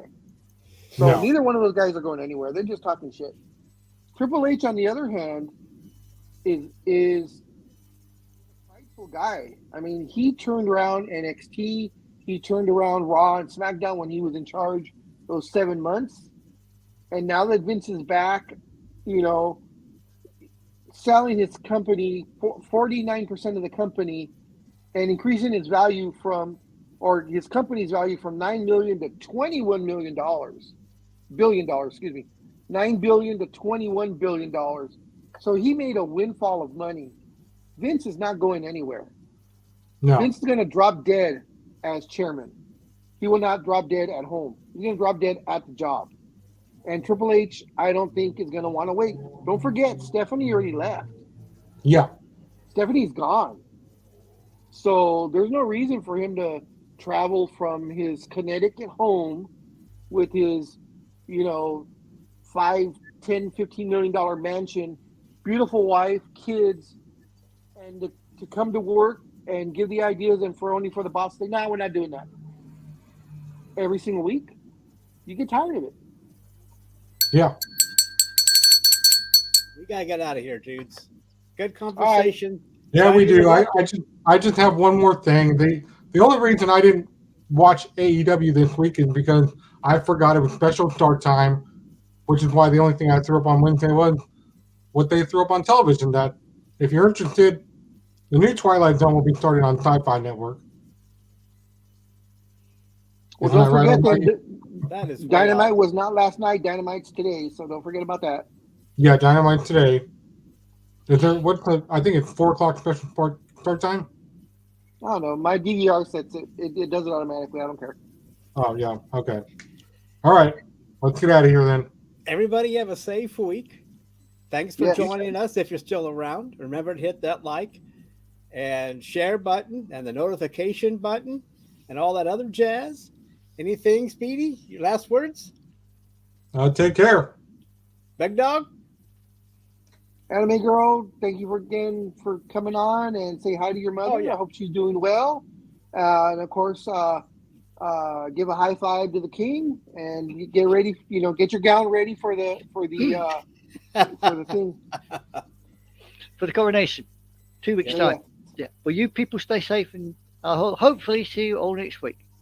Yes. God willing. Take care, guys. Good day. Adios, amigos.